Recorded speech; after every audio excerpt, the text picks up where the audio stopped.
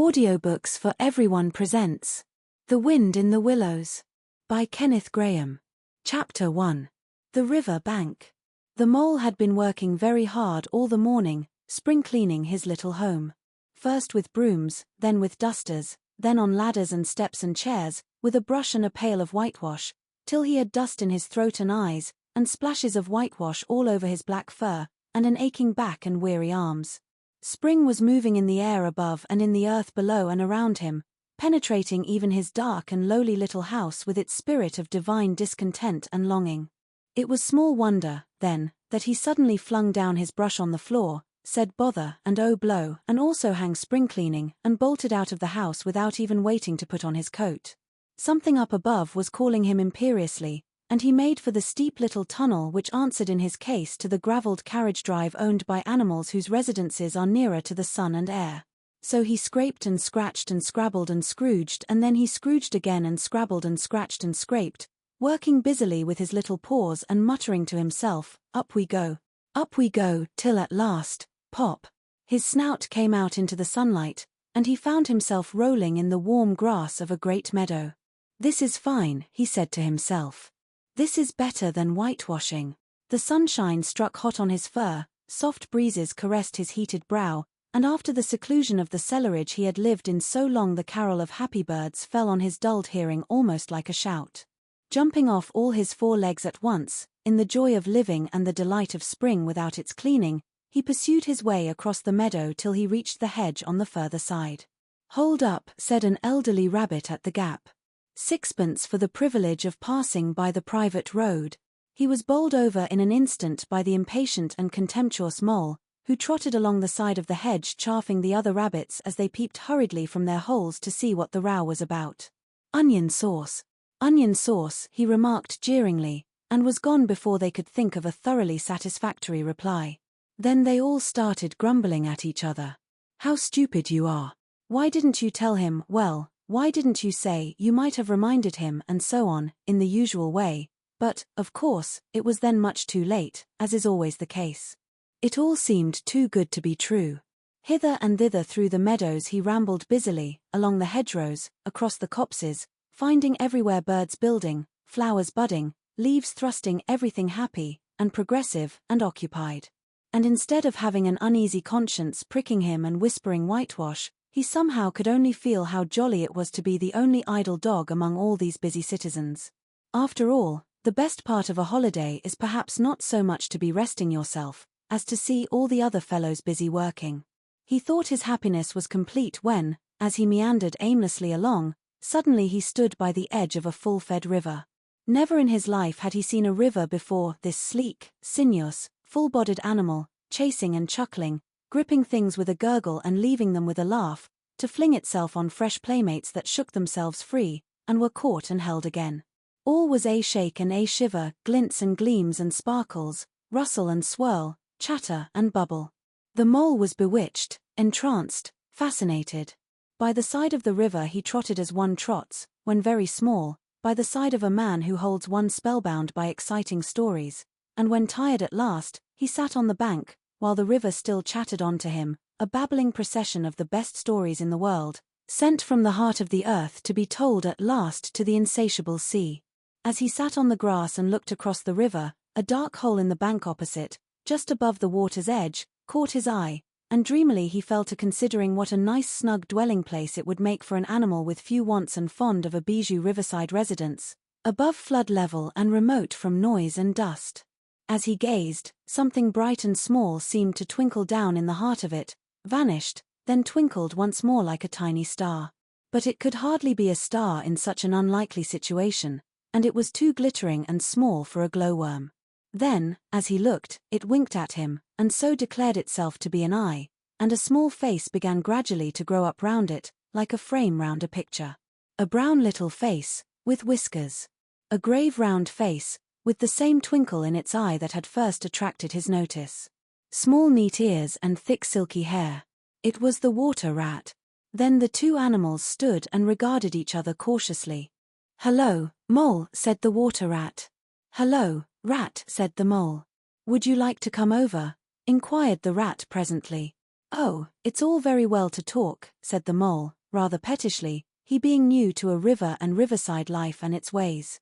The rat said nothing, but stooped and unfastened a rope and hauled on it, then lightly stepped into a little boat which the mole had not observed.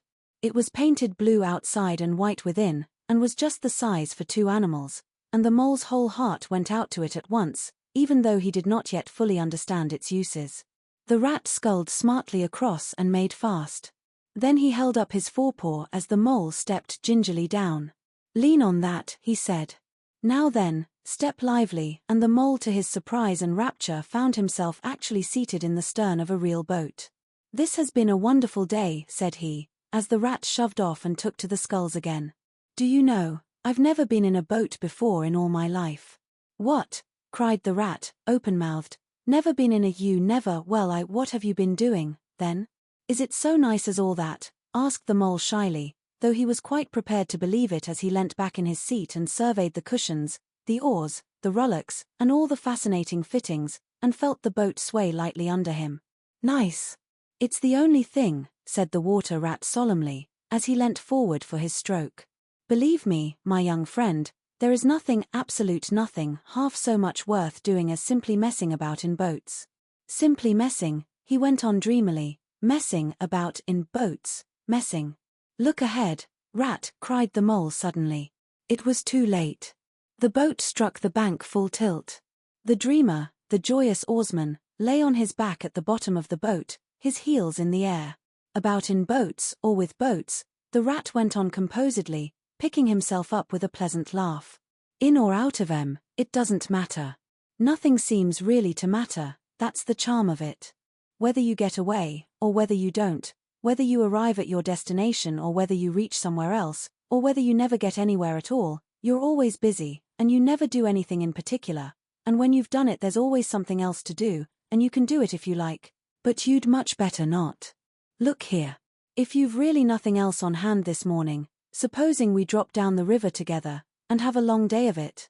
The mole waggled his toes from sheer happiness, spread his chest with a sigh of full contentment, and leaned back blissfully into the soft cushions. "What a day I'm having," he said. "Let us start at once." "Hold hard a minute, then," said the rat. He looped the painter through a ring in his landing stage, climbed up into his hole above, and after a short interval reappeared staggering under a fat, wicker luncheon basket. "Shove that under your feet," he observed to the mole, as he passed it down into the boat. Then he untied the painter and took the sculls again. "What's inside it?" asked the mole, wriggling with curiosity. "There's cold chicken inside it," replied the rat briefly. "Oh, stop, stop," cried the mole in ecstasies. "This is too much." "Do you really think so?" inquired the rat seriously. "It's only what I always take on these little excursions, and the other animals are always telling me that I'm a mean beast and cut it very fine." The mole never heard a word he was saying. Absorbed in the new life he was entering upon, intoxicated with the sparkle, the ripple, the scents and the sounds and the sunlight, he trailed a paw in the water and dreamed long waking dreams. The water rat, like the good little fellow he was, sculled steadily on and forbore to disturb him. "I like your clothes awfully, old chap," he remarked after some half an hour or so had passed. "I'm going to get a black velvet smoking suit myself some day, as soon as I can afford it."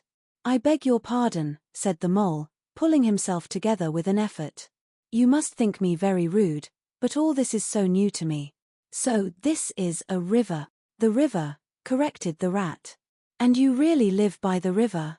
What a jolly life." "By it and with it and on it and in it," said the rat. "It's brother and sister to me, and aunts, and company, and food and drink, and, naturally, washing. It's my world, and I don't want any other. What it hasn't got is not worth having, and what it doesn't know is not worth knowing.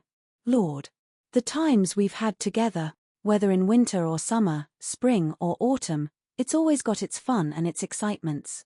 When the floods are on in February, and my cellars and basement are brimming with drink that's no good to me, and the brown water runs by my best bedroom window, or again when it all drops away and shows patches of mud that smells like plum cake, and the rushes and weed clog the channels, and I can potter about dry shod over most of the bed of it and find fresh food to eat, and things careless people have dropped out of boat. But isn't it a bit dull at times, the mole ventured to ask. Just you and the river, and no one else to pass a word with? No one else to, well, I mustn't be hard on you, said the rat with forbearance. You're new to it, and of course you don't know. The bank is so crowded nowadays that many people are moving away altogether. Oh no, it isn't what it used to be, at all. Otters, kingfishers, dapchicks, moorhens, all of them about all day long and always wanting you to do something, as if a fellow had no business of his own to attend to. What lies over there? Asked the mole, waving a paw towards a background of woodland that darkly framed the water meadows on one side of the river. That? Oh, that's just the wild wood, said the rat shortly. We don't go there very much, we riverbankers. Aren't they very nice people in there? Said the mole, a trifle nervously. Well, replied the rat, let me see. The squirrels are all right. And the rabbits, some of 'em, but rabbits are a mixed lot. And then there's Badger, of course. He lives right in the heart of it, wouldn't live anywhere else, either, if you paid him to do it. Dear old Badger, nobody interferes with him. They'd better not, he added significantly. Why, who should interfere with him? Asked the mole. Well, of course, there are others, explained the rat in a hesitating sort of way. Weasels, and stoats, and foxes, and so on. They're all right in a way, I'm very good friends with them, past the time of day when we meet, and all that, but they break out sometimes, there's no denying it, and then, well, you can't really trust them, and that's the fact. The mole knew well that it is quite against animal etiquette to dwell on possible trouble ahead, or even to allude to it, so he dropped the subject. And beyond the wildwood again, he asked, where it's all blue and dim, and one sees what may be hills or perhaps they meant, and something like the smoke of towns, or is it only cloud drift? Beyond the wildwood comes the wide world, said the rat. And that's something that doesn't matter, either to you or me. I've never been there, and I'm never going, nor you either, if you've got any sense at all. Don't ever refer to it again, please. Now then, here's our backwater at last, where we're going to lunch. Leaving the main stream, they now passed into what seemed at first sight like a little landlocked lake. Green turf sloped down to either edge, brown snaky tree roots gleamed below the surface of the quiet water, while ahead of them the silvery shoulder and foamy tumble of a weir, arm in arm with a restless dripping millwheel, that held up in its turn a grey-gabled millhouse, filled the air with a soothing murmur of sound, dull and smothery, yet with little clear voices speaking up cheerfully out of it at intervals. It was so very beautiful that the mole could only hold up both forepaws and gasp, oh my, oh my, oh my. The rat brought the boat alongside the bank, made her fast, helped the still awkward mole safely ashore, and swung out the luncheon basket. The mole begged as a favor to be allowed to unpack it all by himself, and the rat was very pleased to indulge him, and to sprawl at full length on the grass and rest, while his excited friend shook out the tablecloth and spread it, took out all the mysterious packets one by one and arranged their contents in due order, still gasping, oh my, at each fresh revelation. When all was ready, the rat said, now, pitch in, old fellow, and the mole was indeed very glad to obey, for he had started his spring cleaning at a very early hour that morning, as people will do, and had not paused for bite or sup, and he had been through a very great deal since that distant time which now seemed so many days ago. What are you looking at? Said the rat presently, when the edge of their hunger was somewhat dulled, and the mole's eyes were able to wander off the tablecloth a little. I am looking, said the mole, at a streak of bubbles that I see travelling along the surface of the water. That is a thing that strikes me as funny. Bubbles? Aho, said the rat, and chirruped cheerily in an inviting sort of way. A broad glistening muzzle showed itself above the edge of the bank, and the otter hauled himself out and shook the water from his coat. Greedy beggars, he observed, making for the provender. Why didn't you invite me, Ratty? This was an impromptu affair, explained the rat. By the way, my friend Mr. Mole. Proud, I'm sure, said the otter, and the two animals were friends forthwith. Such a rumpus everywhere, continued the otter. All the world seems out on the river today. I came up this backwater to try and get a moment's peace, and then stumble upon you fellows, at least I beg pardon, I don't exactly mean that, you know. There was a rustle behind them, proceeding from a hedge wherein last year's leaves still clung thick, and a stripy head, with high shoulders behind it, peered forth on them. Come on, old Badger, shouted the rat. The badger trotted forward a pace or two, then grunted, company, and turned his back and disappeared from view. That's just the sort of fellow he is, observed the disappointed rat. Simply hates society. Now we shan't see any more of him today. Well, tell us, who's out on the river? Toad's out, for one, replied the otter. In his brand new wager boat, new togs, new everything. The two animals looked at each other and laughed. Once, it was nothing but sailing, said the rat, then he tired of that and took to punting. Nothing would please him but to punt all day and every day, and a nice mess he made of it. Last year it was houseboating, and we all had to go and stay with him in his houseboat, and pretend we liked it. He was going to spend the rest of his life in a houseboat. It's all the same, whatever he takes up, he gets tired of it, and starts on something fresh. Such a good fellow, too, remarked the otter reflectively, but no stability, especially in a boat. From where they sat they could get a glimpse of the main stream across the island that separated them, and just then a wager boat flashed into view, the rower a short, stout figure, splashing badly and rolling a good deal, but working his hardest. The rat stood up and hailed him, but Toad, for it was he, shook his head and settled sternly to his work. He'll be out of the boat in a minute if he rolls like that, said the rat, sitting down again. Of course he will, chuckled the otter. Did I ever tell you that good story about Toad and the lockkeeper? It happened this way. Toad.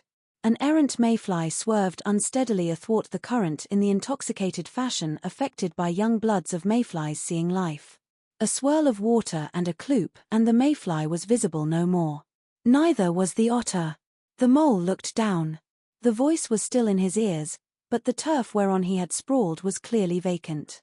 Not an otter to be seen, as far as the distant horizon. But again there was a streak of bubbles on the surface of the river. The rat hummed a tune, and the mole recollected that animal etiquette forbade any sort of comment on the sudden disappearance of one's friends at any moment, for any reason or no reason whatever. Well, well, said the rat, I suppose we ought to be moving. I wonder which of us had better pack the luncheon basket. He did not speak as if he was frightfully eager for the treat. Oh, please let me, said the mole. So, of course, the rat let him. Packing the basket was not quite such pleasant work as unpacking the basket. It never is. But the mole was bent on enjoying everything, and although just when he had got the basket packed and strapped up tightly he saw a plate staring up at him from the grass, and when the job had been done again the rat pointed out a fork which anybody ought to have seen, and last of all, behold, the mustard pot, which he had been sitting on without knowing it. Still, somehow, the thing got finished at last, without much loss of temper. The afternoon sun was getting low as the rat sculled gently homewards in a dreamy mood, murmuring poetry things over to himself, and not paying much attention to Mole.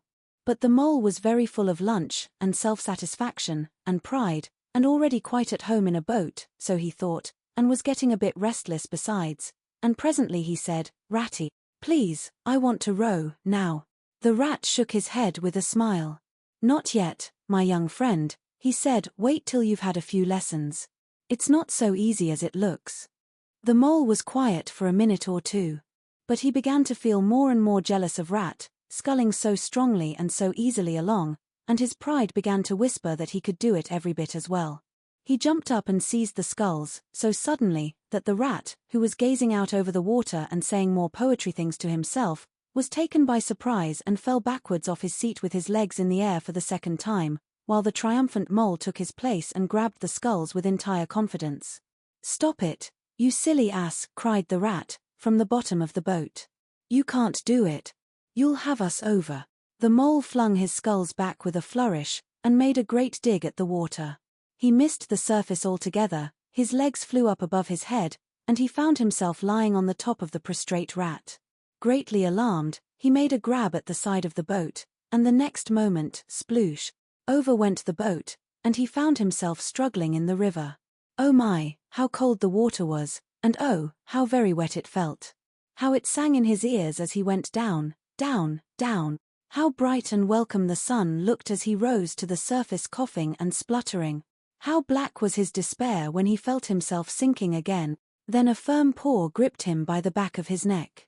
It was the rat, and he was evidently laughing. The mole could feel him laughing, right down his arm and through his paw, and so into the mole's neck. The rat got hold of a skull and shoved it under the mole's arm, then he did the same by the other side of him and, swimming behind, propelled the helpless animal to shore, hauled him out, and set him down on the bank, a squashy, pulpy lump of misery. When the rat had rubbed him down a bit, and wrung some of the wet out of him, he said, "Now, then, old fellow, trot up and down the towing path as hard as you can, till you're warm and dry again, while I dive for the luncheon basket." So the dismal mole, wet without and ashamed within, trotted about till he was fairly dry, while the rat plunged into the water again, recovered the boat, righted her and made her fast, fetched his floating property to shore by degrees, and finally dived successfully for the luncheon basket and struggled to land with it. When all was ready for a start once more, the mole, limp and dejected, took his seat in the stern of the boat, and as they set off, he said in a low voice, broken with emotion, "Ratty, my generous friend, I am very sorry indeed for my foolish and ungrateful conduct. My heart quite fails me when I think how I might have lost that beautiful luncheon basket. Indeed, I have been a complete ass, and I know it.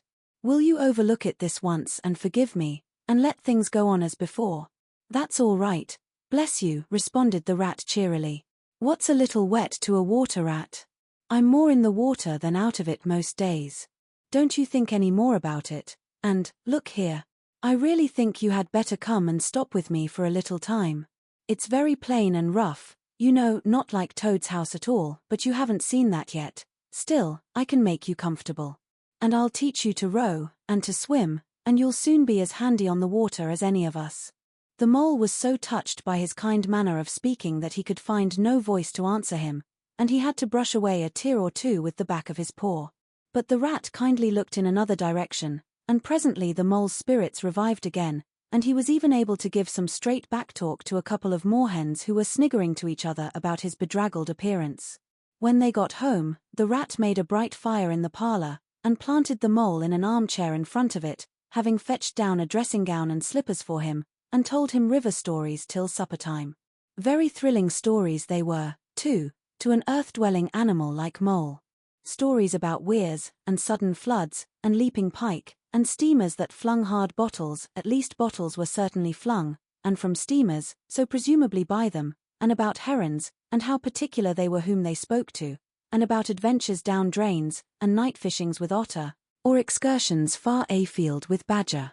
Supper was a most cheerful meal, but very shortly afterwards a terribly sleepy mole had to be escorted upstairs by his considerate host, to the best bedroom, where he soon laid his head on his pillow in great peace and contentment, knowing that his new-found friend the river was lapping the sill of his window. This day was only the first of many similar ones for the emancipated mole, each of them longer and full of interest as the ripening summer moved onward. He learnt to swim and to row, and entered into the joy of running water, and with his ear to the reed stems he caught, at intervals, something of what the wind went whispering so constantly among them. Chapter 2. The Open Road. "Ratty," said the mole suddenly, "one bright summer morning, if you please, I want to ask you a favor." The rat was sitting on the river bank, singing a little song. He had just composed it himself, so he was very taken up with it, and would not pay proper attention to mole or anything else. Since early morning he had been swimming in the river, in company with his friends the ducks. And when the ducks stood on their heads suddenly, as ducks will, he would dive down and tickle their necks, just under where their chins would be if ducks had chins, till they were forced to come to the surface again in a hurry, spluttering and angry and shaking their feathers at him, for it is impossible to say quite all you feel when your head is under water. At last they implored him to go away and attend to his own affairs and leave them to mind theirs. So the rat went away, and sat on the river bank in the sun, and made up a song about them, which he called Duck's Ditty. All along the backwater, through the rushes tall, ducks are a-dabbling, up tails all, ducks' tails, drakes' tails, yellow feet a-quiver, yellow bills all out of sight, busy in the river, slushy green undergrowth, where the roach swim. Here we keep our larder, cool and full and dim, everyone for what he likes. We like to be heads down, tails up, dabbling free, high in the blue above, swift swirl and call. We are down a-dabbling, up tails all. I don't know that I think so very much of that little song, rat, observed the mole cautiously. He was no poet himself and didn't care who knew it, and he had a candid nature. Nor don't the ducks neither, replied the rat cheerfully. They say, why can't fellows be allowed to do what they like when they like and as they like, instead of other fellows sitting on banks and watching them all the time and making remarks and poetry and things about them? What nonsense it all is. That's what the ducks say. So it is, said the mole, with great heartiness. No, it isn't, cried the rat indignantly. Well then, it isn't, replied the mole soothingly. But what I wanted to ask you was, won't you take me to call on Mr. Toad? I've heard so much about him, and I do so want to make his acquaintance. Why, certainly, said the good-natured rat, jumping to his feet and dismissing poetry from his mind for the day. Get the boat out, and we'll paddle up there at once. It's never the wrong time to call on Toad. Early or late he's always the same fellow. Always good-tempered, always glad to see you, always sorry when you go. He must be a very nice animal, observed the mole, as he got into the boat and took the sculls, while the rat settled himself comfortably in the stern. He is indeed the best of animals, replied Rat. So simple, so good-natured, and so affectionate. Perhaps he's not very clever, we can't all be geniuses, and it may be that he is both boastful and conceited. But he has got some great qualities, has Toady. Rounding a bend in the river, they came in sight of a handsome, dignified old house of mellowed red brick, with well-kept lawns reaching down to the water's edge. There's Toad Hall, said the rat, and that creek on the left, where the notice board says, private. No landing allowed, leads to his boathouse, where we'll leave the boat. The stables are over there to the right. That's the banqueting hall you're looking at now, very old, that is. Toad is rather rich, you know, and this is really one of the nicest houses in these parts, though we never admit as much to Toad. They glided up the creek, and the mole shipped his sculls as they passed into the shadow of a large boathouse. Here they saw many handsome boats, slung from the cross beams or hauled up on a slip, but none in the water, and the place had an unused and a deserted air. The rat looked around him.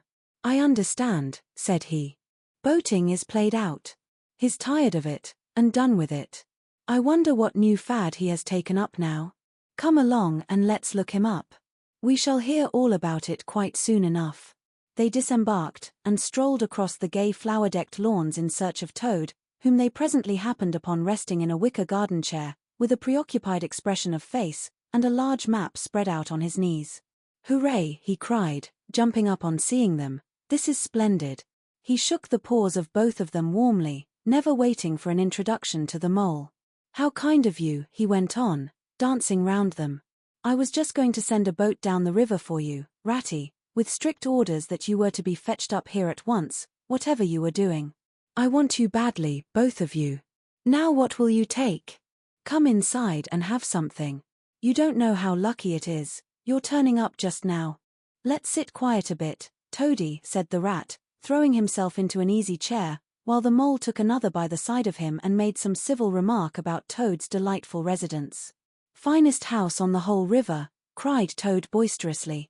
Or anywhere else, for that matter, he could not help adding. Here the rat nudged the mole. Unfortunately the Toad saw him do it, and turned very red. There was a moment's painful silence. Then Toad burst out laughing. All right, Ratty, he said.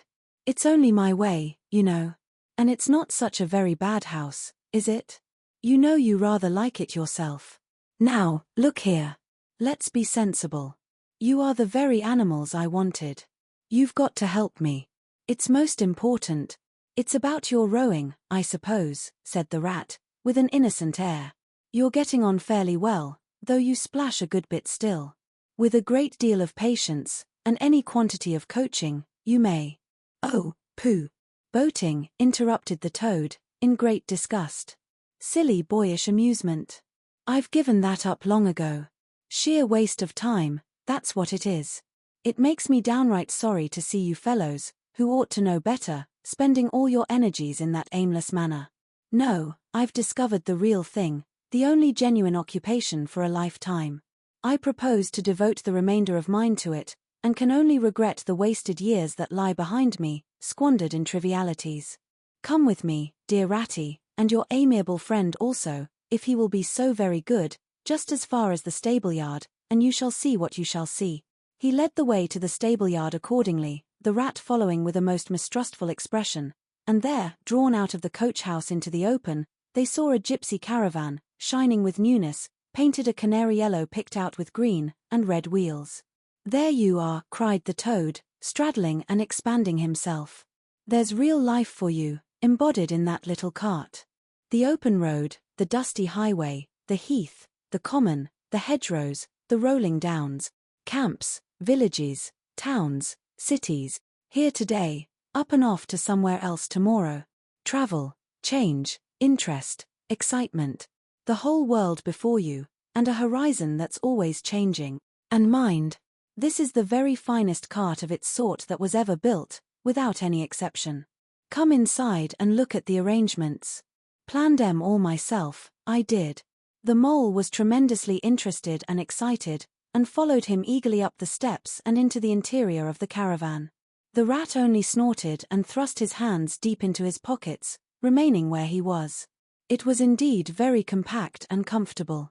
Little sleeping bunks, a little table that folded up against the wall, a cooking stove, lockers, bookshelves, a birdcage with a bird in it, and pots, pans, jugs and kettles of every size and variety.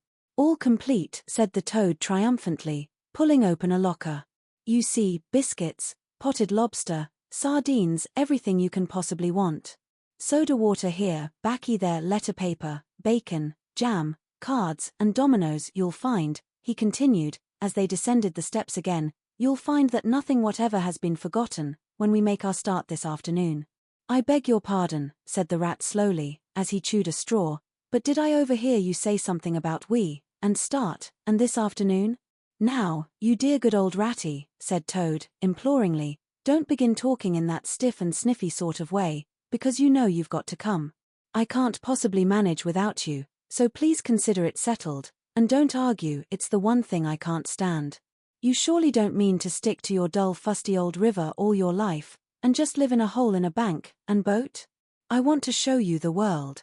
I'm going to make an animal of you, my boy." "I don't care," said the rat, doggedly. "I'm not coming, and that's flat. And I am going to stick to my old river, and live in a hole and boat, as I've always done. And what's more, Mole's going to stick to me and do as I do, aren't you, Mole?" "Of course I am," said the mole, loyally. "I'll always stick to you, rat, and what you say is to be has got to be. All the same, it sounds as if it might have been, well, rather fun, you know," he added, wistfully. Poor mole. The life adventurous was so new a thing to him, and so thrilling, and this fresh aspect of it was so tempting, and he had fallen in love at first sight with the canary-colored cart and all its little fitments. The rat saw what was passing in his mind, and wavered. He hated disappointing people, and he was fond of the mole, and would do almost anything to oblige him. Toad was watching both of them closely. "Come along in, and have some lunch," he said, diplomatically, "and we'll talk it over. We needn't decide anything in a hurry. Of course, I don't really care. I only want to give pleasure to you fellows. Live for others. That's my motto in life." During luncheon, which was excellent, of course, as everything at Toad Hall always was, the toad simply let himself go. Disregarding the rat, he proceeded to play upon the inexperienced mole as on a harp. Naturally a voluble animal, and always mastered by his imagination, he painted the prospects of the trip and the joys of the open life and the roadside in such glowing colors that the mole could hardly sit in his chair for excitement. Somehow, it soon seemed taken for granted by all three of them that the trip was a settled thing, and the rat, though still unconvinced in his mind, allowed his good nature to override his personal objections. He could not bear to disappoint his two friends, who were already deep in schemes and anticipations, planning out each day's separate occupation for several weeks ahead. When they were quite ready, the now triumphant Toad led his companions to the paddock and set them to capture the old grey horse, who, without having been consulted, and to his own extreme annoyance, had been told off by Toad for the dustiest job in this dusty expedition. He frankly preferred the paddock, and took a deal of catching. Meantime Toad packed the lockers still tighter with necessaries, and hung nosebags, nets of onions, bundles of hay, and baskets from the bottom of the cart. At last the horse was caught and harnessed, and they set off, all talking at once, each animal either trudging by the side of the cart or sitting on the shaft, as the humor took him.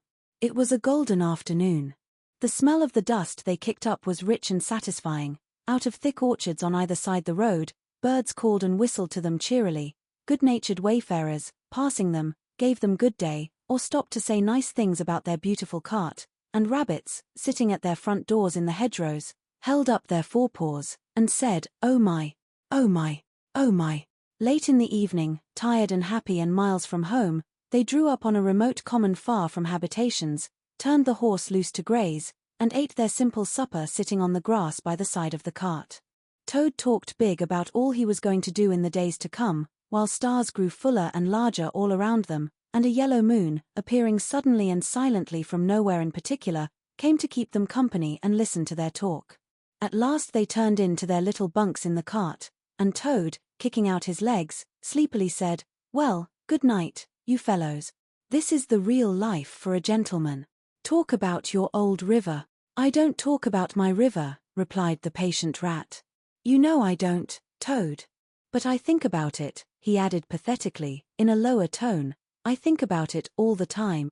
The mole reached out from under his blanket, felt for the rat's paw in the darkness, and gave it a squeeze.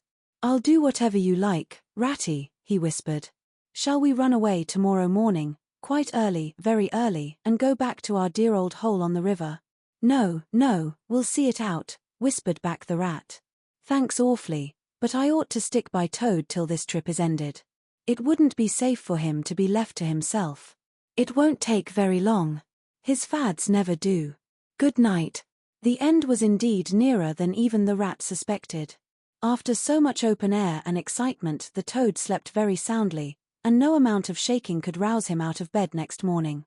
So the mole and rat turned to, quietly and manfully, and while the rat saw to the horse, and lit a fire, and cleaned last night's cups and platters, and got things ready for breakfast, the mole trudged off to the nearest village, a long way off, for milk and eggs and various necessaries the Toad had, of course, forgotten to provide.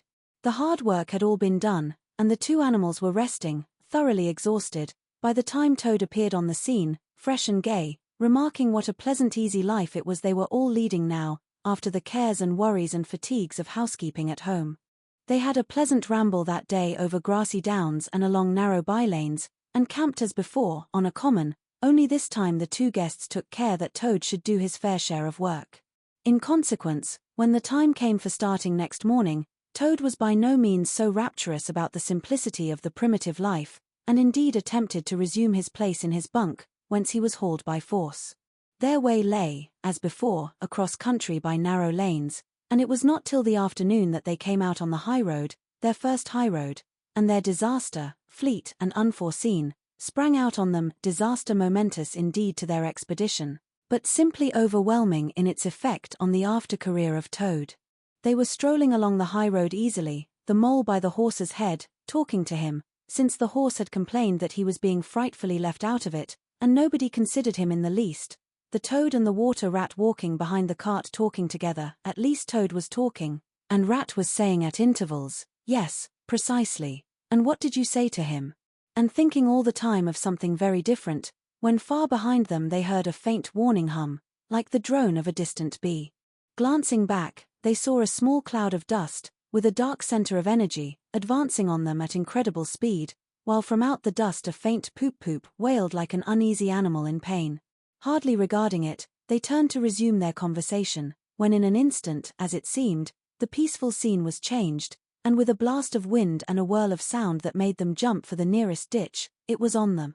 The poop-poop rang with a brazen shout in their ears. They had a moment's glimpse of an interior of glittering plate glass and rich morocco, and the magnificent motorcar, immense, breath-snatching, passionate, with its pilot tense and hugging his wheel, possessed all earth and air for the fraction of a second, flung an enveloping cloud of dust that blinded and enwrapped them utterly, and then dwindled to a speck in the far distance, changed back into a droning bee once more. The old grey horse, dreaming, as he plodded along, of his quiet paddock, in a new raw situation such as this simply abandoned himself to his natural emotions. Rearing, plunging, backing steadily, in spite of all the mole's efforts at his head, and all the mole's lively language directed at his better feelings, he drove the cart backwards towards the deep ditch at the side of the road. It wavered an instant, then there was a heart-rending crash and the canary-colored cart, their pride and their joy, lay on its side in the ditch, an irredeemable wreck. The rat danced up and down in the road, simply transported with passion. "You villains," he shouted, shaking both fists, "you scoundrels, you highwaymen, you roadhogs, I'll have the law of you. I'll report you. I'll take you through all the courts." His homesickness had quite slipped away from him, and for the moment he was the skipper of the canary-colored vessel driven on a shoal by the reckless jockeying of rival mariners, and he was trying to recollect all the fine and biting things he used to say to masters of steam launches when their wash, as they drove too near the bank, used to flood his parlor carpet at home. Toad sat straight down in the middle of the dusty road, his legs stretched out before him, and stared fixedly in the direction of the disappearing motorcar. He breathed short, his face wore a placid, satisfied expression, and at intervals he faintly murmured "poop poop." The mole was busy trying to quiet the horse, which he succeeded in doing after a time. Then he went to look at the cart, on its side in the ditch. It was indeed a sorry sight. Panels and windows smashed, axles hopelessly bent, one wheel off, sardine tins scattered over the wide world, and the bird in the birdcage sobbing pitifully and calling to be let out. The rat came to help him, but their united efforts were not sufficient to right the cart. "Hi, Toad," they cried. "Come and bear a hand, can't you?" The toad never answered a word, or budged from his seat in the road, so they went to see what was the matter with him. They found him in a sort of a trance, a happy smile on his face, his eyes still fixed on the dusty wake of their destroyer. At intervals he was still heard to murmur "poop poop." The rat shook him by the shoulder. "Are you coming to help us, Toad?" he demanded sternly. "Glorious, stirring sight," murmured Toad, never offering to move. "The poetry of motion, the real way to travel, the only way to travel. Here today, in next week tomorrow. Villages skipped, towns and cities jumped, always somebody else's horizon. Oh bliss! Oh poop poop! Oh my! Oh my! Oh stop being an ass, Toad," cried the mole despairingly. "And to think I never knew," went on the toad in a dreamy monotone. "All those wasted years that lie behind me, I never knew, never even dreamt. But now that I know, now that I fully realize, oh what a flowery track lies spread before me, henceforth. What dust clouds shall spring up behind me as I speed on my reckless way. What carts I shall fling carelessly into the ditch in the wake of my magnificent onset. Horrid little carts, common carts, canary-colored cart. What are we to do with him?" asked the mole of the water rat. "Nothing at all," replied the rat firmly. "Because there is really nothing to be done. You see, I know him from of old. He is now possessed.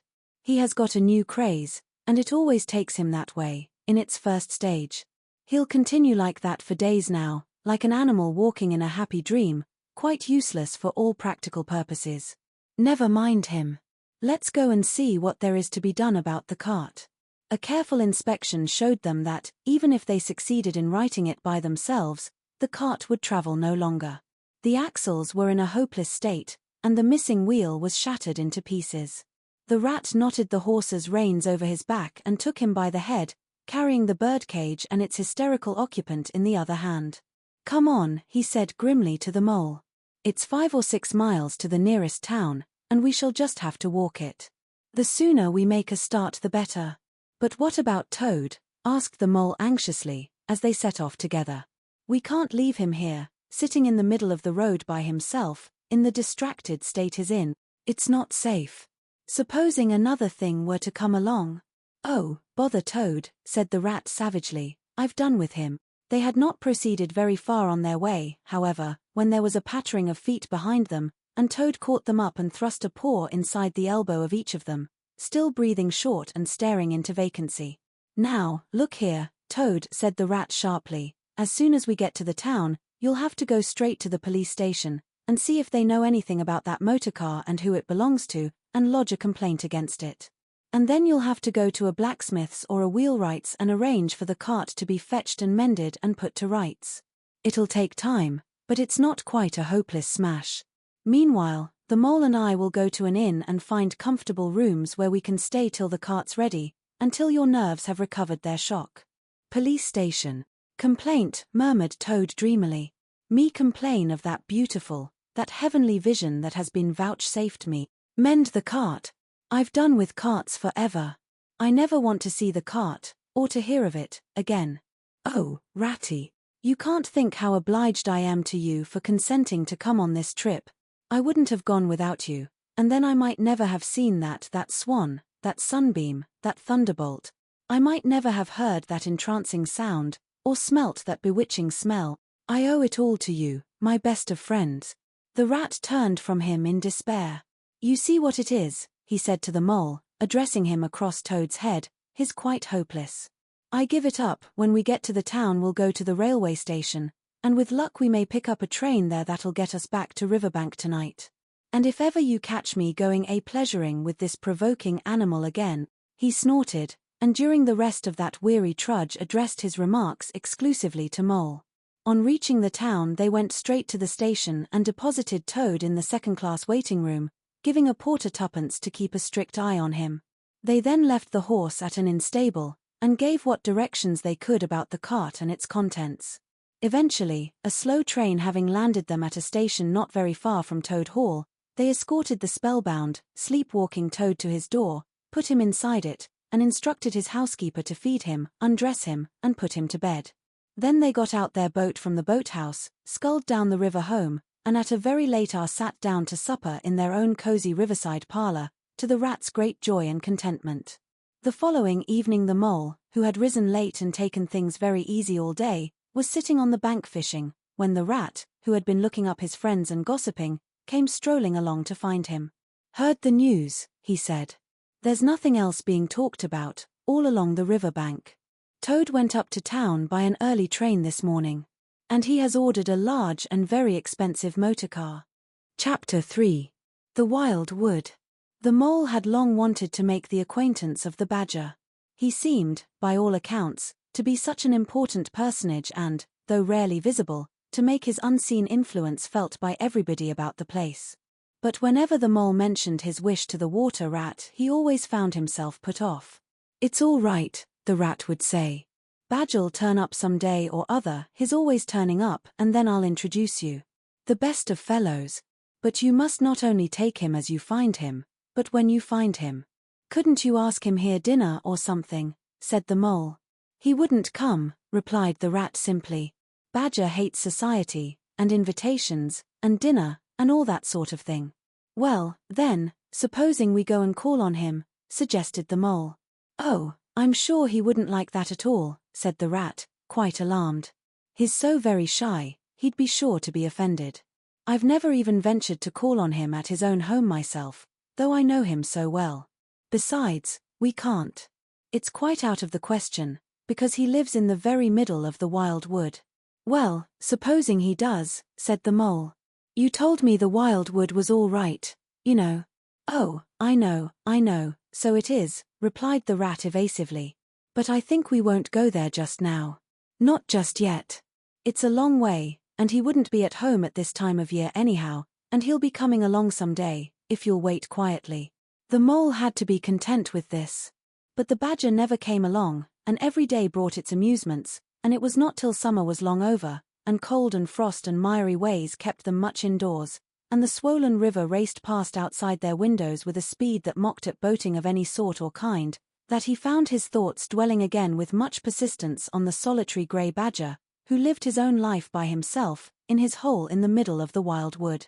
In the winter-time the rat slept a great deal, retiring early and rising late. During his short day he sometimes scribbled poetry or did other small domestic jobs about the house, and, of course, there were always animals dropping in for a chat, and consequently there was a good deal of storytelling and comparing notes on the past summer and all its doings.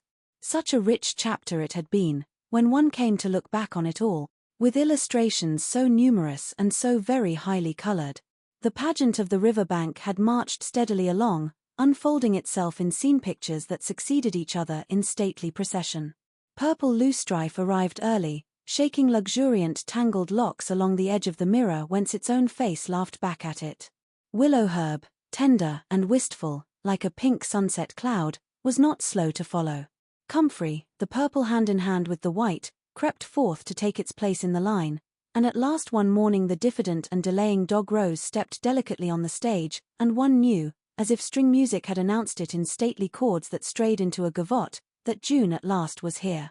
One member of the company was still awaited, the shepherd boy for the nymphs to woo, the knight for whom the ladies waited at the window, the prince that was to kiss the sleeping summer back to life and love. But when Meadowsweet, debonair and odorous in amber jerkin, moved graciously to his place in the group, then the play was ready to begin. And what a play it had been! Drowsy animals, snug in their holes while wind and rain were battering at their doors, recalled still keen mornings, an hour before sunrise, when the white mist, as yet undispersed, clung closely along the surface of the water. Then the shock of the early plunge, the scamper along the bank, and the radiant transformation of earth, air, and water, when suddenly the sun was with them again, and grey was gold and colour was born and sprang out of the earth once more. They recalled the languorous siesta of hot midday, deep in green undergrowth, the sun striking through in tiny golden shafts and spots, the boating and bathing of the afternoon, the rambles along dusty lanes and through yellow cornfields, and the long, cool evening at last, when so many threads were gathered up, so many friendships rounded, and so many adventures planned for the morrow. There was plenty to talk about on those short winter days when the animals found themselves round the fire.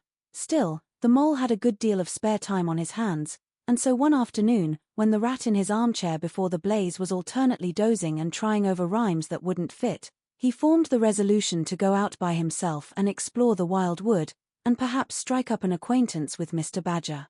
It was a cold still afternoon with a hard steely sky overhead, when he slipped out of the warm parlour into the open air. The country lay bare and entirely leafless around him, and he thought that he had never seen so far and so intimately into the insides of things as on that winter day when nature was deep in her annual slumber and seemed to have kicked the clothes off.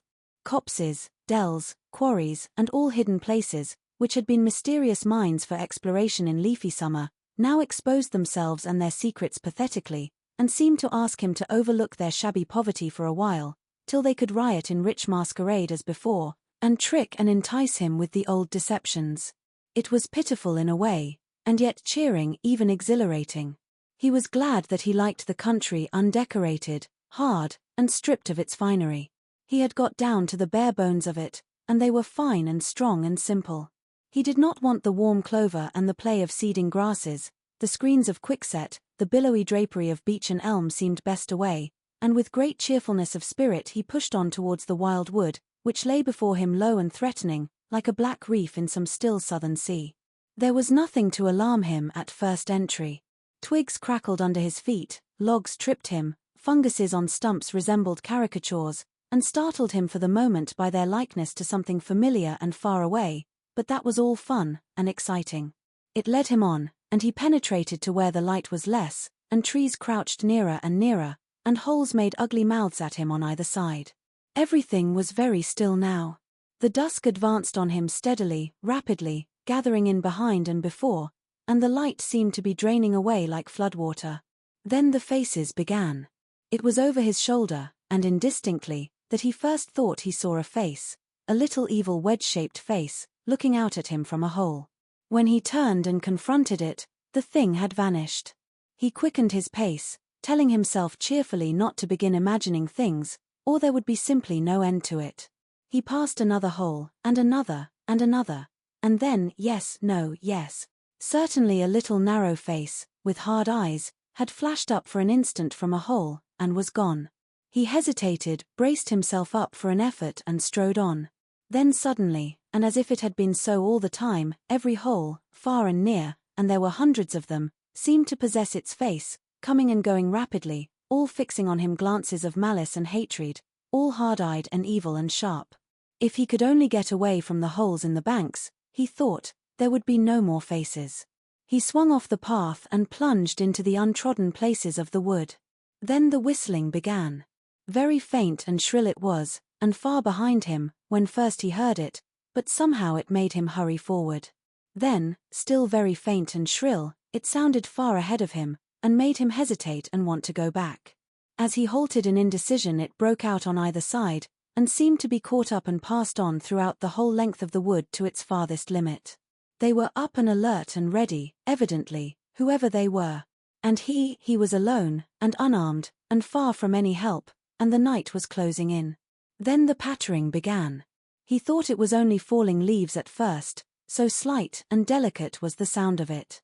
Then as it grew it took a regular rhythm, and he knew it for nothing else but the pat-pat-pat of little feet still a very long way off. Was it in front or behind? It seemed to be first one, and then the other, then both. It grew and it multiplied, till from every quarter as he listened anxiously, leaning this way and that, it seemed to be closing in on him. As he stood still to hearken, a rabbit came running hard towards him through the trees. He waited, expecting it to slacken pace, or to swerve from him into a different course.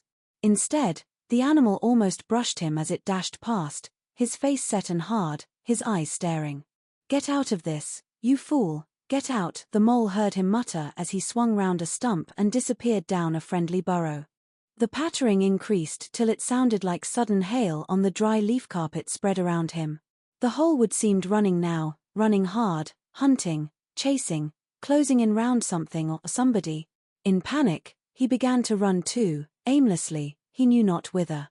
He ran up against things, he fell over things and into things, he darted under things and dodged round things. At last he took refuge in the deep dark hollow of an old beech tree, which offered shelter, concealment, perhaps even safety, but who could tell? Anyhow, he was too tired to run any further, and could only snuggle down into the dry leaves which had drifted into the hollow and hope he was safe for a time. And as he lay there panting and trembling, and listened to the whistlings and the patterings outside, he knew it at last, in all its fullness, that dread thing which other little dwellers in field and hedgerow had encountered here, and known as their darkest moment, that thing which the rat had vainly tried to shield him from the terror of the wild wood. Meantime the rat, warm and comfortable, dozed by his fireside. His paper of half-finished verses slipped from his knee, his head fell back, his mouth opened, and he wandered by the verdant banks of dream rivers. Then a coal slipped, the fire crackled and sent up a spurt of flame, and he woke with a start. Remembering what he had been engaged upon, he reached down to the floor for his verses, pored over them for a minute, and then looked round for the mole to ask him if he knew a good rhyme for something or other. But the mole was not there. He listened for a time. The house seemed very quiet. Then he called Molly several times, and, receiving no answer, got up and went out into the hall. The mole's cap was missing from its accustomed peg. His galoshes, which always lay by the umbrella stand, were also gone. The rat left the house, and carefully examined the muddy surface of the ground outside, hoping to find the mole's tracks. There they were, sure enough. The galoshes were new, just bought for the winter, and the pimples on their soles were fresh and sharp. He could see the imprints of them in the mud, running along straight and purposeful, leading direct to the wild wood. The rat looked very grave, and stood in deep thought for a minute or two. Then he re-entered the house, strapped a belt round his waist, shoved a brace of pistols into it, took up a stout cudgel that stood in a corner of the hall, and set off for the wild wood at a smart pace.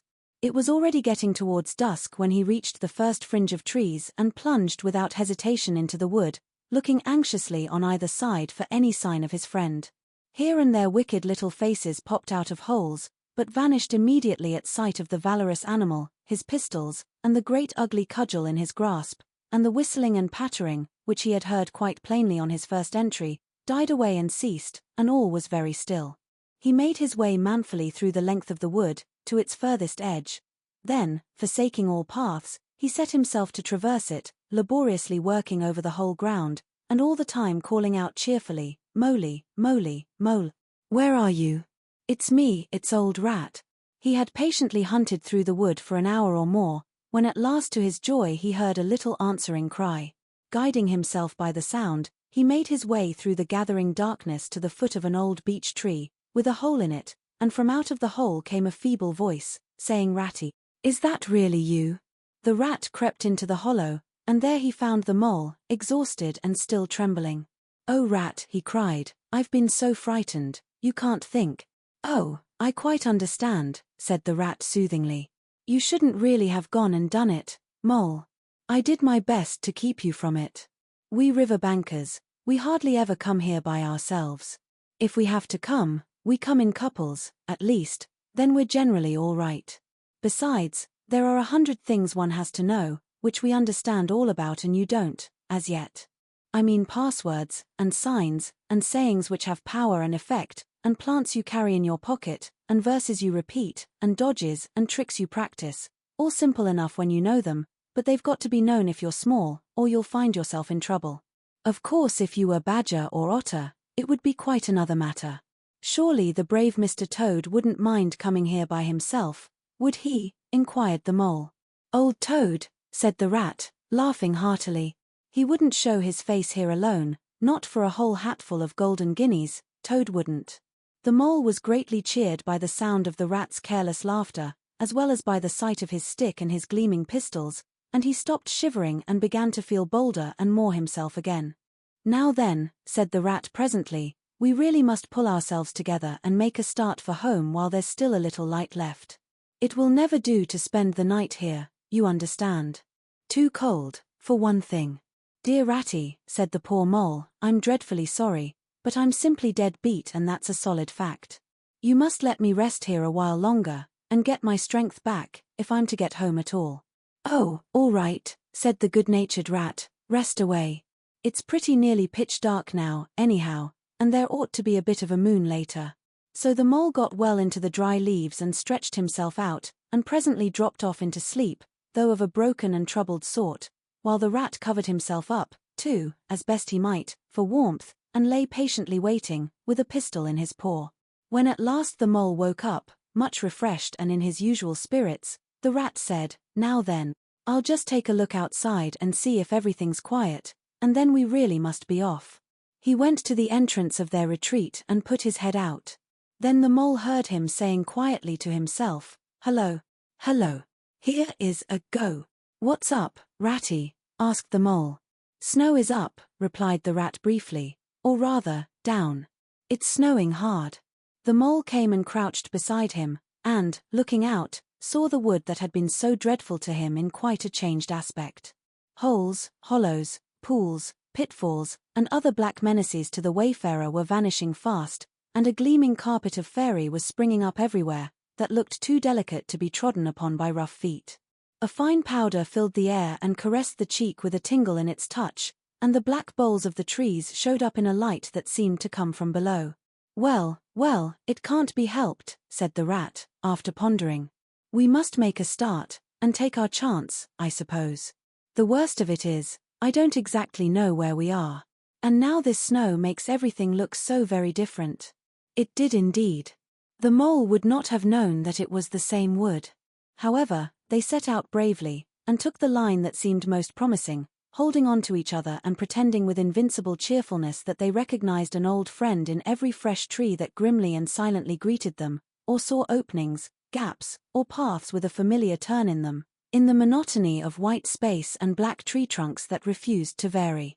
An hour or two later, they had lost all count of time. They pulled up, dispirited, weary, and hopelessly at sea, and sat down on a fallen tree trunk to recover their breath and consider what was to be done. They were aching with fatigue and bruised with tumbles. They had fallen into several holes and got wet through. The snow was getting so deep that they could hardly drag their little legs through it, and the trees were thicker and more like each other than ever. There seemed to be no end to this wood, and no beginning, and no difference in it, and, worst of all, no way out. We can't sit here very long, said the rat. We shall have to make another push for it, and do something or other. The cold is too awful for anything, and the snow will soon be too deep for us to wade through. He peered about him and considered. Look here, he went on, this is what occurs to me. There's a sort of dell down here in front of us, where the ground seems all hilly and humpy and hummocky. We'll make our way down into that, and try and find some sort of shelter, a cave or hole with a dry floor to it, out of the snow and the wind, and there we'll have a good rest before we try again, for we're both of us pretty dead beat. Besides, the snow may leave off, or something may turn up. So once more they got on their feet, and struggled down into the dell, where they hunted about for a cave or some corner that was dry and a protection from the keen wind and the whirling snow. They were investigating one of the hummocky bits the rat had spoken of, when suddenly the mole tripped up and fell forward on his face with a squeal. Oh my leg, he cried. Oh my poor shin, and he sat up on the snow and nursed his leg in both his front paws. Poor old mole, said the rat kindly. You don't seem to be having much luck today, do you? Let's have a look at the leg. Yes, he went on, going down on his knees to look, you've cut your shin, sure enough. Wait till I get at my handkerchief, and I'll tie it up for you. I must have tripped over a hidden branch or a stump, said the mole miserably. Oh, my. It's a very clean cut, said the rat, examining it again attentively. That was never done by a branch or a stump. Looks as if it was made by a sharp edge of something in metal. Funny. He pondered a while, and examined the humps and slopes that surrounded them. Well, never mind what done it, said the mole, forgetting his grammar in his pain. It hurts just the same, whatever done it. But the rat, after carefully tying up the leg with his handkerchief, had left him and was busy scraping in the snow. He scratched and shoveled and explored, all four legs working busily, while the mole waited impatiently, remarking at intervals, "Oh, come on, rat." Suddenly the rat cried hooray, and then hooray hooray hooray, and fell to executing a feeble jig in the snow. "What have you found, Ratty?" asked the mole, still nursing his leg. "Come and see," said the delighted rat, as he jigged on. The mole hobbled up to the spot and had a good look.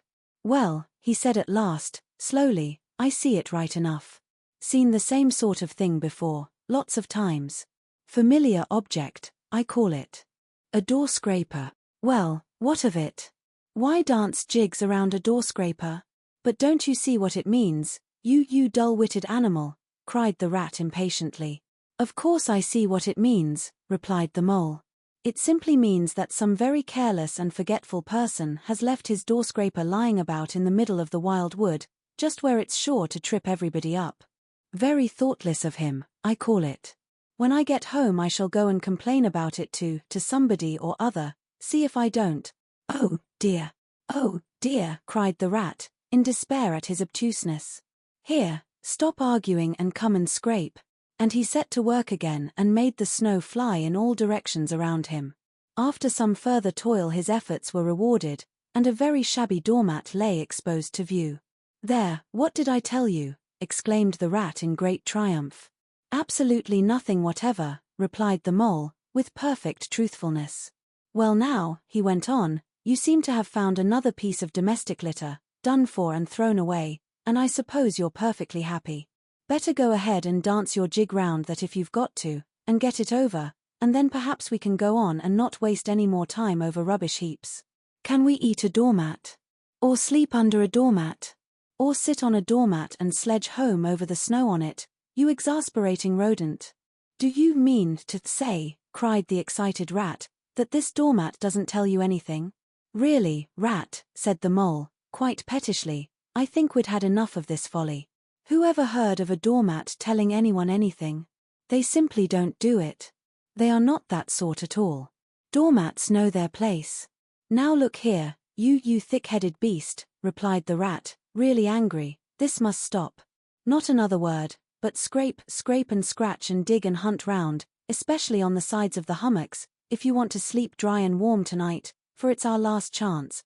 The rat attacked a snowbank beside them with ardor, probing with his cudgel everywhere and then digging with fury, and the mole scraped busily too, more to oblige the rat than for any other reason, for his opinion was that his friend was getting light-headed.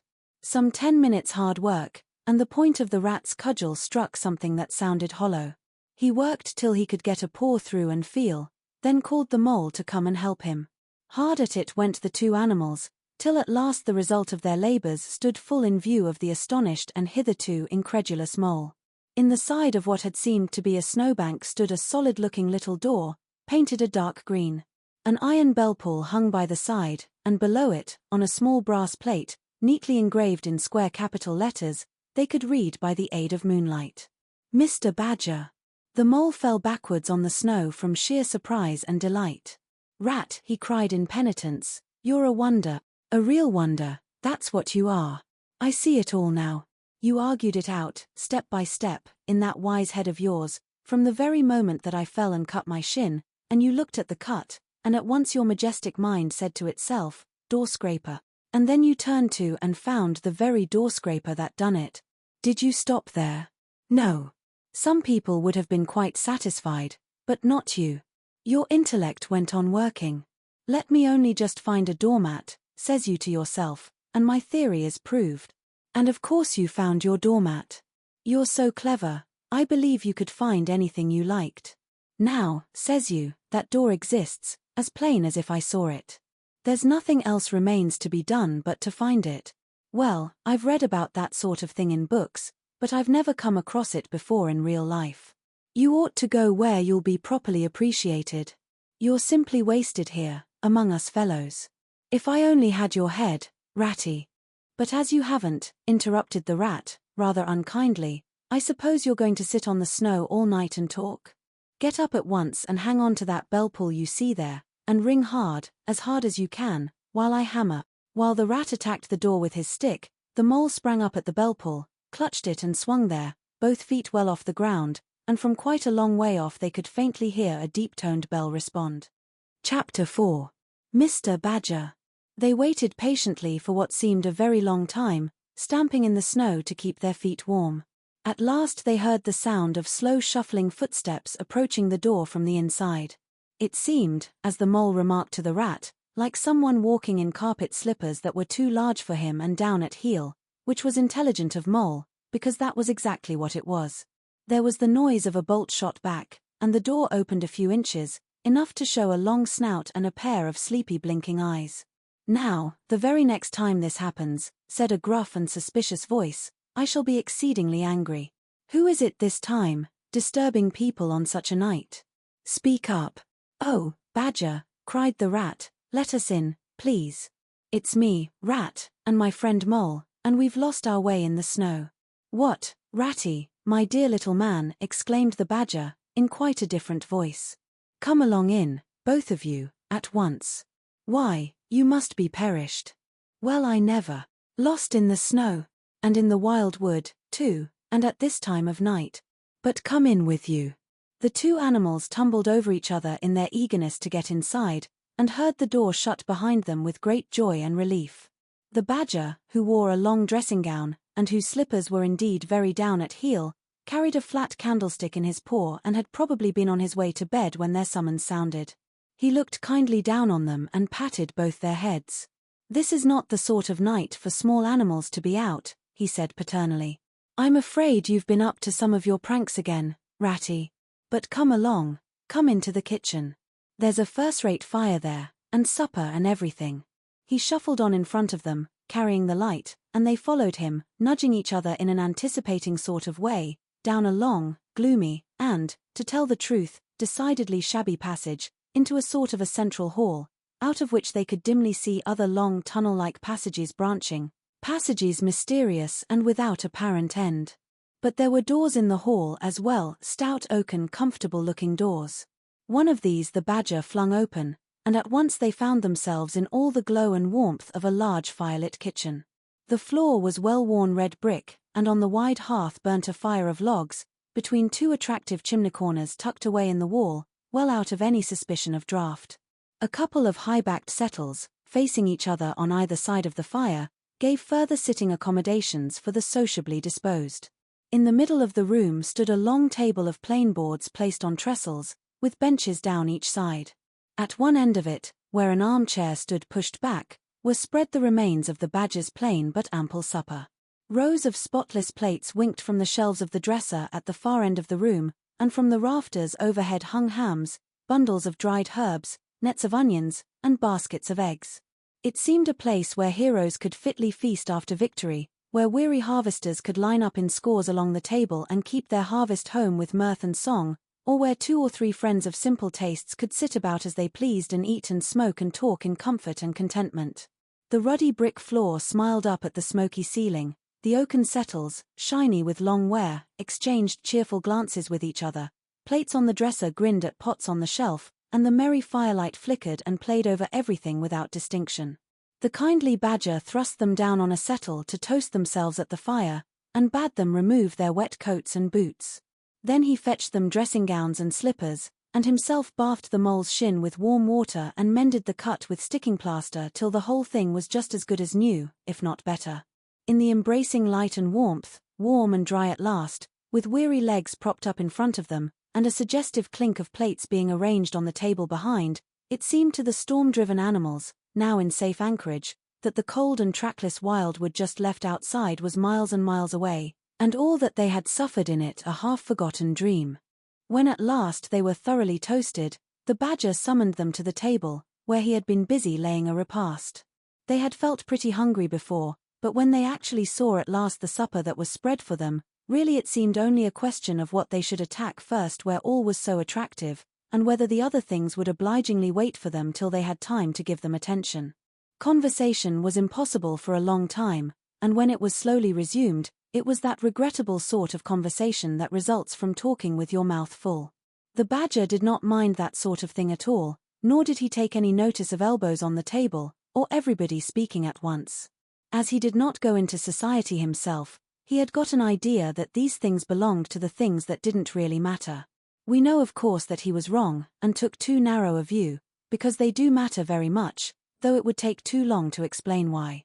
He sat in his armchair at the head of the table, and nodded gravely at intervals as the animals told their story, and he did not seem surprised or shocked at anything, and he never said, "I told you so," or, "just what I always said," or remarked that they ought to have done so-and-so, or ought not to have done something else. The mole began to feel very friendly towards him. When supper was really finished at last, and each animal felt that his skin was now as tight as was decently safe, and that by this time he didn't care a hang for anybody or anything, they gathered round the glowing embers of the great wood fire, and thought how jolly it was to be sitting up so late, and so independent, and so full, and after they had chatted for a time about things in general, the badger said heartily, "Now then, tell us the news from your part of the world. How's old Toad going on?" "Oh, from bad to worse," said the rat gravely, while the mole, cocked up on a settle and basking in the firelight, his heels higher than his head, tried to look properly mournful. "Another smash-up only last week, and a bad one. You see, he will insist on driving himself, and is hopelessly incapable. If he'd only employ a decent, steady, well-trained animal, pay him good wages, and leave everything to him, he'd get on all right.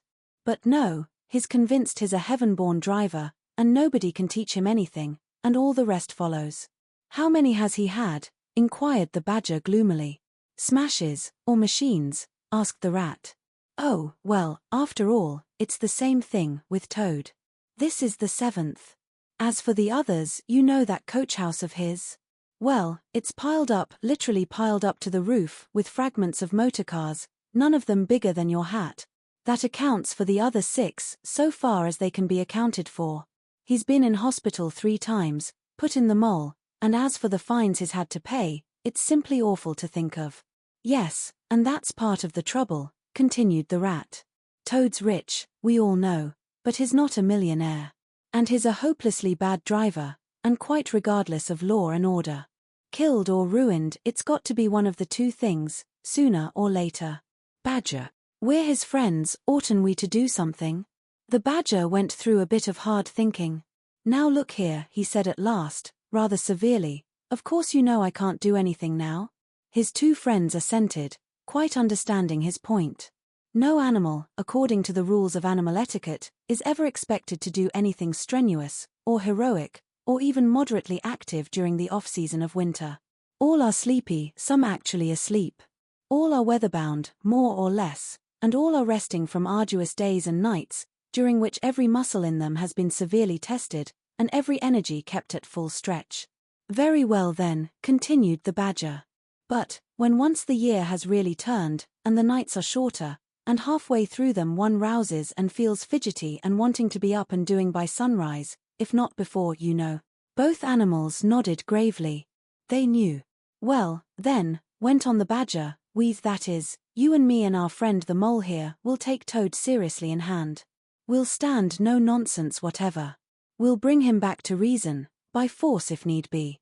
We'll make him be a sensible Toad. You're asleep, rat." "Not me," said the rat, waking up with a jerk. "He's been asleep 2 or 3 times since supper," said the mole, laughing. He himself was feeling quite wakeful and even lively, though he didn't know why. The reason was, of course, that he being naturally an underground animal by birth and breeding, the situation of Badger's house exactly suited him and made him feel at home, while the rat, who slept every night in a bedroom the windows of which opened on a breezy river, naturally felt the atmosphere still and oppressive. "Well, it's time we were all in bed," said the Badger, getting up and fetching flat candlesticks. "Come along, you two, and I'll show you your quarters. And take your time tomorrow morning, breakfast at any hour you please." He conducted the two animals to a long room that seemed half bedchamber and half loft. The Badger's winter stores, which indeed were visible everywhere, took up half the room, piles of apples, turnips, and potatoes, baskets full of nuts, and jars of honey, but the two little white beds on the remainder of the floor looked soft and inviting, and the linen on them, though coarse, was clean and smelt beautifully of lavender, and the Mole and the Water Rat, shaking off their garments in some 30 seconds, tumbled in between the sheets in great joy and contentment. In accordance with the kindly Badger's injunctions, the two tired animals came down to breakfast very late next morning, and found a bright fire burning in the kitchen, and two young hedgehogs sitting on a bench at the table, eating oatmeal porridge out of wooden bowls. The hedgehogs dropped their spoons, rose to their feet, and ducked their heads respectfully as the two entered.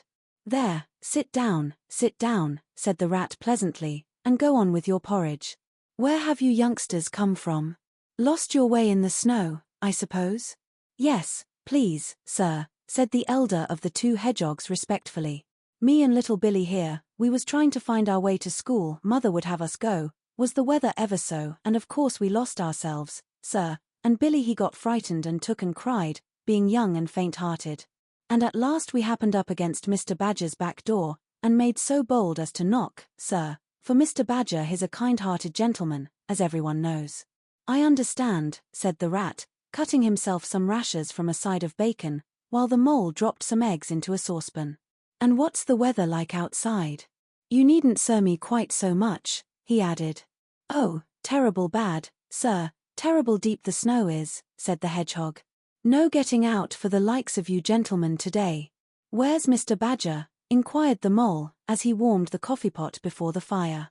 "The master's gone into his study, sir," replied the hedgehog, and he said as how he was going to be particular busy this morning, and on no account was he to be disturbed. This explanation, of course, was thoroughly understood by everyone present. The fact is, as already set forth, when you live a life of intense activity for 6 months in the year, and of comparative or actual somnolence for the other 6, during the latter period you cannot be continually pleading sleepiness when there are people about or things to be done. The excuse gets monotonous. The animals well knew that Badger, having eaten a hearty breakfast, had retired to his study and settled himself in an armchair with his legs up on another and a red cotton handkerchief over his face, and was being busy in the usual way at this time of the year. The front door bell clanged loudly, and the Rat, who was very greasy with buttered toast, sent Billy, the smaller hedgehog, to see who it might be. There was a sound of much stamping in the hall, and presently Billy returned in front of the Otter, who threw himself on the Rat with an embrace and a shout of affectionate greeting. "Get off," spluttered the Rat, with his mouth full. "Thought I should find you here all right," said the Otter cheerfully. "They were all in a great state of alarm along riverbank when I arrived this morning. Rat never been home all night, nor Mole either, something dreadful must have happened, they said, and the snow had covered up all your tracks, of course. But I knew that when people were in any fix they mostly went to Badger, or else Badger got to know of it somehow, so I came straight off here, through the wild wood and the snow. My! It was fine, coming through the snow as the red sun was rising and showing against the black tree trunks. As you went along in the stillness, every now and then masses of snow slid off the branches suddenly with a flop, making you jump and run for cover. Snow castles and snow caverns had sprung up out of nowhere in the night, and snow bridges, terraces, ramparts. I could have stayed and played with them for hours. Here and there great branches had been torn away by the sheer weight of the snow, and robins perched and hopped on them in their perky conceited way, just as if they had done it themselves. A ragged string of wild geese passed overhead, high on the grey sky, and a few rooks whirled over the trees, inspected, and flapped off homewards with a disgusted expression, but I met no sensible being to ask the news of. About halfway across I came on a rabbit sitting on a stump, cleaning his silly face with his paws. He was a pretty scared animal when I crept up behind him and placed a heavy forepaw on his shoulder. I had to cuff his head once or twice to get any sense out of it at all. At last I managed to extract from him that Mole had been seen in the wildwood last night by one of them. It was the talk of the burrows, he said, how Mole, Mr. Rat's particular friend, was in a bad fix, how he had lost his way, and they were up and out hunting, and were chivying him round and round. "Then why didn't any of you do something?" I asked. "You mayn't be blessed with brains, but there are hundreds and hundreds of you, big, stout fellows, as fat as butter, and your burrows running in all directions, and you could have taken him in and made him safe and comfortable, or tried to, at all events." "What, us?" he merely said. "Do something? Us rabbits?" So I cuffed him again and left him. There was nothing else to be done. At any rate, I had learnt something, and if I had had the luck to meet any of them I'd have learnt something more, or they would. "Weren't you at all, nervous?" asked the mole, some of yesterday's terror coming back to him at the mention of the wild wood. "Nervous?" The otter showed a gleaming set of strong white teeth as he laughed. "I'd give 'em nerves if any of them tried anything on with me. Here, mole, fry me some slices of ham, like the good little chap you are. I'm frightfully hungry, and I've got any amount to say to Ratty here. Haven't seen him for an age." So the good-natured mole, having cut some slices of ham, set the hedgehogs to fry it, and returned to his own breakfast, while the otter and the rat, their heads together, eagerly talked river shop, which is long shop and talk that is endless, running on like the babbling river itself.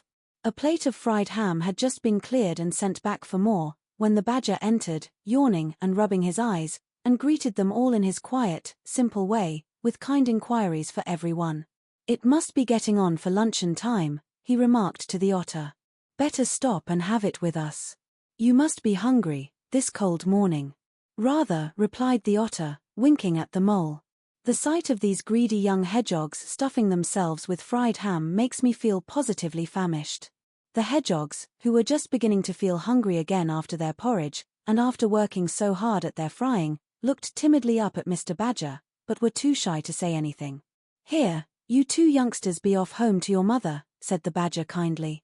"I'll send someone with you to show you the way. You won't want any dinner today, I'll be bound."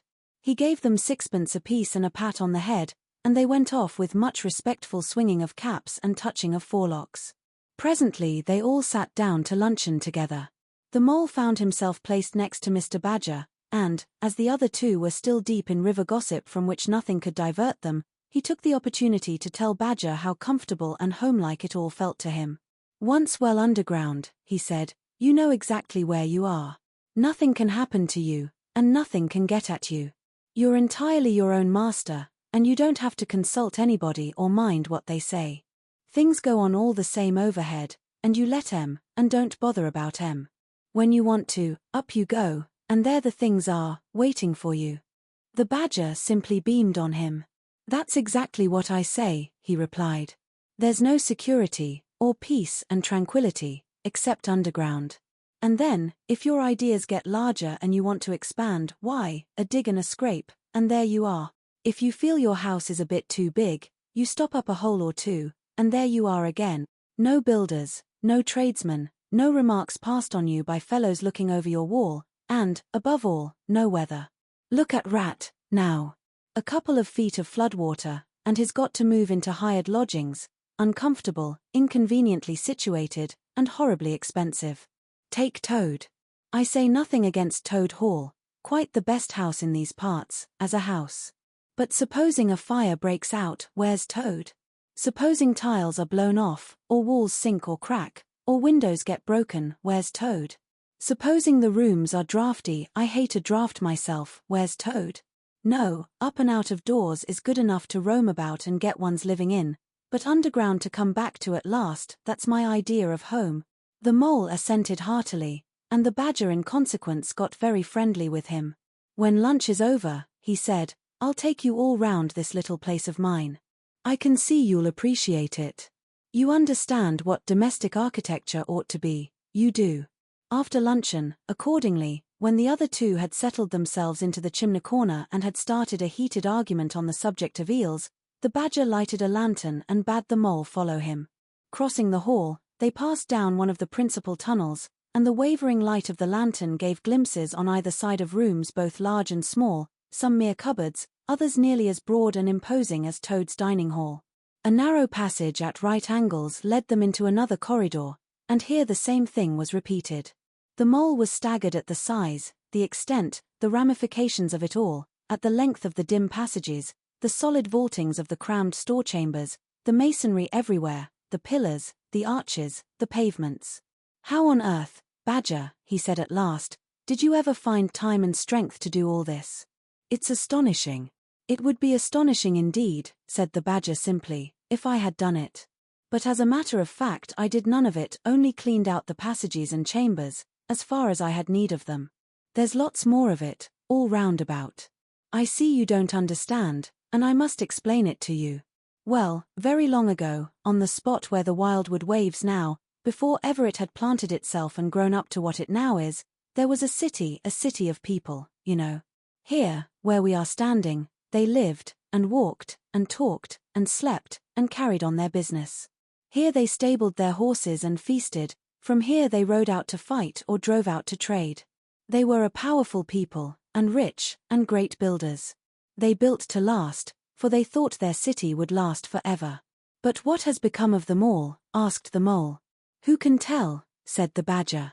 "People come, they stay for a while, they flourish, they build and they go. It is their way. But we remain. There were badgers here, I've been told, long before that same city ever came to be. And now there are badgers here again. We are an enduring lot, and we may move out for a time, but we wait, and are patient, and back we come. And so it will ever be." "Well, and when they went at last, those people," said the Mole. "When they went," continued the Badger, "the strong winds and persistent rains took the matter in hand, patiently, ceaselessly, year after year. Perhaps we badgers too, in our small way, helped a little, who knows? It was all down, down, down, gradually ruin and leveling and disappearance. Then it was all up, up, up, gradually, as seeds grew to saplings, and saplings to forest trees, and bramble and fern came creeping in to help. Leaf mold rose and obliterated, streams in their winter freshets brought sand and soil to clog and to cover, and in course of time our home was ready for us again, and we moved in. Up above us, on the surface, the same thing happened. Animals arrived, liked the look of the place, took up their quarters, settled down, spread, and flourished. They didn't bother themselves about the past, they never do, they're too busy. The place was a bit humpy and hillocky, naturally, and full of holes, but that was rather an advantage.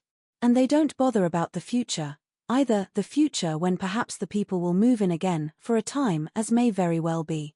The wildwood is pretty well populated by now, with all the usual lot, good, bad, and indifferent, I name no names. It takes all sorts to make a world. But I fancy you know something about them yourself by this time." "I do indeed," said the Mole, with a slight shiver.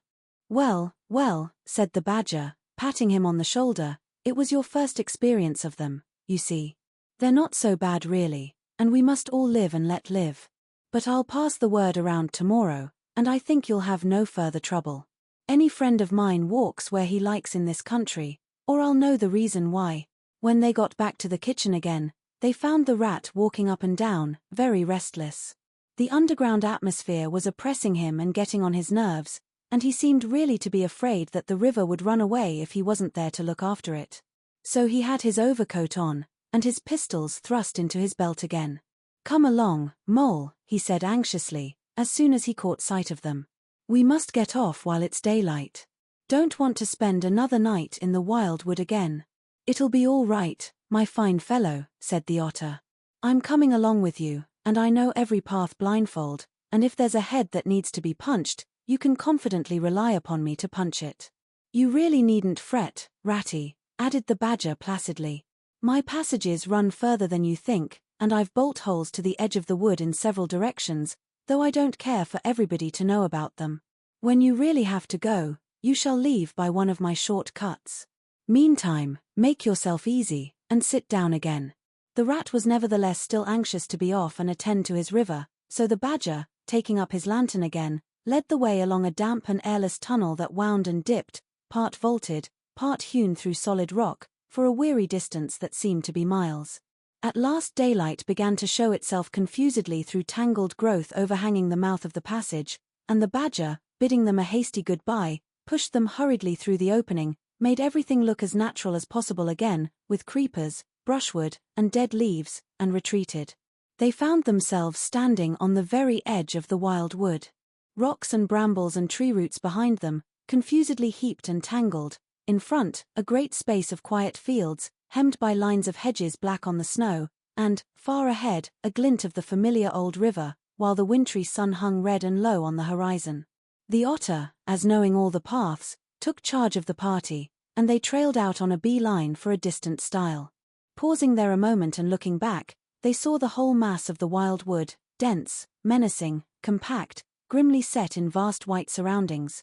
Simultaneously they turned and made swiftly for home, for firelight and the familiar things it played on, for the voice, sounding cheerily outside their window, of the river that they knew and trusted in all its moods, that never made them afraid with any amazement. As he hurried along, eagerly anticipating the moment when he would be at home again among the things he knew and liked, the mole saw clearly that he was an animal of tilled field and hedgerow, linked to the ploughed furrow, the frequented pasture, the lane of evening lingerings, the cultivated garden plot. For others the asperities, the stubborn endurance, or the clash of actual conflict, that went with nature in the rough, he must be wise, must keep to the pleasant places in which his lines were laid and which held adventure enough, in their way, to last for a lifetime. Chapter 5. Dulce Domum. The sheep ran huddling together against the hurdles, blowing out thin nostrils and stamping with delicate forefeet, their heads thrown back and a light steam rising from the crowded sheep pen into the frosty air, as the two animals hastened by in high spirits, with much chatter and laughter. They were returning across country after a long day's outing with otter, hunting and exploring on the wide uplands where certain streams tributary to their own river had their first small beginnings, and the shades of the short winter day were closing in on them, and they had still some distance to go. Plodding at random across the plough, they had heard the sheep and had made for them, and now, leading from the sheep pen, they found a beaten track that made walking a lighter business, and responded, moreover, to that small inquiring something which all animals carry inside them, saying unmistakably, "Yes, quite right. This leads home." "It looks as if we were coming to a village," said the mole somewhat dubiously, slackening his pace, as the track, that had in time become a path and then had developed into a lane, now handed them over to the charge of a well-metalled road. The animals did not hold with villages, and their own highways, thickly frequented as they were, took an independent course, regardless of church, post office, or public house. "Oh, never mind," said the rat.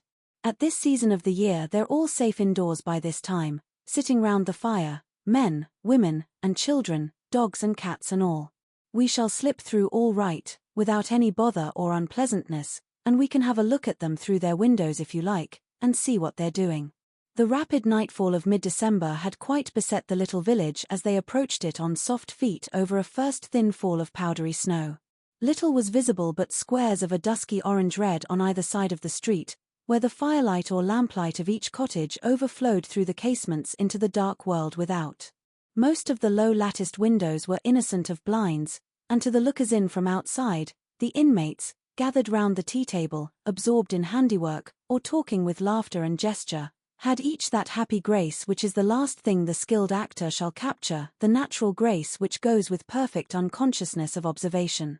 Moving at will from one theatre to another, the two spectators, so far from home themselves, had something of wistfulness in their eyes as they watched a cat being stroked, a sleepy child picked up and huddled off to bed, or a tired man stretch and knock out his pipe on the end of a smouldering log. But it was from one little window, with its blind drawn down, a mere blank transparency on the night, that the sense of home and the little curtained world within walls, the larger stressful world of outside nature shut out and forgotten, most pulsated. Close against the white blind hung a birdcage, clearly silhouetted, every wire, perch, and appurtenance distinct and recognizable, even to yesterday's dull-edged lump of sugar. On the middle perch the fluffy occupant, head tucked well into feathers, seemed so near to them as to be easily stroked, had they tried, even the delicate tips of his plumped-out plumage penciled plainly on the illuminated screen. As they looked, the sleepy little fellow stirred uneasily, woke, shook himself, and raised his head. They could see the gape of his tiny beak as he yawned in a bored sort of way, looked round, and then settled his head into his back again, while the ruffled feathers gradually subsided into perfect stillness. Then a gust of bitter wind took them in the back of the neck, a small sting of frozen sleet on the skin woke them as from a dream, and they knew their toes to be cold and their legs tired, and their own home distant a weary way. Once beyond the village, where the cottages ceased abruptly, On either side of the road they could smell through the darkness the friendly fields again, and they braced themselves for the last long stretch, the home stretch, the stretch that we know is bound to end, some time, in the rattle of the door latch, the sudden firelight, and the sight of familiar things greeting us as long-absent travelers from far oversea. They plodded along steadily and silently, each of them thinking his own thoughts. The moles ran a good deal on supper, as it was pitch dark, and it was all a strange country for him as far as he knew, and he was following obediently in the wake of the rat, leaving the guidance entirely to him. As for the rat, he was walking a little way ahead, as his habit was, his shoulders humped, his eyes fixed on the straight grey road in front of him, so he did not notice poor Mole when suddenly the summons reached him, and took him like an electric shock.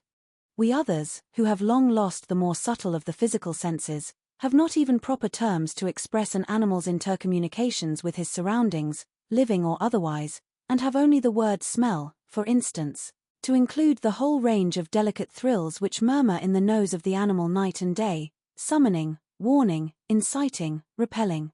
It was one of these mysterious fairy calls from out the void that suddenly reached Mole in the darkness, making him tingle through and through with its very familiar appeal, even while yet he could not clearly remember what it was. He stopped dead in his tracks, his nose searching hither and thither in its efforts to recapture the fine filament, the telegraphic current, that had so strongly moved him. A moment, and he had caught it again, and with it this time came recollection in fullest flood. Home. That was what they meant, those caressing appeals, those soft touches wafted through the air, those invisible little hands pulling and tugging, all one way. Why, it must be quite close by him at that moment, his old home that he had hurriedly forsaken and never sought again, that day when he first found the river. And now it was sending out its scouts and its messengers to capture him and bring him in. Since his escape on that bright morning he had hardly given it a thought, so absorbed had he been in his new life, in all its pleasures, its surprises, its fresh and captivating experiences. Now, with a rush of old memories, how clearly it stood up before him, in the darkness. Shabby indeed, and small and poorly furnished, and yet his, the home he had made for himself, the home he had been so happy to get back to after his day's work. And the home had been happy with him, too, evidently, and was missing him, and wanted him back, and was telling him so, through his nose, sorrowfully, reproachfully, but with no bitterness or anger, only with plaintive reminder that it was there, and wanted him. The call was clear, the summons was plain. He must obey it instantly, and go. Ratty, he called, full of joyful excitement, hold on, come back. I want you, quick.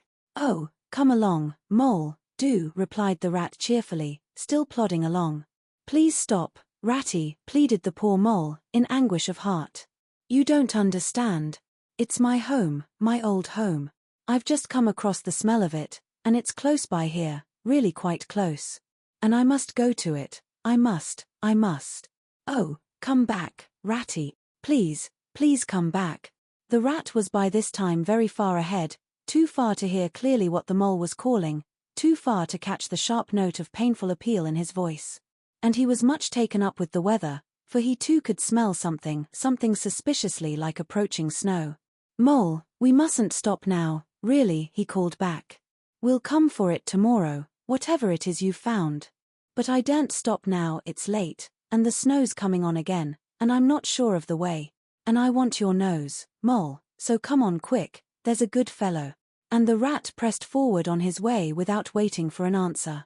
Poor Mole stood alone in the road, his heart torn asunder, and a big sob gathering, somewhere low down inside him, to leap up to the surface presently, he knew, in passionate escape. But even under such a test as this his loyalty to his friend stood firm. Never for a moment did he dream of abandoning him. Meanwhile, the wafts from his old home pleaded, whispered, conjured, and finally claimed him imperiously. He dared not tarry longer within their magic circle. With a wrench that tore his very heartstrings he set his face down the road and followed submissively in the track of the rat, while faint, thin little smells, still dogging his retreating nose, reproached him for his new friendship and his callous forgetfulness. With an effort he caught up to the unsuspecting rat, who began chattering cheerfully about what they would do when they got back, and how jolly a fire of logs in the parlor would be, and what a supper he meant to eat, never noticing his companion's silence and distressful state of mind.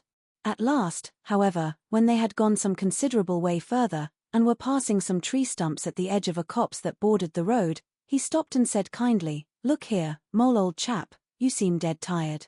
No talk left in you, and your feet dragging like lead.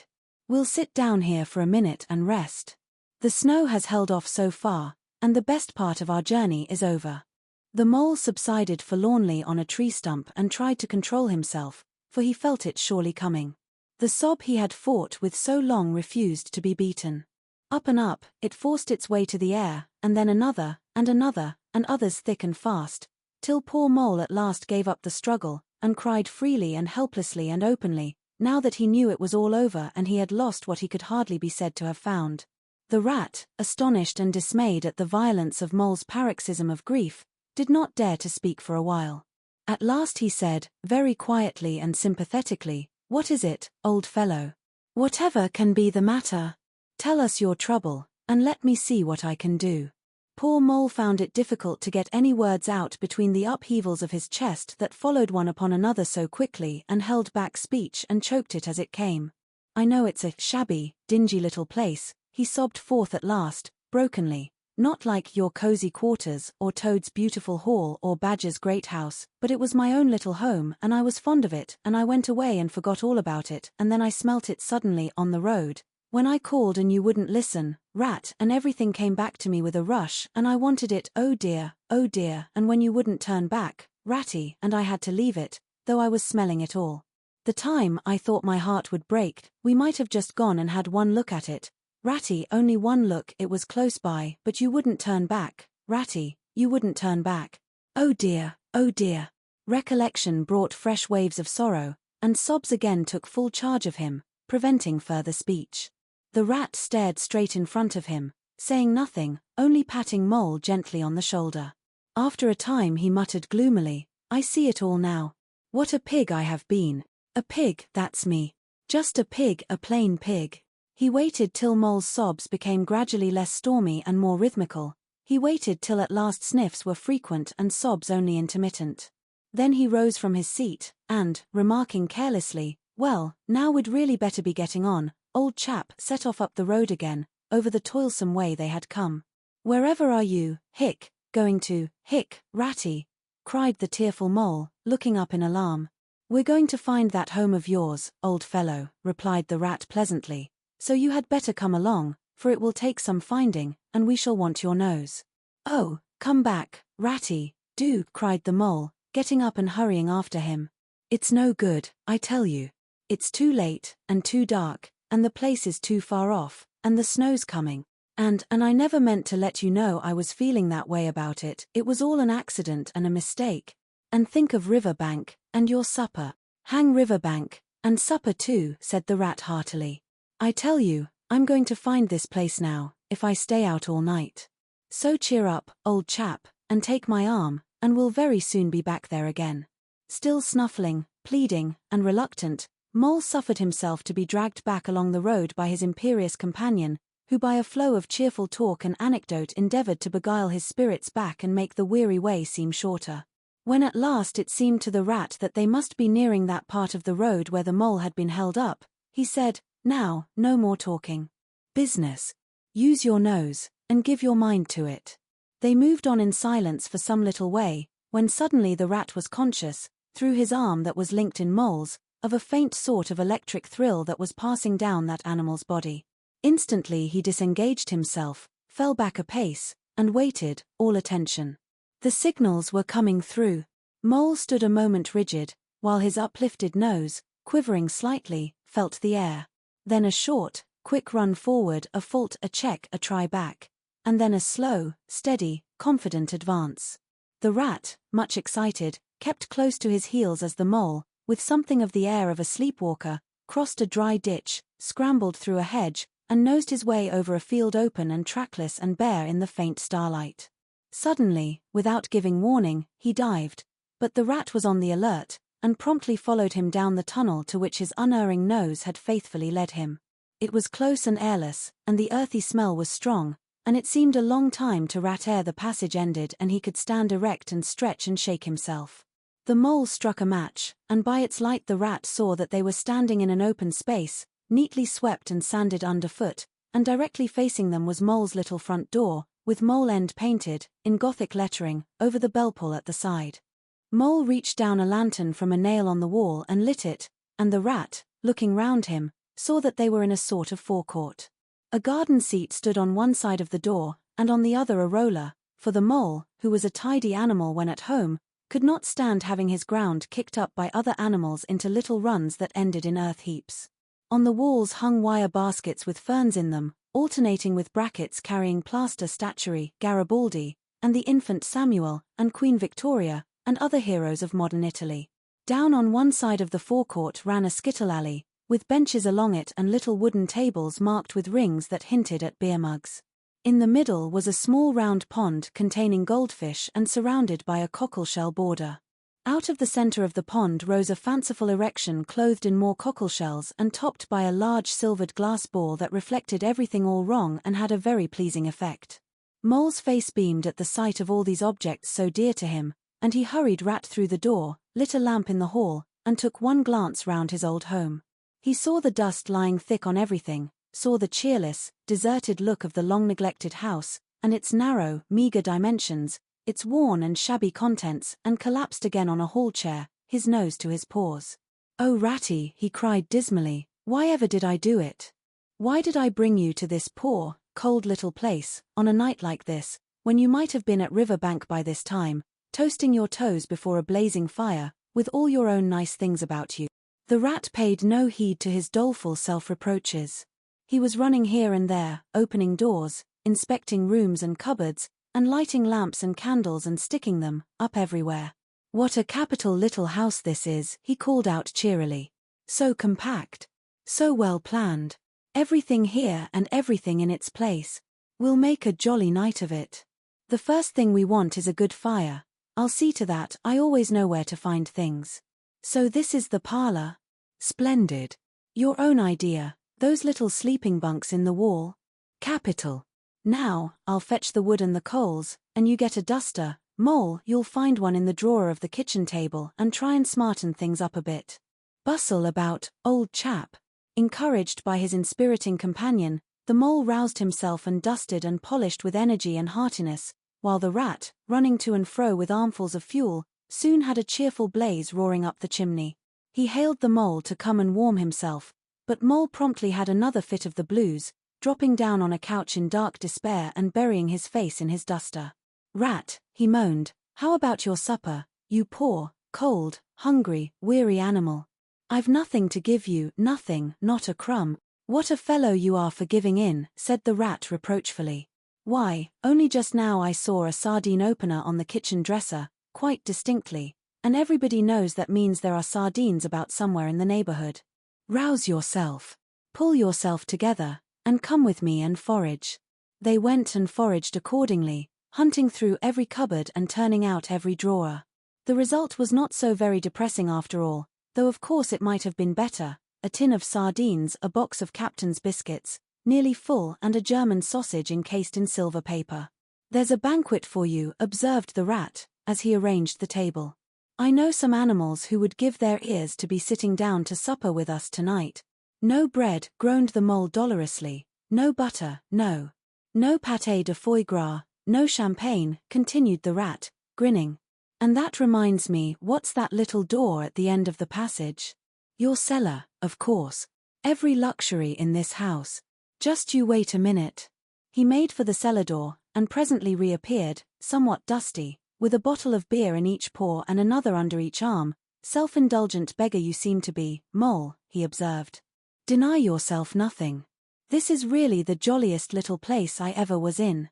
Now, wherever did you pick up those prints? Make the place look so homelike, they do. No wonder you're so fond of it, Mole. Tell us all about it, and how you came to make it what it is."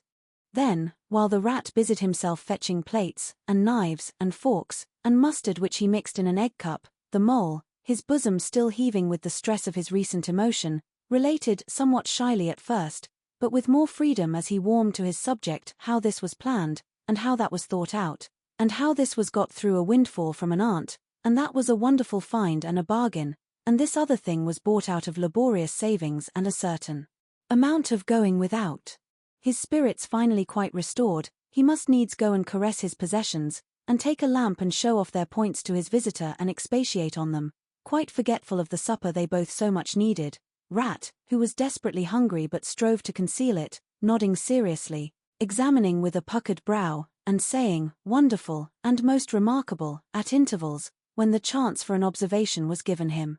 At last the rat succeeded in decoying him to the table, and had just got seriously to work with the sardine opener when sounds were heard from the forecourt without, sounds like the scuffling of small feet in the gravel and a confused murmur of tiny voices, while broken sentences reached them. "Now, all in a line, hold the lantern up a bit. Tommy, clear your throats first, no coughing after I say 1, 2, 3. Where's young Bill? Here, come on, do, we're all waiting."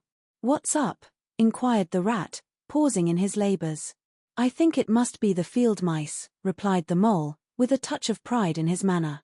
"They go round carol singing regularly at this time of the year. They're quite an institution in these parts. And they never pass me over, they come to Mole End last of all, and I used to give them hot drinks, and supper too sometimes, when I could afford it. It will be like old times to hear them again." "Let's have a look at them," cried the rat, jumping up and running to the door. It was a pretty sight, and a seasonable one, that met their eyes when they flung the door open. In the forecourt, lit by the dim rays of a horn lantern, some 8 or 10 little field mice stood in a semicircle, red worsted comforters round their throats, their forepaws thrust deep into their pockets, their feet jigging for warmth. With bright beady eyes they glanced shyly at each other, sniggering a little, sniffing and applying coat sleeves a good deal. As the door opened, one of the elder ones that carried the lantern was just saying, "Now then, 1, 2, 3, and forthwith their shrill little voices uprose on the air, singing one of the old-time carols that their forefathers composed in fields that were fallow and held by frost, or when snowbound in chimney corners, and handed down to be sung in the miry street to lamplit windows at Yule-time. Carol, villagers all, this frosty tide, let your doors swing open wide. Though wind may follow, and snow beside, yet draw us in by your fire to bide. Joy shall be yours in the morning. Here we stand in the cold and the sleet, blowing fingers and stamping feet. Come from far away you to greet. You by the fire and we in the street, bidding you joy in the morning. For ere one half of the night was gone, sudden a star has led us on, raining bliss and benison. Bliss tomorrow and more anon. Joy for every morning. Goodman Joseph toiled through the snow, saw the star o'er a stable low. Mary she might not further go. Welcome thatch, and litter below. Joy was hers in the morning. And then they heard the angels tell, who were the first to cry Noel. Animals all, as it befell, in the stable where they did dwell. Joy shall be theirs in the morning. The voices ceased, the singers, bashful but smiling, exchanged sidelong glances, and silence succeeded, but for a moment only. Then, from up above and far away, down the tunnel they had so lately travelled was borne to their ears in a faint musical hum the sound of distant bells ringing a joyful and clangorous peal. "Very well sung, boys," cried the rat heartily. "And now come along in, all of you, and warm yourselves by the fire, and have something hot." "Yes, come along, field mice," cried the mole eagerly. "This is quite like old times. Shut the door after you. Pull up that settle to the fire. Now, you just wait a minute, while we— Oh, Ratty," he cried in despair, plumping down on a seat, with tears impending. "Whatever are we doing? We've nothing to give them." "You leave all that to me," said the masterful rat. "Here, you with the lantern, come over this way. I want to talk to you. Now, tell me, are there any shops open at this hour of the night?" "Why, certainly, sir," replied the field mouse respectfully. "At this time of the year our shops keep open to all sorts of hours." "Then look here," said the rat. "You go off at once, you and your lantern, and you get me." Here much muttered conversation ensued, and the mole only heard bits of it, such as, "Fresh, mind, no, a pound of that will do, see you get Buggins's, for I won't have any other, no, only the best if you can't get it there, try somewhere else, yes, of course, homemade, no tinned stuff, well then, do the best you can." Finally, there was a chink of coin passing from paw to paw, the field mouse was provided with an ample basket for his purchases, and off he hurried, he and his lantern. The rest of the field mice, perched in a row on the settle, their small legs swinging, gave themselves up to enjoyment of the fire, and toasted their chilblains till they tingled, while the mole, failing to draw them into easy conversation, plunged into family history and made each of them recite the names of his numerous brothers, who were too young, it appeared, to be allowed to go out a-carolling this year, but looked forward very shortly to winning the parental consent. The rat, meanwhile, was busy examining the label on one of the beer bottles. "I perceive this to be old Burton," he remarked approvingly. "Sensible mole. The very thing. Now we shall be able to mull some ale. Get the things ready, mole, while I draw the corks." It did not take long to prepare the brew and thrust the tin heater well into the red heart of the fire, and soon every field mouse was sipping and coughing and choking, for a little mulled ale goes a long way, and wiping his eyes and laughing and forgetting he had ever been cold in all his life. "They act plays too, these fellows," the mole explained to the rat. "Make them up all by themselves, and act them afterwards. And very well they do it, too. They gave us a capital one last year, about a field mouse who was captured at sea by a Barbary corsair, and made to row in a galley, and when he escaped and got home again, his ladylove had gone into a convent. Here, you were in it, I remember. Get up and recite a bit." The field mouse addressed got up on his legs, giggled shyly, looked round the room, and remained absolutely tongue-tied. His comrades cheered him on, Mole coaxed and encouraged him, and the rat went so far as to take him by the shoulders and shake him, but nothing could overcome his stage fright. They were all busily engaged on him like watermen applying the Royal Humane Society's regulations to a case of long submersion, when the latch clicked, the door opened, and the field mouse with the lantern reappeared, staggering under the weight of his basket. There was no more talk of play-acting once the very real and solid contents of the basket had been tumbled out on the table. Under the generalship of Rat, everybody was set to do something or to fetch something. In a very few minutes supper was ready, and Mole, as he took the head of the table in a sort of a dream, saw a lately barren board set thick with savoury comforts, saw his little friends' faces brighten and beam as they fell to without delay, and then let himself loose, for he was famished indeed, on the provender so magically provided, thinking what a happy homecoming this had turned out, after all.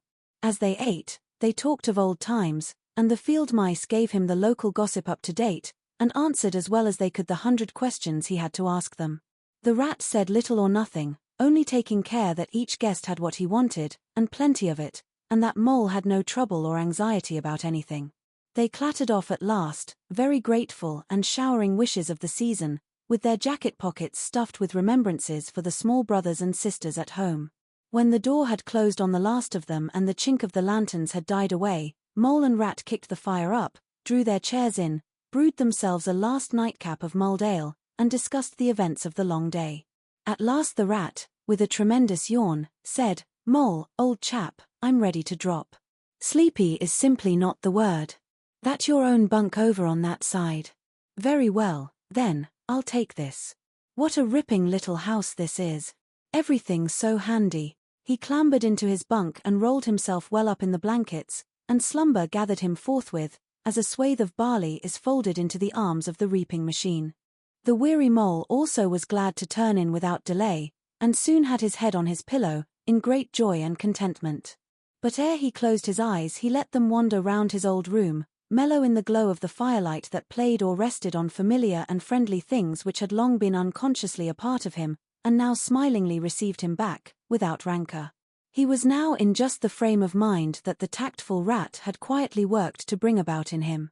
He saw clearly how plain and simple, how narrow, even, it all was, but clearly, too, how much it all meant to him, and the special value of some such anchorage in one's existence.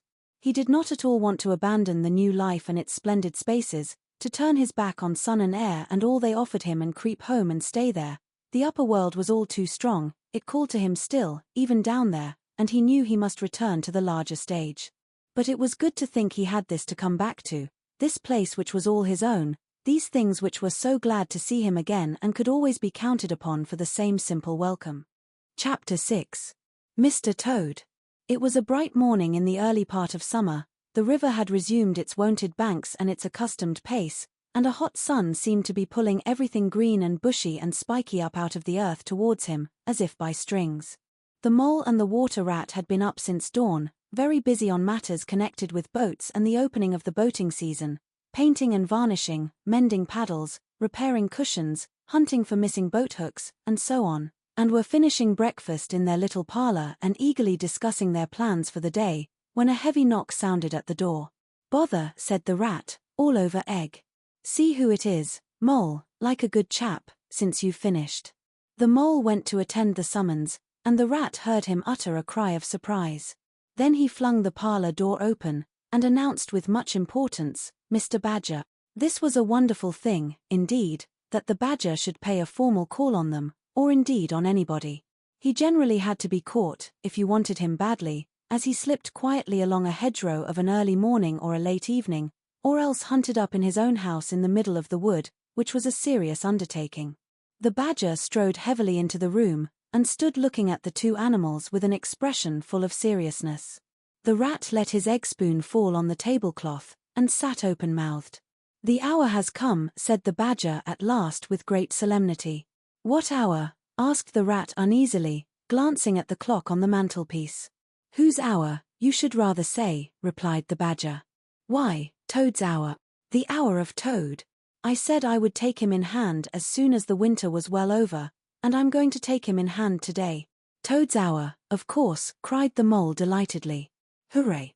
I remember now. We'll teach him to be a sensible toad.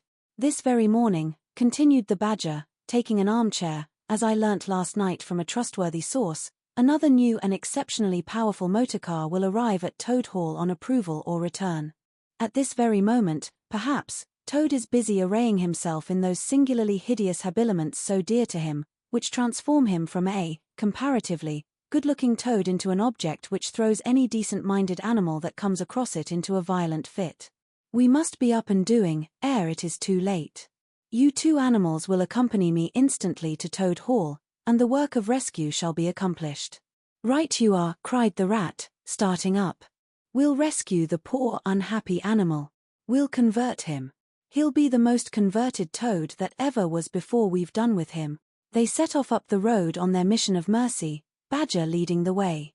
Animals when in company walk in a proper and sensible manner, in single file, instead of sprawling all across the road and being of no use or support to each other in case of sudden trouble or danger. They reached the carriage drive of Toad Hall to find, as the badger had anticipated, a shiny new motor car, of great size, painted a bright red, Toad's favorite color, standing in front of the house. As they neared the door it was flung open, and Mr. Toad, arrayed in goggles, cap, gaiters, and enormous overcoat, came swaggering down the steps, drawing on his gauntleted gloves. "Hello. Come on, you fellows," he cried cheerfully on catching sight of them. "You're just in time to come with me for a jolly, jolly." His hearty accents faltered and fell away as he noticed the stern unbending look on the countenances of his silent friends, and his invitation remained unfinished. The badger strode up the steps. "Take him inside," he said sternly to his companions.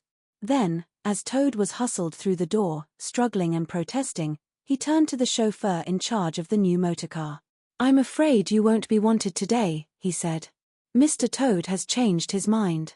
He will not require the car. Please understand that this is final. You needn't wait." Then he followed the others inside and shut the door. "Now then," he said to the Toad, when the four of them stood together in the hall, "first of all, take those ridiculous things off." "Shan't," replied Toad, with great spirit. "What is the meaning of this gross outrage? I demand an instant explanation." "Take them off him, then, you two," ordered the badger briefly. They had to lay Toad out on the floor, kicking and calling all sorts of names, before they could get to work properly. Then the rat sat on him, and the mole got his motor clothes off him bit by bit, and they stood him up on his legs again. A good deal of his blustering spirit seemed to have evaporated with the removal of his fine panoply.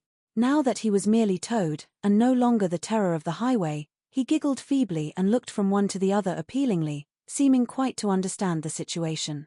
"You knew it must come to this, sooner or later, Toad," the badger explained severely. "You've disregarded all the warnings we've given you, you've gone on squandering the money your father left you, and you're getting us animals a bad name in the district by your furious driving and your smashes and your rows with the police. Independence is all very well, but we animals never allow our friends to make fools of themselves beyond a certain limit, and that limit you've reached. Now, you're a good fellow in many respects, and I don't want to be too hard on you. I'll make one more effort to bring you to reason. You will come with me into the smoking room, and there you will hear some facts about yourself, and we'll see whether you come out of that room the same Toad that you went in. He took Toad firmly by the arm, led him into the smoking room, and closed the door behind them. That's no good, said the rat contemptuously. Talking to Toad'll never cure him. He'll say anything. They made themselves comfortable in armchairs and waited patiently. Through the closed door they could just hear the long continuous drone of the badger's voice, rising and falling in waves of oratory, and presently they noticed that the sermon began to be punctuated at intervals by long-drawn sobs, evidently proceeding from the bosom of Toad, who was a soft-hearted and affectionate fellow, very easily converted, for the time being, to any point of view. After some 3/4 of an hour the door opened, and the badger reappeared, solemnly leading by the paw a very limp and dejected Toad. His skin hung baggily about him, his legs wobbled, and his cheeks were furrowed by the tears so plentifully called forth by the badger's moving discourse. "Sit down there, Toad," said the badger kindly, pointing to a chair. "My friends," he went on, "I am pleased to inform you that Toad has at last seen the error of his ways. He is truly sorry for his misguided conduct in the past, and he has undertaken to give up motor cars entirely and forever. I have his solemn promise to that effect." "That is very good news," said the mole gravely. "Very good news indeed," observed the rat dubiously, if only. He was looking very hard at Toad as he said this, and could not help thinking he perceived something vaguely resembling a twinkle in that animal's still sorrowful eye. "There's only one thing more to be done," continued the gratified badger. "Toad, I want you solemnly to repeat, before your friends here, what you fully admitted to me in the smoking room just now. First, you are sorry for what you've done, and you see the folly of it all?" There was a long pause. Toad looked desperately this way and that, while the other animals waited in grave silence. At last he spoke. "No," he said, a little sullenly, but stoutly, "I'm not sorry. And it wasn't folly at all. It was simply glorious." "What?" cried the badger, greatly scandalized. "You backsliding animal, didn't you tell me just now, in there?" "Oh, yes, in there," said Toad impatiently. "I'd have said anything in there. You're so eloquent, dear badger, and so moving, and so convincing, and put all your points so frightfully well, you can do what you like with me in there, and you know it. But I've been searching my mind since, and going over things in it, and I find that I'm not a bit sorry or repentant really, so it's no earthly good saying I am, now, is it?" "Then you don't promise," said the badger, "never to touch a motor car again?" "Certainly not," replied Toad emphatically. "On the contrary, I faithfully promise that the very first motor car I see, poop, off I go in it."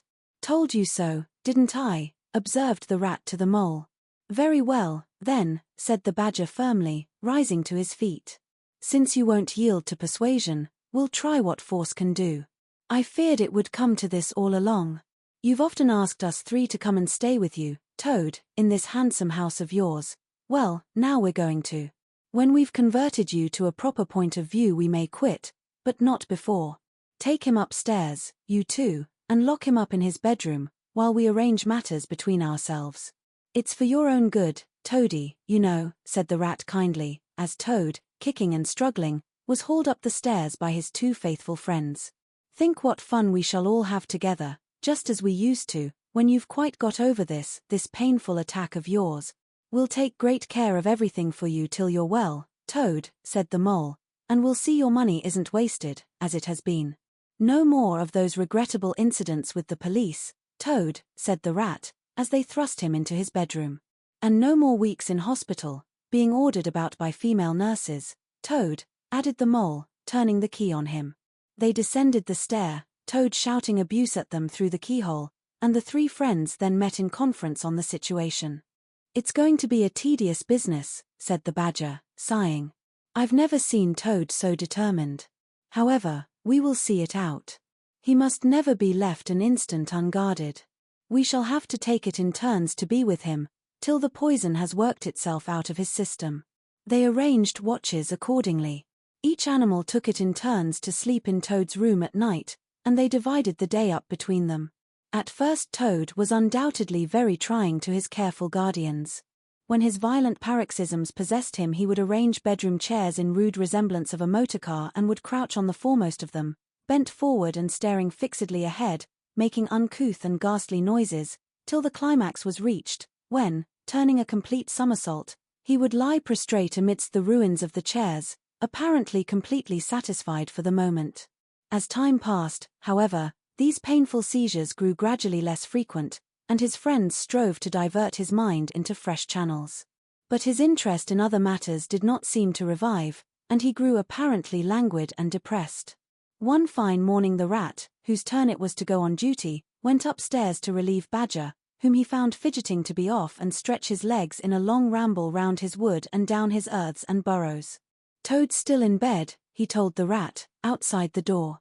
Can't get much out of him, except, oh, leave him alone, he wants nothing, perhaps he'll be better presently, it may pass off in time, don't be unduly anxious, and so on. Now, you look out, rat. When Toad's quiet and submissive and playing at being the hero of a Sunday school prize, then he's at his artfulest. There's sure to be something up. I know him. Well, now, I must be off. How are you today, old chap? Inquired the rat cheerfully, as he approached Toad's bedside. He had to wait some minutes for an answer. At last a feeble voice replied, "Thank you so much, dear Ratty. So good of you to inquire. But first tell me how you are yourself, and the excellent Mole." "Oh, we're all right," replied the rat. "Mole," he added incautiously, "is going out for a run round with Badger. They'll be out till luncheon time, so you and I will spend a pleasant morning together, and I'll do my best to amuse you. Now jump up, there's a good fellow, and don't lie moping there on a fine morning like this." "Dear, kind rat," murmured Toad, "how little you realize my condition, and how very far I am from jumping up now, if ever. But do not trouble about me. I hate being a burden to my friends, and I do not expect to be one much longer. Indeed, I almost hope not." "Well, I hope not, too," said the rat heartily. "You've been a fine bother to us all this time, and I'm glad to hear it's going to stop. And in weather like this, and the boating season just beginning, it's too bad of you, Toad. It isn't the trouble we mind, but you're making us miss such an awful lot." "I'm afraid it is the trouble you mind, though," replied the Toad languidly. "I can quite understand it. It's natural enough. You're tired of bothering about me. I mustn't ask you to do anything further. I'm a nuisance, I know." "You are, indeed," said the rat. "But I tell you, I'd take any trouble on earth for you, if only you'd be a sensible animal." "If I thought that, Ratty," murmured Toad, more feebly than ever, "then I would beg you, for the last time, probably, to step round to the village as quickly as possible, even now it may be too late, and fetch the doctor. But don't you bother. It's only a trouble, and perhaps we may as well let things take their course." "Why, what do you want a doctor for?" inquired the rat, coming closer and examining him. He certainly lay very still and flat, and his voice was weaker and his manner much changed. "Surely you have noticed of late," murmured Toad. "But, no, why should you? Noticing things is only a trouble. Tomorrow, indeed, you may be saying to yourself, 'Oh, if only I had noticed sooner, if only I had done something.' But no, it's a trouble. Never mind, forget that I asked." "Look here, old man," said the rat, beginning to get rather alarmed, "of course I'll fetch a doctor to you, if you really think you want him. But you can hardly be bad enough for that yet.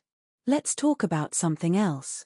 "I fear, dear friend," said Toad, with a sad smile, "that talk can do little in a case like this, or doctors either, for that matter. Still, one must grasp at the slightest straw.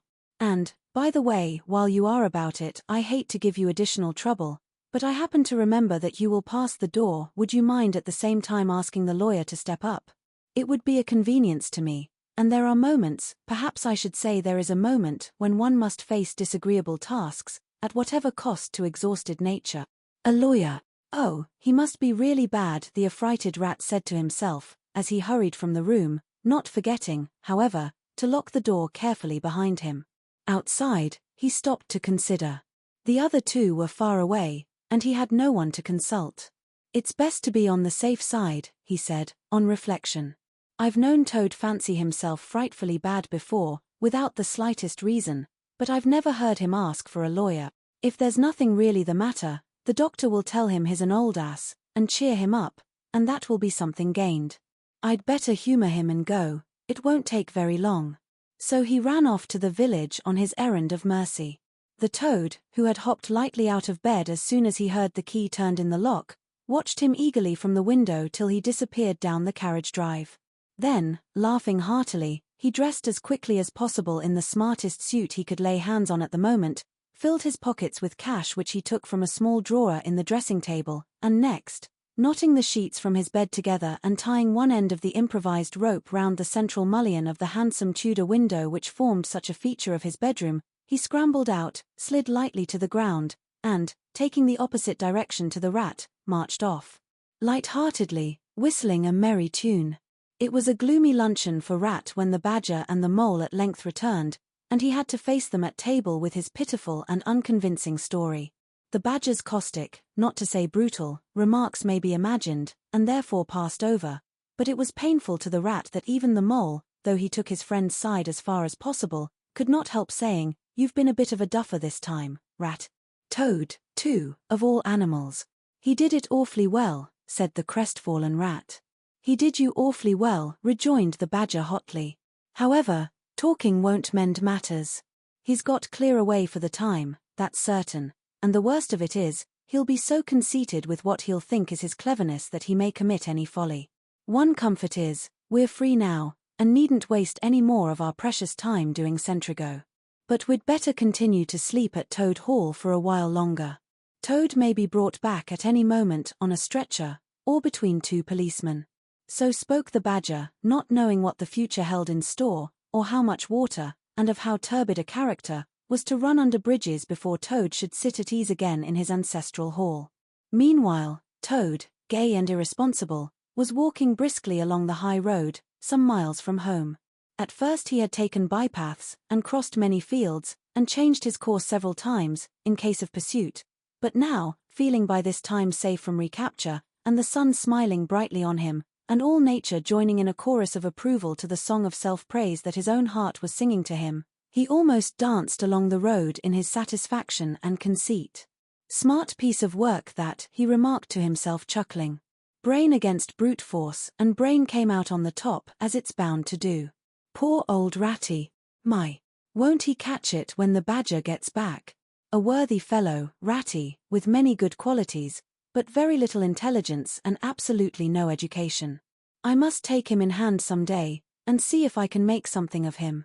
Filled full of conceited thoughts such as these he strode along, his head in the air, till he reached a little town, where the sign of the Red Lion, swinging across the road halfway down the main street, reminded him that he had not breakfasted that day, and that he was exceedingly hungry after his long walk.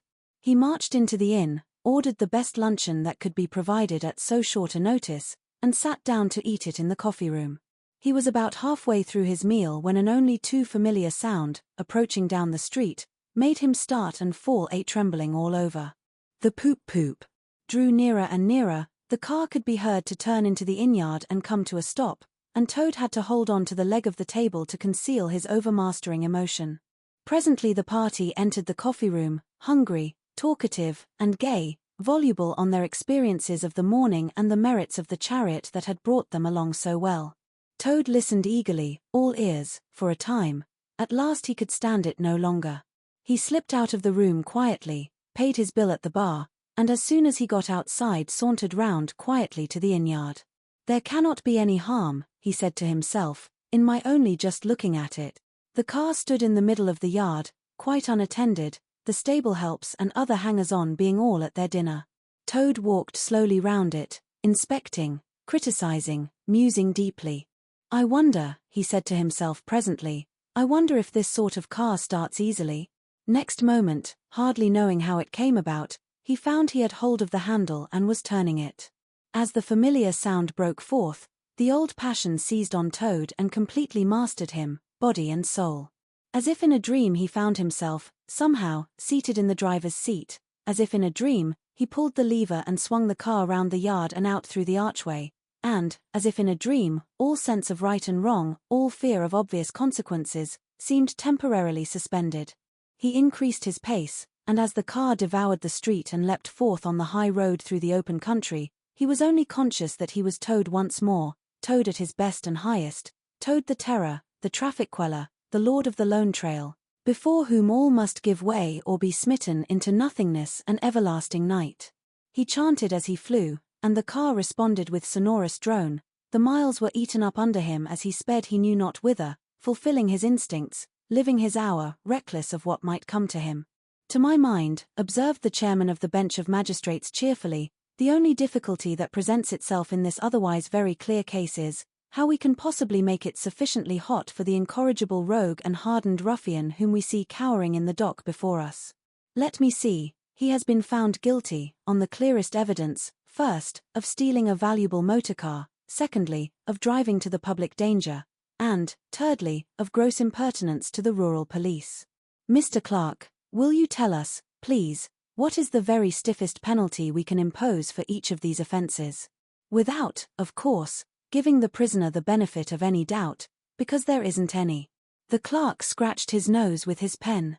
Some people would consider, he observed, that stealing the motor car was the worst offence, and so it is. But cheeking the police undoubtedly carries the severest penalty, and so it ought. Supposing you were to say 12 months for the theft, which is mild, and 3 years for the furious driving, which is lenient, and 15 years for the cheek, which was pretty bad sort of cheek, judging by what we've heard from the witness box, even if you only believe 1/10 part of what you heard, and I never believe more myself, those figures, if added together correctly, tot up to 19 years. First rate, said the chairman. So you had better make it around 20 years and be on the safe side, concluded the clerk. An excellent suggestion, said the chairman approvingly. Prisoner, pull yourself together and try and stand up straight. It's going to be 20 years for you this time. And mind, if you appear before us again, upon any charge whatever, we shall have to deal with you very seriously. Then the brutal minions of the law fell upon the hapless Toad, loaded him with chains, and dragged him from the courthouse, shrieking, praying, protesting, across the marketplace, where the playful populace, always as severe upon detected crime as they are sympathetic and helpful when one is merely wanted, assailed him with jeers, carrots, and popular catchwords, past hooting school children, their innocent faces lit up with the pleasure they ever derive from the sight of a gentleman in difficulties, across the hollow-sounding drawbridge, below the spiky portcullis, under the frowning archway of the grim old castle, whose ancient towers soared high overhead, past guardrooms full of grinning soldiery off duty, past sentries who coughed in a horrid, sarcastic way, because that is as much as a sentry on his post dare do to show his contempt and abhorrence of crime, up time-worn winding stairs, past men-at-arms in casquette and corselet of steel, darting threatening looks through their vizards, across courtyards, where mastiffs strained at their leash and pawed the air to get at him, past ancient warders, their halberds leant against the wall, dozing over a pasty and a flagon of brown ale, on, past the rack-chamber and the thumbscrew room, past the turning that led to the private scaffold, till they reached the door of the grimmest dungeon that lay in the heart of the innermost keep. There at last they paused, where an ancient gaoler sat fingering a bunch of mighty keys. Oddsbodikins, said the sergeant of police, taking off his helmet and wiping his forehead. Rouse thee, old loon, and take over from us this vile Toad, a criminal of deepest guilt and matchless artfulness and resource. Watch and ward him with all thy skill, and mark thee well, greybeard, should aught untoward befall, thy old head shall answer for his, and a murrain on both of them. The gaoler nodded grimly, laying his withered hand on the shoulder of the miserable Toad. The rusty key creaked in the lock, the great door clanged behind them, and Toad was a helpless prisoner in the remotest dungeon of the best-guarded keep of the stoutest castle in all the length and breadth of merry England. Chapter 7. The Piper at the Gates of Dawn. The willow wren was twittering his thin little song, hidden himself in the dark selvage of the river bank. Though it was past 10 o'clock at night, the sky still clung to and retained some lingering skirts of light from the departed day, and the sullen heats of the torrid afternoon broke up and rolled away at the dispersing touch of the cool fingers of the short midsummer night. Mole lay stretched on the bank, still panting from the stress of the fierce day that had been cloudless from dawn to late sunset, and waited for his friend to return. He had been on the river with some companions, leaving the water rat free to keep her engagement of long standing with Otter, and he had come back to find the house dark and deserted, and no sign of Rat, who was doubtless keeping it up late with his old comrade. It was still too hot to think of staying indoors, so he lay on some cool dock leaves, and thought over the past day and its doings, and how very good they all had been. The rat's light footfall was presently heard approaching over the parched grass. "Oh, the blessed coolness," he said, and sat down, gazing thoughtfully into the river, silent and preoccupied. "You stayed to supper, of course," said the mole presently. "Simply had to," said the rat. "They wouldn't hear of my going before. You know how kind they always are. And they made things as jolly for me as ever they could, right up to the moment I left. But I felt a brute all the time, as it was clear to me they were very unhappy, though they tried to hide it. Mole, I'm afraid they're in trouble.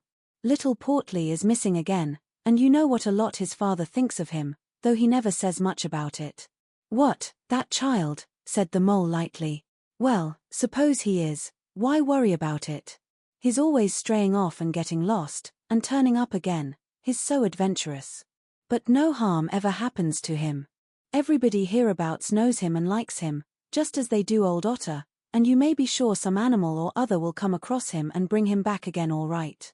Why, we've found him ourselves, miles from home, and quite self-possessed and cheerful." "Yes, but this time it's more serious," said the rat gravely. "He's been missing for some days now, and the otters have hunted everywhere, high and low, without finding the slightest trace. And they've asked every animal, too, for miles around, and no one knows anything about him. Otter's evidently more anxious than he'll admit. I got out of him that young Portly hasn't learnt to swim very well yet, and I can see he's thinking of the weir. There's a lot of water coming down still, considering the time of the year, and the place always had a fascination for the child. And then there are, well, traps and things, you know. Otter's not the fellow to be nervous about any son of his before it's time. And now he is nervous. When I left, he came out with me, said he wanted some air, and talked about stretching his legs. But I could see it wasn't that, so I drew him out and pumped him, and got it all from him at last. He was going to spend the night watching by the ford. You know the place where the old ford used to be, in bygone days before they built the bridge?" "I know it well," said the mole. "But why should Otter choose to watch there?" "Well, it seems that it was there he gave Portly his first swimming lesson," continued the rat. "From that shallow, gravelly spit near the bank. And it was there he used to teach him fishing, and there young Portly caught his first fish, of which he was so very proud. The child loved the spot, and Otter thinks that if he came wandering back from wherever he is, if he is anywhere by this time, poor little chap, he might make for the ford he was so fond of, or if he came across it he'd remember it well, and stop there and play, perhaps. So Otter goes there every night and watches, on the chance, you know, just on the chance." They were silent for a time, both thinking of the same thing, the lonely, heart-sore animal, crouched by the ford, watching and waiting, the long night through on the chance. "Well, well," said the rat presently, "I suppose we ought to be thinking about turning in." But he never offered to move. "Rat," said the mole, "I simply can't go and turn in, and go to sleep, and do nothing, even though there doesn't seem to be anything to be done. We'll get the boat out, and paddle upstream. The moon will be up in an hour or so, and then we will search as well as we can anyhow. It will be better than going to bed and doing nothing." "Just what I was thinking myself," said the rat. "It's not the sort of night for bed anyhow, and daybreak is not so very far off, and then we may pick up some news of him from early risers as we go along." They got the boat out, and the rat took the sculls, paddling with caution. Out in midstream, there was a clear, narrow track that faintly reflected the sky, but wherever shadows fell on the water from bank, bush, or tree, they were as solid to all appearance as the banks themselves, and the mole had to steer with judgment accordingly. Dark and deserted as it was, the night was full of small noises, song and chatter and rustling, telling of the busy little population who were up and about, plying their trades and vacations through the night till sunshine should fall on them at last and send them off to their well-earned repose. The water's own noises, too, were more apparent than by day, its gurglings and kloops more unexpected and near at hand, and constantly they started at what seemed a sudden clear call from an actual articulate voice. The line of the horizon was clear and hard against the sky, and in one particular quarter it showed black against a silvery climbing phosphorescence that grew and grew. At last, over the rim of the waiting earth the moon lifted with slow majesty till it swung clear of the horizon and rode off, free of moorings, and once more they began to see surfaces, meadows widespread, and quiet gardens, and the river itself from bank to bank, all softly disclosed, all washed clean of mystery and terror, all radiant again as by day, but with a difference that was tremendous. Their old haunts greeted them again in other raiment, as if they had slipped away and put on this pure new apparel and come quietly back, smiling as they shyly waited to see if they would be recognized again under it. Fastening their boat to a willow, the friends landed in this silent, silver kingdom, and patiently explored the hedges, the hollow trees, the runnels and their little culverts, the ditches and dry waterways. Embarking again and crossing over, they worked their way up the stream in this manner, while the moon, serene and detached in a cloudless sky, did what she could, though so far off, to help them in their quest, till her hour came and she sank earthwards reluctantly, and left them, and mystery once more held field and river. Then a change began slowly to declare itself. The horizon became clearer, field and tree came more into sight, and somehow with a different look, the mystery began to drop away from them. A bird piped suddenly, and was still, and a light breeze sprang up and set the reeds and bulrushes rustling. Rat, who was in the stern of the boat, while Mole sculled, sat up suddenly and listened with a passionate intentness. Mole, who with gentle strokes was just keeping the boat moving while he scanned the banks with care, looked at him with curiosity. "It's gone," sighed the rat, sinking back in his seat again.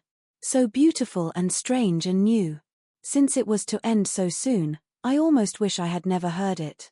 For it has roused a longing in me that is pain, and nothing seems worth while but just to hear that sound once more and go on listening to it forever.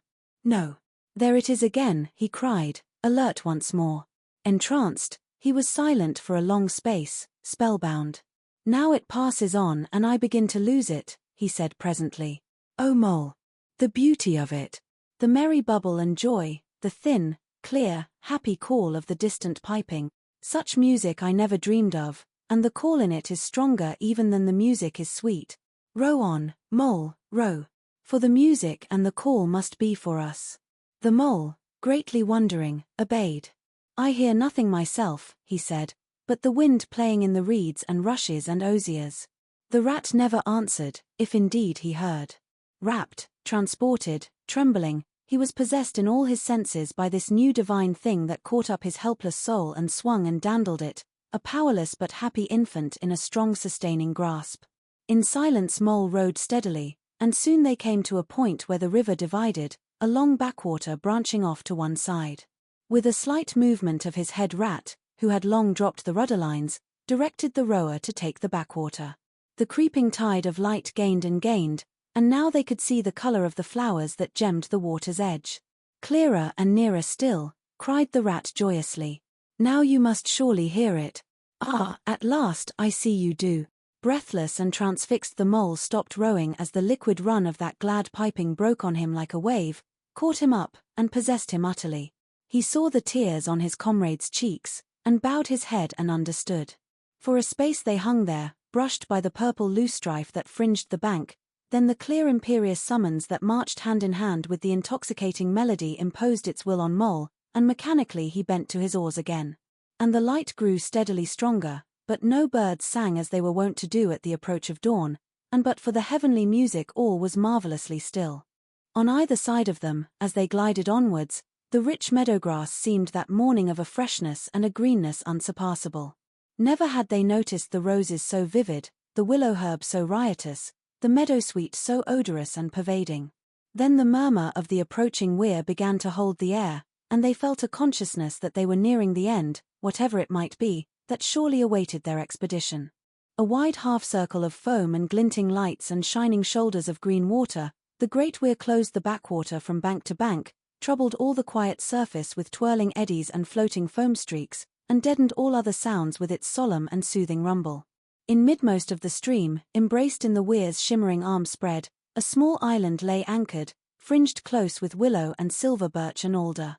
Reserved, shy, but full of significance, it hid whatever it might hold behind a veil, keeping it till the hour should come, and, with the hour, those who were called and chosen. Slowly, but with no doubt or hesitation whatever, and in something of a solemn expectancy, the two animals passed through the broken tumultuous water and moored their boat at the flowery margin of the island.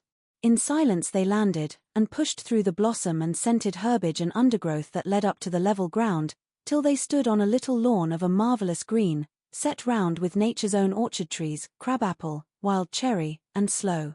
"This is the place of my song dream, the place the music played to me," whispered the rat, as if in a trance. "Here, in this holy place, here if anywhere, surely we shall find him."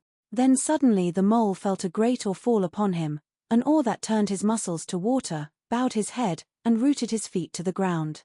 It was no panic terror, indeed he felt wonderfully at peace and happy, but it was an awe that smote and held him and, without seeing, he knew it could only mean that some august presence was very, very near. With difficulty he turned to look for his friend and saw him at his side cowed, stricken, and trembling violently. And still there was utter silence in the populous bird-haunted branches around them, and still the light grew and grew. Perhaps he would never have dared to raise his eyes, but that, though the piping was now hushed, the call and the summons seemed still dominant and imperious. He might not refuse, were death himself waiting to strike him instantly, once he had looked with mortal eye on things rightly kept hidden. Trembling he obeyed, and raised his humble head, and then, in that utter clearness of the imminent dawn, while nature, flushed with fullness of incredible color, seemed to hold her breath for the event, he looked in the very eyes of the friend and helper, saw the backward sweep of the curved horns, gleaming in the growing daylight, saw the stern, hooked nose between the kindly eyes that were looking down on them humorously, while the bearded mouth broke into a half-smile at the corners, saw the rippling muscles on the arm that lay across the broad chest, the long supple hand still holding the panpipes only just fallen away from the parted lips, saw the splendid curves of the shaggy limbs disposed in majestic ease on the sward, saw, last of all, nestling between his very hooves, sleeping soundly in entire peace and contentment, the little, round, podgy, childish form of the baby otter. All this he saw, for one moment breathless and intense, vivid on the morning sky, and still, as he looked, he lived, and still, as he lived, he wondered. "Rat," he found breath to whisper, shaking. "Are you afraid?" "Afraid," murmured the rat, his eyes shining with unutterable love. "Afraid? Of him? Oh, never, never. And yet, oh, mole, I am afraid." Then the two animals, crouching to the earth, bowed their heads and did worship. Sudden and magnificent, the sun's broad golden disk showed itself over the horizon facing them, and the first rays, shooting across the level water meadows, took the animals full in the eyes and dazzled them. When they were able to look once more, the vision had vanished, and the air was full of the carol of birds that hailed the dawn. As they stared blankly in dumb misery deepening as they slowly realized all they had seen and all they had lost, a capricious little breeze, dancing up from the surface of the water, tossed the aspens, shook the dewy roses and blew lightly and caressingly in their faces, and with its soft touch came instant oblivion. For this is the last best gift that the kindly demigod is careful to bestow on those to whom he has revealed himself in their helping, the gift of forgetfulness. Lest the awful remembrance should remain and grow, and overshadow mirth and pleasure, and the great haunting memory should spoil all the afterlives of little animals helped out of difficulties, in order that they should be happy and light-hearted as before. Mole rubbed his eyes and stared at Rat, who was looking about him in a puzzled sort of way. "I beg your pardon, what did you say, Rat?" he asked. "I think I was only remarking," said Rat slowly, "that this was the right sort of place, and that here, if anywhere, we should find him. And look! Why, there he is, the little fellow." And with a cry of delight he ran towards the slumbering portly. But Mole stood still a moment, held in thought.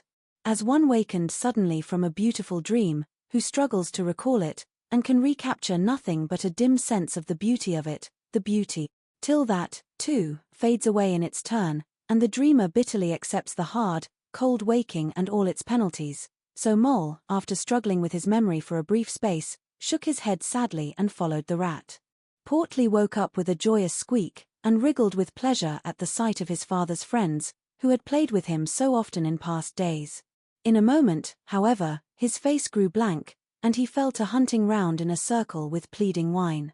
As a child that has fallen happily asleep in its nurse's arms, and wakes to find itself alone and laid in a strange place, and searches corners and cupboards, and runs from room to room, despair growing silently in its heart, even so Portly searched the island and searched, dogged and unwearying, till at last the black moment came for giving it up, and sitting down and crying bitterly. The mole ran quickly to comfort the little animal, but Rat, lingering, looked long and doubtfully at certain hoof-marks deep in the sward. "Some great animal has been here," he murmured slowly and thoughtfully, and stood musing, his mind strangely stirred. "Come along, Rat," called the mole. "Think of poor Otter, waiting up there by the ford."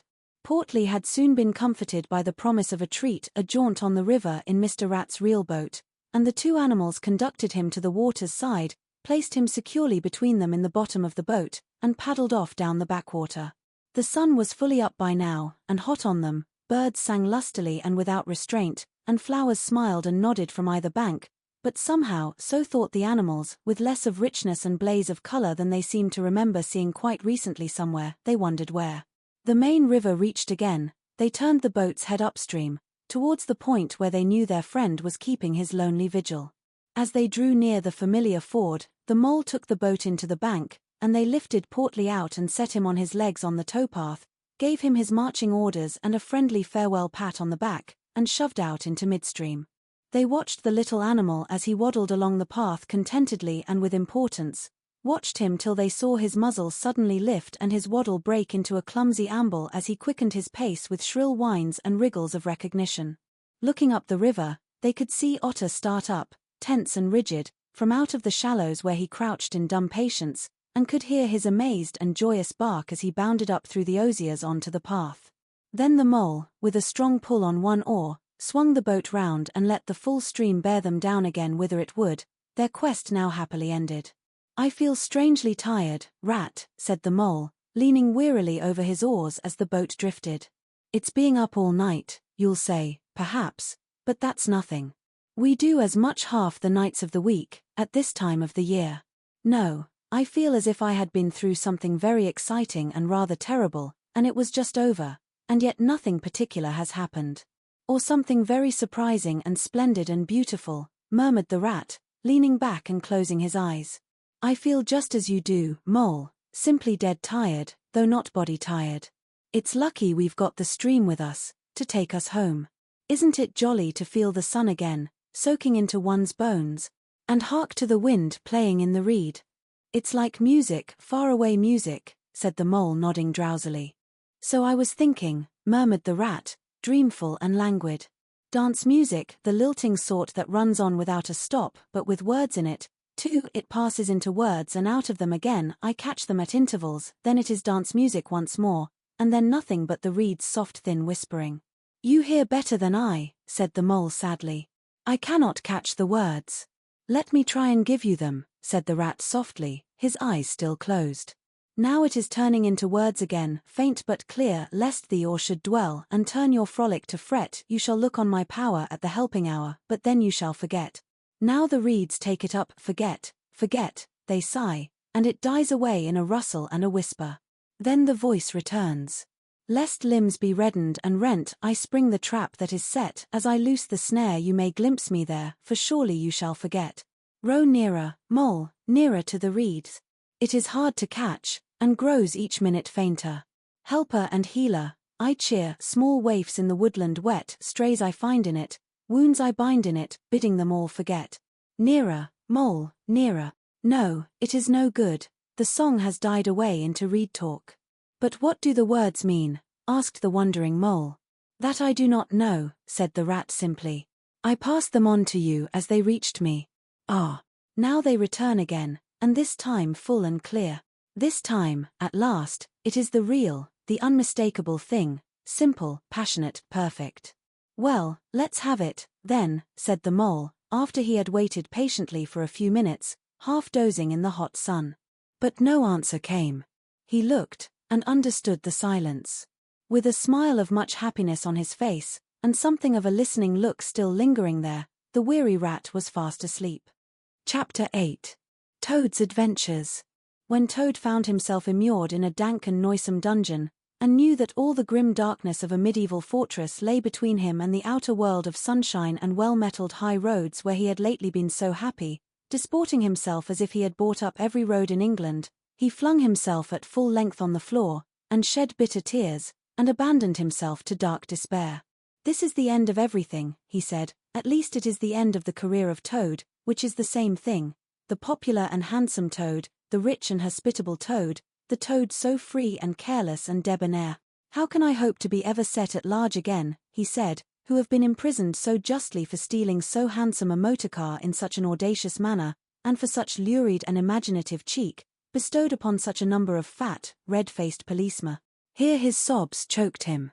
"Stupid animal that I was," he said, "now I must languish in this dungeon, till people who were proud to say they knew me, have forgotten the very name of Toad.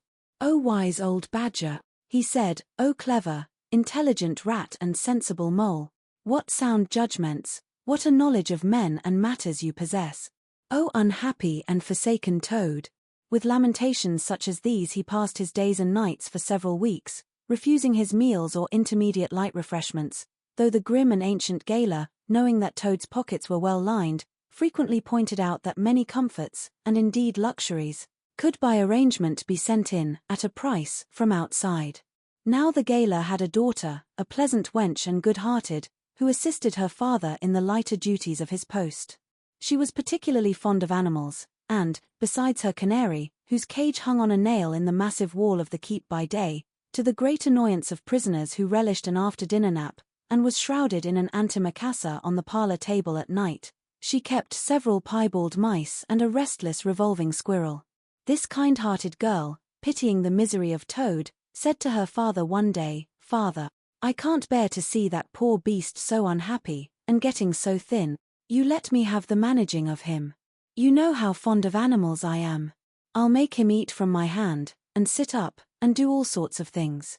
Her father replied that she could do what she liked with him. He was tired of Toad, and his sulks and his airs and his meanness. So that day she went on her errand of mercy, and knocked at the door of Toad's cell. "Now, cheer up, Toad," she said, coaxingly, on entering, "and sit up and dry your eyes and be a sensible animal. And do try and eat a bit of dinner. See, I've brought you some of mine, hot from the oven." It was bubble and squeak, between two plates, and its fragrance filled the narrow cell. The penetrating smell of cabbage reached the nose of Toad as he lay prostrate in his misery on the floor, and gave him the idea for a moment that perhaps life was not such a blank and desperate thing as he had imagined. But still he wailed, and kicked with his legs, and refused to be comforted. So the wise girl retired for the time, but, of course, a good deal of the smell of hot cabbage remained behind, as it will do, and Toad, between his sobs, sniffed and reflected, and gradually began to think new and inspiring thoughts, of chivalry, and poetry, and deeds still to be done, of broad meadows, and cattle browsing in them, raked by sun and wind, of kitchen gardens, and straight herb borders, and warm snapdragon beset by bees, and of the comforting clink of dishes set down on the table at Toad Hall, and the scrape of chair legs on the floor as every one pulled himself close up to his work. The air of the narrow cell took a rosy tinge. He began to think of his friends, and how they would surely be able to do something, of lawyers, and how they would have enjoyed his case, and what an ass he had been not to get in a few, and lastly, he thought of his own great cleverness and resource, and all that he was capable of if he only gave his great mind to it, and the cure was almost complete. When the girl returned, some hours later, she carried a tray, with a cup of fragrant tea steaming on it, and a plate piled up with very hot buttered toast, cut thick, very brown on both sides, with the butter running through the holes in it in great golden drops, like honey from the honeycomb. The smell of that buttered toast simply talked to Toad, and with no uncertain voice, talked of warm kitchens, of breakfasts on bright frosty mornings, of cozy parlor firesides on winter evenings, when one's ramble was over and slippered feet were propped on the fender, of the purring of contented cats, and the twitter of sleepy canaries.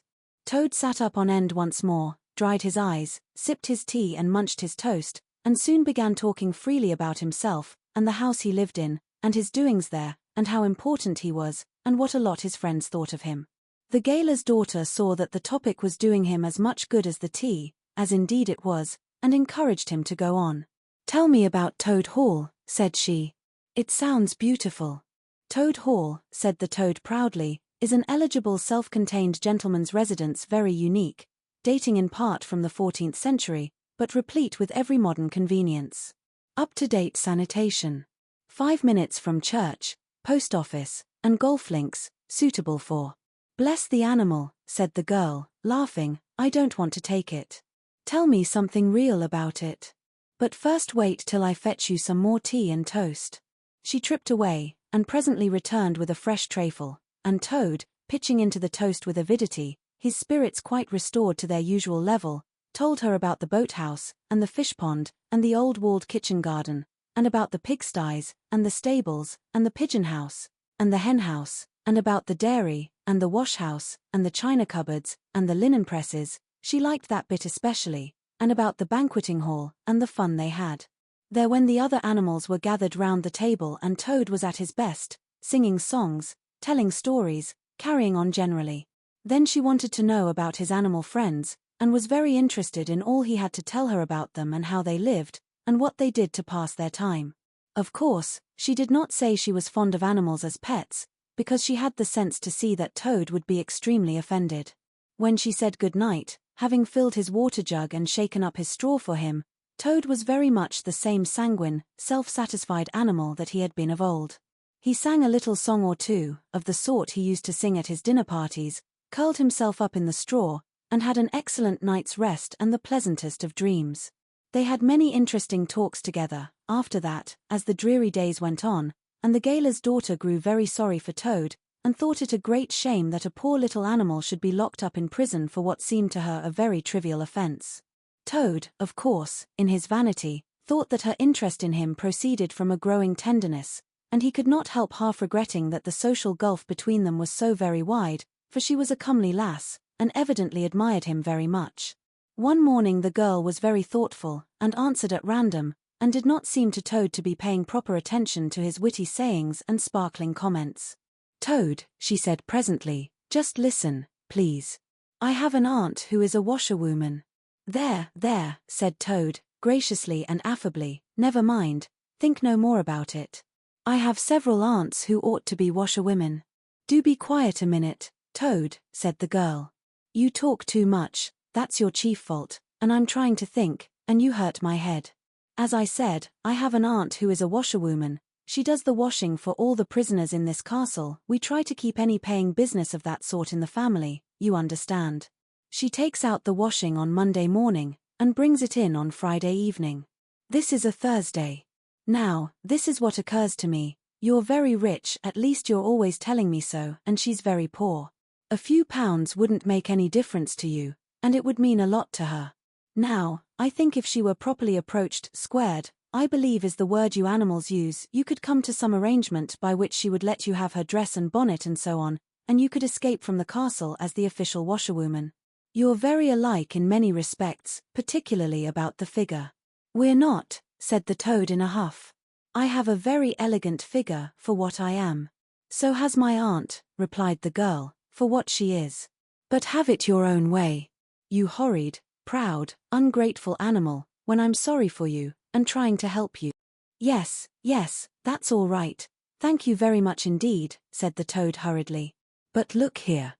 You wouldn't surely have Mr. Toad of Toad Hall going about the country disguised as a washerwoman?" "Then you can stop here as a toad," replied the girl with much spirit. "I suppose you want to go off in a coach and four." Honest Toad was always ready to admit himself in the wrong. "You are a good, kind, clever girl," he said, "and I am indeed a proud and a stupid toad. Introduce me to your worthy aunt, if you will be so kind, and I have no doubt that the excellent lady and I will be able to arrange terms satisfactory to both parties." Next evening the girl ushered her aunt into Toad's cell, bearing his week's washing pinned up in a towel. The old lady had been prepared beforehand for the interview, and the sight of certain gold sovereigns that Toad had thoughtfully placed on the table in full view practically completed the matter and left little further to discuss. In return for his cash, Toad received a cotton print gown, an apron, a shawl, and a rusty black bonnet, the only stipulation the old lady made being that she should be gagged and bound and dumped down in a corner. By this not very convincing artifice, she explained, aided by picturesque fiction which she could supply herself, she hoped to retain her situation, in spite of the suspicious appearance of things. Toad was delighted with the suggestion. It would enable him to leave the prison in some style, and with his reputation for being a desperate and dangerous fellow untarnished, and he readily helped the gaoler's daughter to make her aunt appear as much as possible the victim of circumstances over which she had no control. "Now it's your turn, Toad," said the girl. "Take off that coat and waistcoat of yours, you're fat enough as it is." Shaking with laughter, she proceeded to hook and eye him into the cotton print gown, arranged the shawl with a professional fold, and tied the strings of the rusty bonnet under his chin. "You're the very image of her," she giggled, "only I'm sure you never looked half so respectable in all your life before. Now, goodbye, Toad, and good luck. Go straight down the way you came up, and if anyone says anything to you, as they probably will, being but men, you can chaff back a bit, of course, but remember you're a widow woman, quite alone in the world, with a character to lose." With a quaking heart, but as firm a footstep as he could command, Toad set forth cautiously on what seemed to be a most harebrained and hazardous undertaking, but he was soon agreeably surprised to find how easy everything was made for him, and a little humbled at the thought that both his popularity, and the sex that seemed to inspire it, were really another's. The washerwoman's squat figure in its familiar cotton print seemed a passport for every barred door and grim gateway. Even when he hesitated, uncertain as to the right turning to take, he found himself helped out of his difficulty by the warder at the next gate, anxious to be off to his tea, summoning him to come along sharp and not keep him waiting there all night. The chaff and the humorous sallies to which he was subjected, and to which, of course, he had to provide prompt and effective reply, formed, indeed, his chief danger. For Toad was an animal with a strong sense of his own dignity, and the chaff was mostly, he thought, poor and clumsy, and the humor of the sallies entirely lacking. However, he kept his temper, though with great difficulty, suited his retorts to his company and his supposed character, and did his best not to overstep the limits of good taste. It seemed hours before he crossed the last courtyard, rejected the pressing invitations from the last guardroom, and dodged the outspread arms of the last warder, pleading with simulated passion for just one farewell embrace. But at last he heard the wicket gate in the great outer door click behind him, felt the fresh air of the outer world upon his anxious brow, and knew that he was free. Dizzy with the easy success of his daring exploit, he walked quickly towards the lights of the town, not knowing in the least what he should do next, only quite certain of one thing, that he must remove himself as quickly as possible from the neighborhood where the lady he was forced to represent was so well known and so popular a character. As he walked along, considering, his attention was caught by some red and green lights a little way off, to one side of the town, and the sound of the puffing and snorting of engines and the banging of shunted trucks fell on his ear. "Aha," he thought, "this is a piece of luck. A railway station is the thing I want most in the whole world at this moment, and what's more, I needn't go through the town to get it, and shan't have to support this humiliating character by repartees which, though thoroughly effective, do not assist one's sense of self-respect." He made his way to the station accordingly, consulted a timetable, and found that a train, bound more or less in the direction of his home, was due to start in half an hour. "More luck," said Toad, his spirits rising rapidly, and went off to the booking office to buy his ticket. He gave the name of the station that he knew to be nearest to the village of which Toad Hall was the principal feature, and mechanically put his fingers, in search of the necessary money, where his waistcoat pocket should have been. But here the cotton gown, which had nobly stood by him so far, and which he had basely forgotten, intervened, and frustrated his efforts. In a sort of nightmare he struggled with the strange uncanny thing that seemed to hold his hands, turn all muscular strivings to water, and laugh at him all the time, while other travelers, forming up in a line behind, waited with impatience, making suggestions of more or less value and comments of more or less stringency and point. At last, somehow, he never rightly understood how he burst the barriers, attained the goal, arrived at where all waistcoat pockets are eternally situated, and found not only no money, but no pocket to hold it, and no waistcoat to hold the pocket.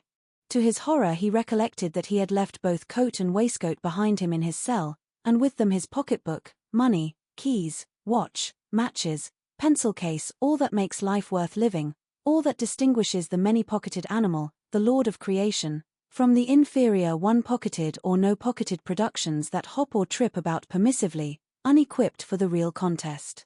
In his misery he made one desperate effort to carry the thing off, and, with a return to his fine old manner, a blend of the squire and the college don, he said, "Look here. I find I've left my purse behind. Just give me that ticket, will you, and I'll send the money on tomorrow. I'm well known in these parts." The clerk stared at him and the rusty black bonnet a moment, and then laughed. "I should think you were pretty well known in these parts," he said, "if you've tried this game on often. Here, stand away from the window, please, madam. You're obstructing the other passengers." An old gentleman who had been prodding him in the back for some moments here thrust him away, and, what was worse, addressed him as his good woman, which angered Toad more than anything that had occurred that evening. Baffled and full of despair, he wandered blindly down the platform where the train was standing, and tears trickled down each side of his nose. It was hard, he thought, to be within sight of safety and almost of home, and to be balked by the want of a few wretched shillings and by the pettifogging mistrustfulness of paid officials. Very soon his escape would be discovered, the hunt would be up, he would be caught, reviled, loaded with chains, dragged back again to prison and bread and water and straw, his guards and penalties would be doubled, and oh, what sarcastic remarks the girl would make. What was to be done? He was not swift of foot, his figure was unfortunately recognizable. Could he not squeeze under the seat of a carriage? He had seen this method adopted by schoolboys, when the journey money provided by thoughtful parents had been diverted to other and better ends. As he pondered, he found himself opposite the engine, which was being oiled, wiped, and generally caressed by its affectionate driver, a burly man with an oil can in one hand and a lump of cotton waste in the other. "Hello, mother," said the engine driver, "what's the trouble? You don't look particularly cheerful." "Oh, sir," said Toad, crying afresh, "I am a poor unhappy washerwoman, and I've lost all my money, and can't pay for a ticket, and I must get home tonight somehow, and whatever I am to do I don't know." "Oh dear, oh dear. That's a bad business, indeed," said the engine driver reflectively. "Lost your money and can't get home and got some kids, too, waiting for you, I dare say." "Any amount of 'em," sobbed Toad. "And they'll be hungry and playing with matches and upsetting lamps, the little innocents, and quarrelling, and going on generally. Oh dear, oh dear. Well, I'll tell you what I'll do," said the good engine driver. "You're a washerwoman to your trade, says you. Very well, that's that.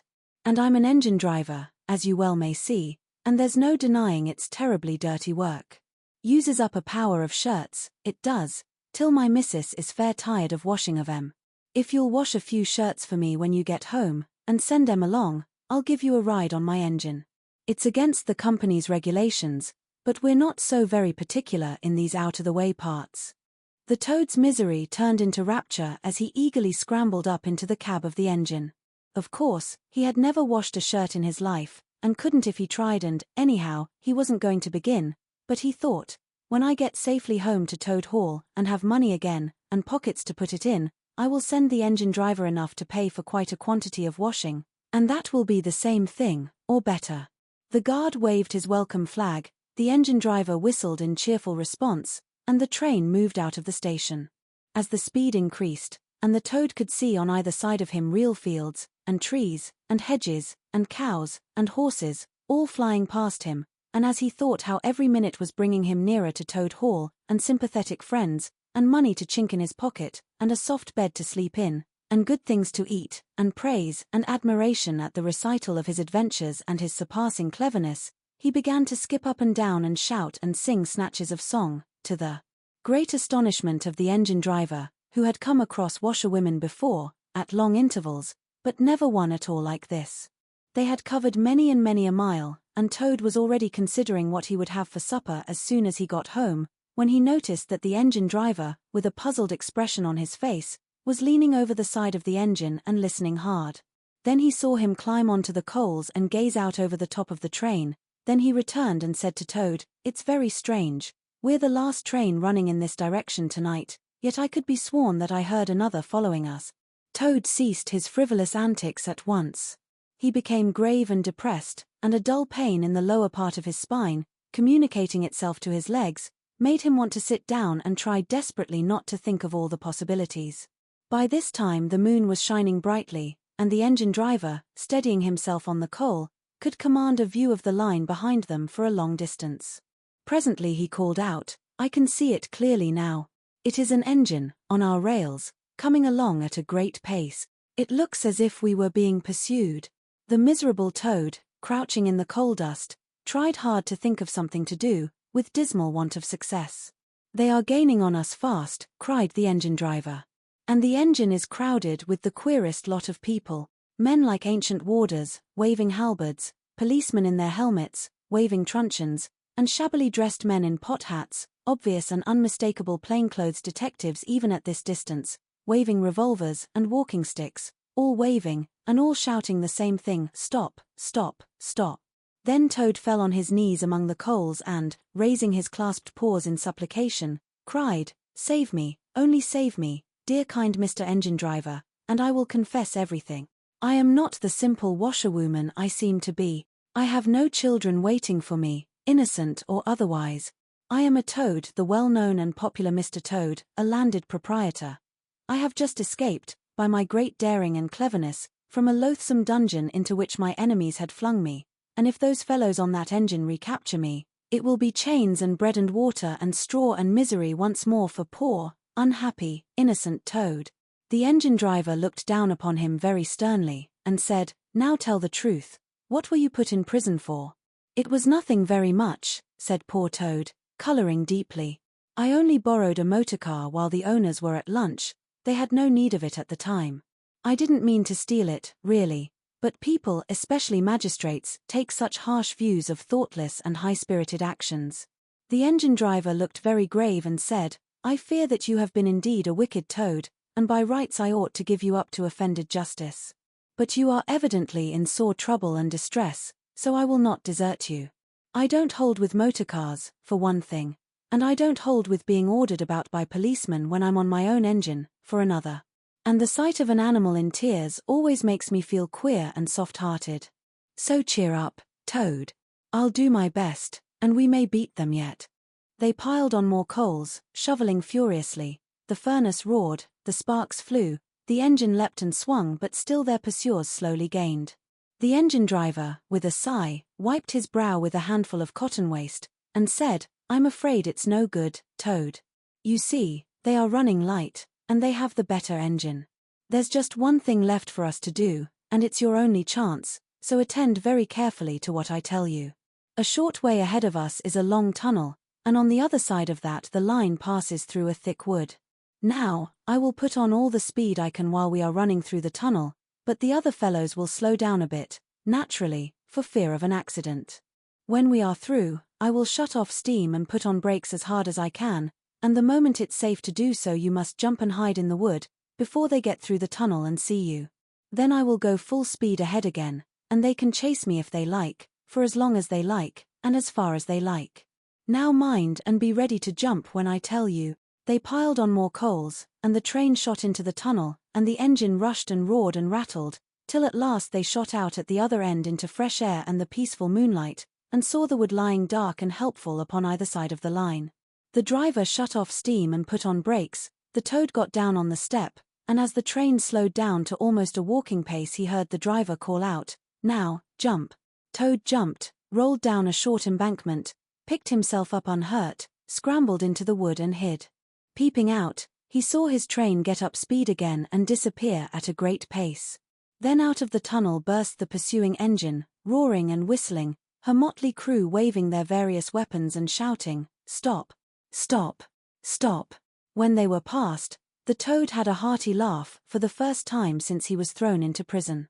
But he soon stopped laughing when he came to consider that it was now very late and dark and cold, and he was in an unknown wood, with no money and no chance of supper, and still far from friends and home, and the dead silence of everything, after the roar and rattle of the train, was something of a shock. He dared not leave the shelter of the trees, so he struck into the wood, with the idea of leaving the railway as far as possible behind him. After so many weeks within walls, he found the wood strange and unfriendly and inclined, he thought, to make fun of him. Nightjars, sounding their mechanical rattle, made him think that the wood was full of searching warders, closing in on him. An owl, swooping noiselessly towards him, brushed his shoulder with its wing, making him jump with the horrid certainty that it was a hand, then flitted off, moth-like, laughing its low ho, ho, ho, which Toad thought in very poor taste. Once he met a fox, who stopped, looked him up and down in a sarcastic sort of way, and said, "Hello, washerwoman. Half a pair of socks and a pillowcase short this week. Mind it doesn't occur again," and swaggered off, sniggering. Toad looked about for a stone to throw at him, but could not succeed in finding one, which vexed him more than anything. At last, cold, hungry, and tired out, he sought the shelter of a hollow tree, where with branches and dead leaves he made himself as comfortable a bed as he could, and slept soundly till the morning. Chapter 9. Wayfarers all. The water rat was restless, and he did not exactly know why. To all appearance the summer's pomp was still at fullest height, and although in the tilled acres green had given way to gold, though rowans were reddening, and the woods were dashed here and there with a tawny fierceness, yet light and warmth and colour were still present in undiminished measure, clean of any chilly premonitions of the passing year. But the constant chorus of the orchards and hedges had shrunk to a casual evensong from a few yet unwearied performers. The robin was beginning to assert himself once more, and there was a feeling in the air of change and departure.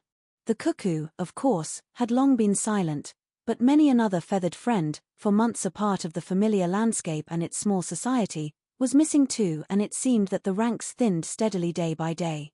Rat, ever observant of all winged movement, saw that it was taking daily a southing tendency, and even as he lay in bed at night he thought he could make out, passing in the darkness overhead, the beat and quiver of impatient pinions, obedient to the peremptory call.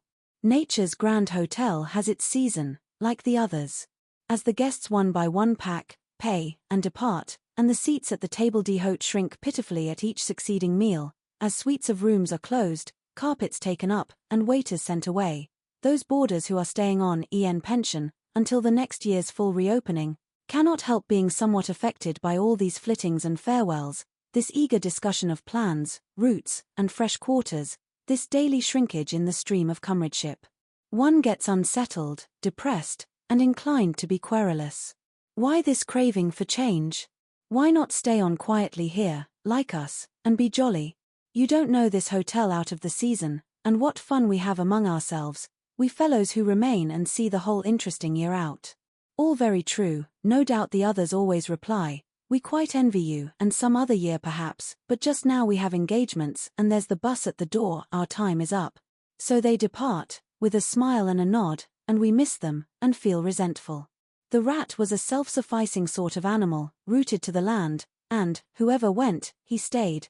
Still, he could not help noticing what was in the air, and feeling some of its influence in his bones.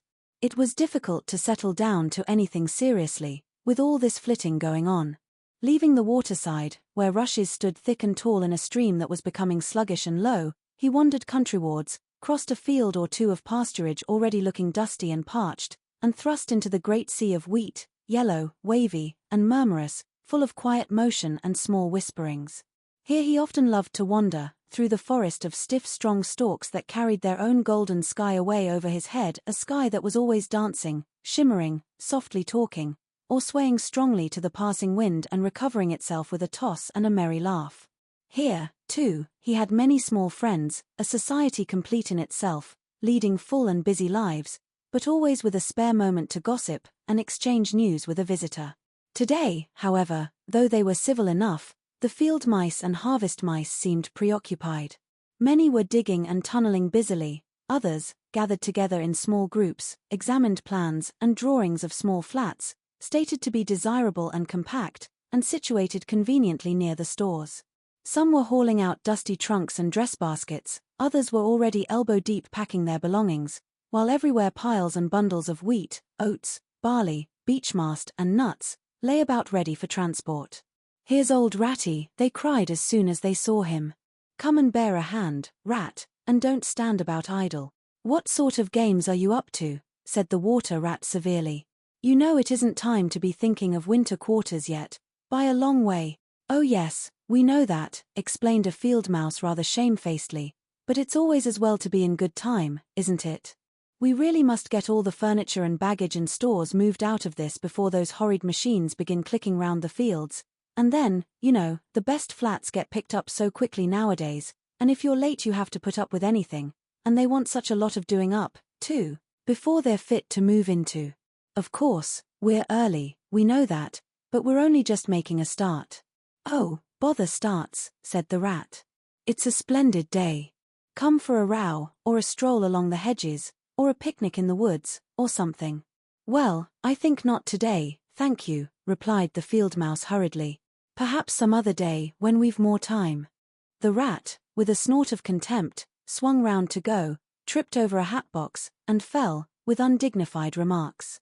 If people would be more careful, said a field mouse rather stiffly, and look where they're going, people wouldn't hurt themselves and forget themselves. Mind that hold all, rat. You'd better sit down somewhere. In an hour or two we may be more free to attend to you. You won't be free as you call it much this side of Christmas, I can see that, retorted the rat grumpily, as he picked his way out of the field.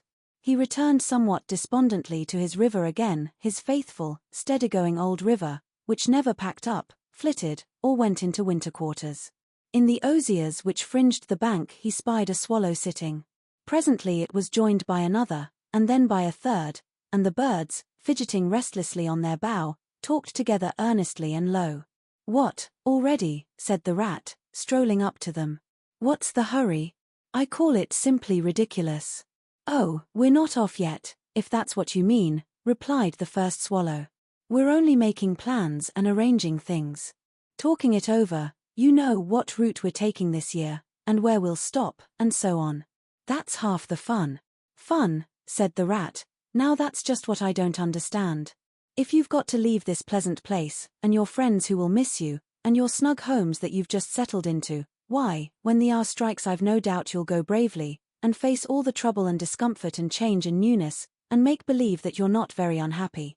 But to want to talk about it, or even think about it, till you really need. No, you don't understand, naturally, said the second swallow. First, we feel it stirring within us, a sweet unrest, then back come the recollections one by one, like homing pigeons. They flutter through our dreams at night, they fly with us in our wheelings and circlings by day. We hunger to inquire of each other, to compare notes and assure ourselves that it was all really true, as one by one the scents and sounds and names of long-forgotten places come gradually back and beckon to us. Couldn't you stop on for just this year? Suggested the water rat, wistfully. We'll all do our best to make you feel at home. You've no idea what good times we have here, while you are far away. I tried stopping on 1 year, said the third swallow. I had grown so fond of the place that when the time came I hung back and let the others go on without me. For a few weeks it was all well enough, but afterwards, oh the weary length of the nights. The shivering, sunless days. The air so clammy and chill, and not an insect in an acre of it. No, it was no good. My courage broke down, and one cold, stormy night I took wing, flying well inland on account of the strong easterly gales. It was snowing hard as I beat through the passes of the great mountains, and I had a stiff fight to win through, but never shall I forget the blissful feeling of the hot sun again on my back as I sped down to the lakes that lay so blue and placid below me, and the taste of my first fat insect. The past was like a bad dream, the future was all happy holiday as I moved southwards week by week, easily, lazily, lingering as long as I dared, but always heeding the call. No, I had had my warning, never again did I think of disobedience. Ah, yes, the call of the south, twittered the other two dreamily. Its songs, its hues, its radiant air. Oh, do you remember? And, forgetting the rat, they slid into passionate reminiscence, while he listened fascinated, and his heart burned within him. In himself, too, he knew that it was vibrating at last, that chord hitherto dormant and unsuspected.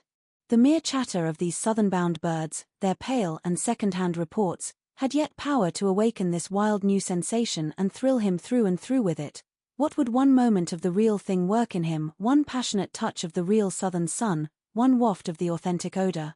With closed eyes he dared to dream a moment in full abandonment, and when he looked again the river seemed steely and chill, the green fields grey and lightless. Then his loyal heart seemed to cry out on his weaker self for its treachery. Why do you ever come back, then, at all? He demanded of the swallows jealously. What do you find to attract you in this poor drab little country? And do you think, said the first swallow, that the other call is not for us too, in its due season?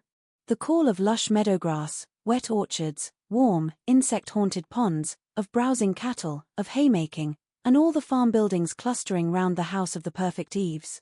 "Do you suppose," asked the second one, "that you are the only living thing that craves with a hungry longing to hear the cuckoo's note again?" "In due time," said the third, "we shall be homesick once more for quiet water lilies swaying on the surface of an English stream. But today all that seems pale and thin and very far away. Just now our blood dances to other music."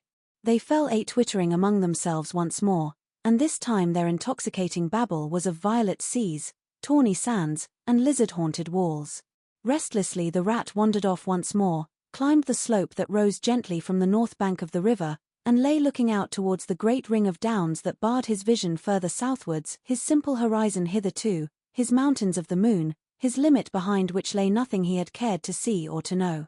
Today, to him gazing south with a newborn need stirring in his heart, the clear sky over their long low outline seemed to pulsate with promise. Today, the unseen was everything, the unknown the only real fact of life. On this side of the hills was now the real blank, on the other lay the crowded and colored panorama that his inner eye was seeing so clearly. What seas lay beyond, green, leaping, and crested? What sun-bathed coasts, along which the white villas glittered against the olive woods? What quiet harbors, thronged with gallant shipping bound for purple islands of wine and spice, islands set low in languorous waters? He rose and descended river wards once more, then changed his mind and sought the side of the dusty lane. There, lying half-buried in the thick, cool underhedge tangle that bordered it, he could muse on the metalled road and all the wondrous world that it led to, on all the wayfarers, too, that might have trodden it, and the fortunes and adventures they had gone to seek or found unseeking out there, beyond. Footsteps fell on his ear, and the figure of one that walked somewhat wearily came into view, and he saw that it was a rat, and a very dusty one. The wayfarer, as he reached him, saluted with a gesture of courtesy that had something foreign about it, hesitated a moment, then with a pleasant smile turned from the track and sat down by his side in the cool herbage. He seemed tired, and the rat let him rest unquestioned, understanding something of what was in his thoughts, knowing, too, the value all animals attach at times to mere silent companionship, when the weary muscles slacken and the mind marks time. The wayfarer was lean and keen-featured, and somewhat bowed at the shoulders. His paws were thin and long, his eyes much wrinkled at the corners, and he wore small gold ear-rings in his neatly set well-shaped ears. His knitted jersey was of a faded blue, his breeches, patched and stained, were based on a blue foundation, and his small belongings that he carried were tied up in a blue cotton handkerchief. When he had rested a while the stranger sighed, snuffed the air, and looked about him. "That was clover, that warm whiff on the breeze," he remarked, "and those are cows we hear cropping the grass behind us and blowing softly between mouthfuls. There is a sound of distant reapers, and yonder rises a blue line of cottage smoke against the woodland. The river runs somewhere close by, for I hear the call of a moorhen, and I see by your build that you're a freshwater mariner. Everything seems asleep, and yet going on all the time. It is a goodly life that you lead, friend, no doubt the best in the world, if only you are strong enough to lead it." "Yes, it's the life, the only life, to live," responded the water rat dreamily, and without his usual wholehearted conviction. "I did not say exactly that," replied the stranger cautiously, "but no doubt it's the best. I've tried it, and I know. And because I've just tried it, 6 months of it, and know it's the best, here am I, footsore and hungry, tramping away from it, tramping southward, following the old call, back to the old life, the life which is mine and which will not let me go." "Is this, then, yet another of them?" mused the rat. "And where have you just come from?" he asked. He hardly dared to ask where he was bound for, he seemed to know the answer only too well. "Nice little farm," replied the wayfarer, briefly.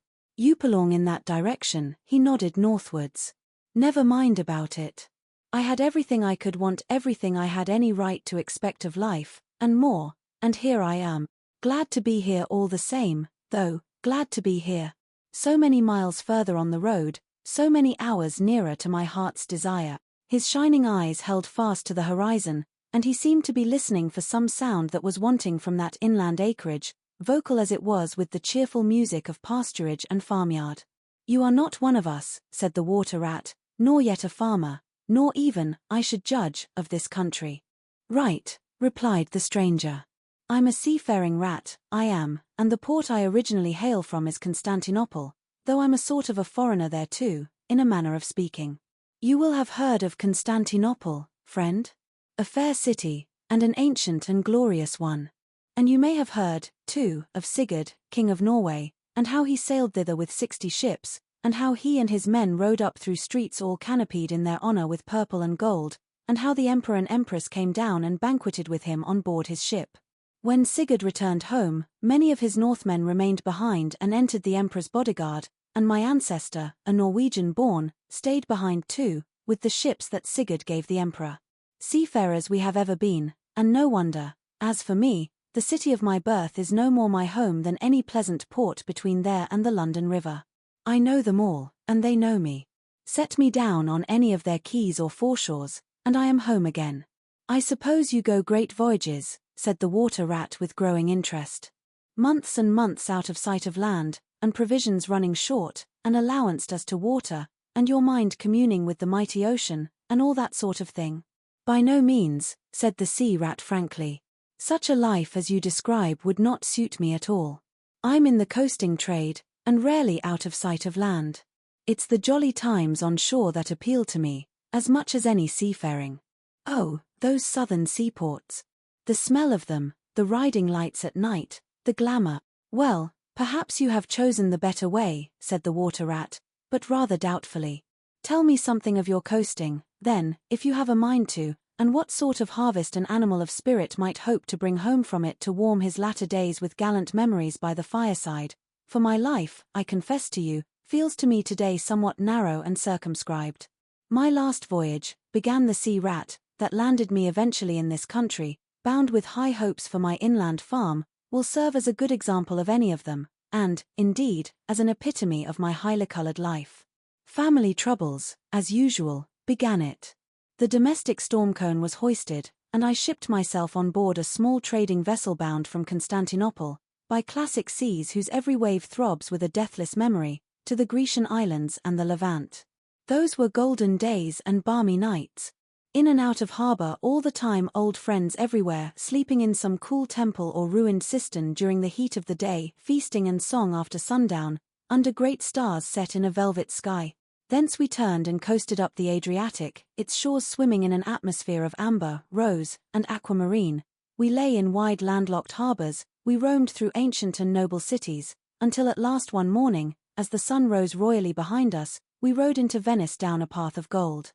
Oh, Venice is a fine city, wherein a rat can wander at his ease and take his pleasure, or, when weary of wandering, can sit at the edge of the Grand Canal at night, feasting with his friends, when the air is full of music and the sky full of stars, and the lights flash and shimmer on the polished steel prows of the swaying gondolas, packed so that you could walk across the canal on them from side to side. And then the food, do you like shellfish? Well, we won't linger over that now. He was silent for a time, and the water rat, silent too and enthralled, floated on dream canals and heard a phantom song pealing high between vaporous grey wave-lapped walls. Southwards we sailed again at last, continued the sea rat, coasting down the Italian shore, till finally we made Palermo, and there I quitted for a long, happy spell on shore. I never stick too long to one ship, one gets narrow-minded and prejudiced. Besides, Sicily is one of my happy hunting grounds. I know everybody there, and their ways just suit me. I spent many jolly weeks in the island, staying with friends up country. When I grew restless again I took advantage of a ship that was trading to Sardinia and Corsica, and very glad I was to feel the fresh breeze and the sea spray in my face once more. But isn't it very hot and stuffy, down in the hold, I think you call it? Asked the water rat. The seafarer looked at him with the suspicion of a wink. I'm an old hand, he remarked with much simplicity. The captain's cabin's good enough for me. It's a hard life, by all accounts, murmured the rat, sunk in deep thought. For the crew it is, replied the seafarer gravely, again with the ghost of a wink. From Corsica, he went on, I made use of a ship that was taking wine to the mainland. We made a lashio in the evening, lay to, hauled up our wine casks, and hove them overboard, tied one to the other by a long line. Then the crew took to the boats and rowed shorewards, singing as they went, and drawing after them the long bobbing procession of casks, like a mile of porpoises. On the sands they had horses waiting, which dragged the casks up the steep street of the little town with a fine rush and clatter and scramble. When the last cask was in, we went and refreshed and rested, and sat late into the night, drinking with our friends, and next morning I took to the great olive woods for a spell and a rest. For now I had done with islands for the time, and ports and shipping were plentiful, so I led a lazy life among the peasants, lying and watching them work, or stretched high on the hillside with the blue Mediterranean far below me. And so at length, by easy stages, and partly on foot, partly by sea, to Marseilles, and the meeting of old shipmates, and the visiting of great ocean-bound vessels, and feasting once more. Talk of shellfish.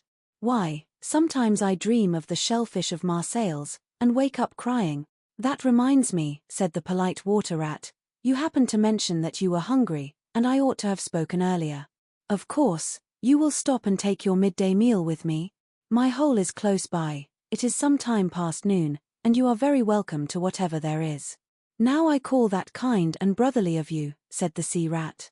I was indeed hungry when I sat down, and ever since I inadvertently happened to mention shellfish, my pangs have been extreme. But couldn't you fetch it along out here?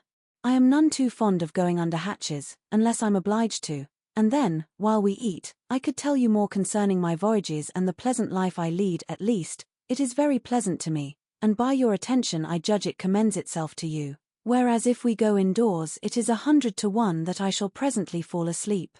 That is indeed an excellent suggestion, said the water rat, and hurried off home. There he got out the luncheon basket and packed a simple meal, in which, remembering the stranger's origin and preferences, he took care to include a yard of long French bread, a sausage out of which the garlic sang, some cheese which lay down and cried, and a long-necked straw-covered flask wherein lay bottled sunshine shed and garnered on far southern slopes.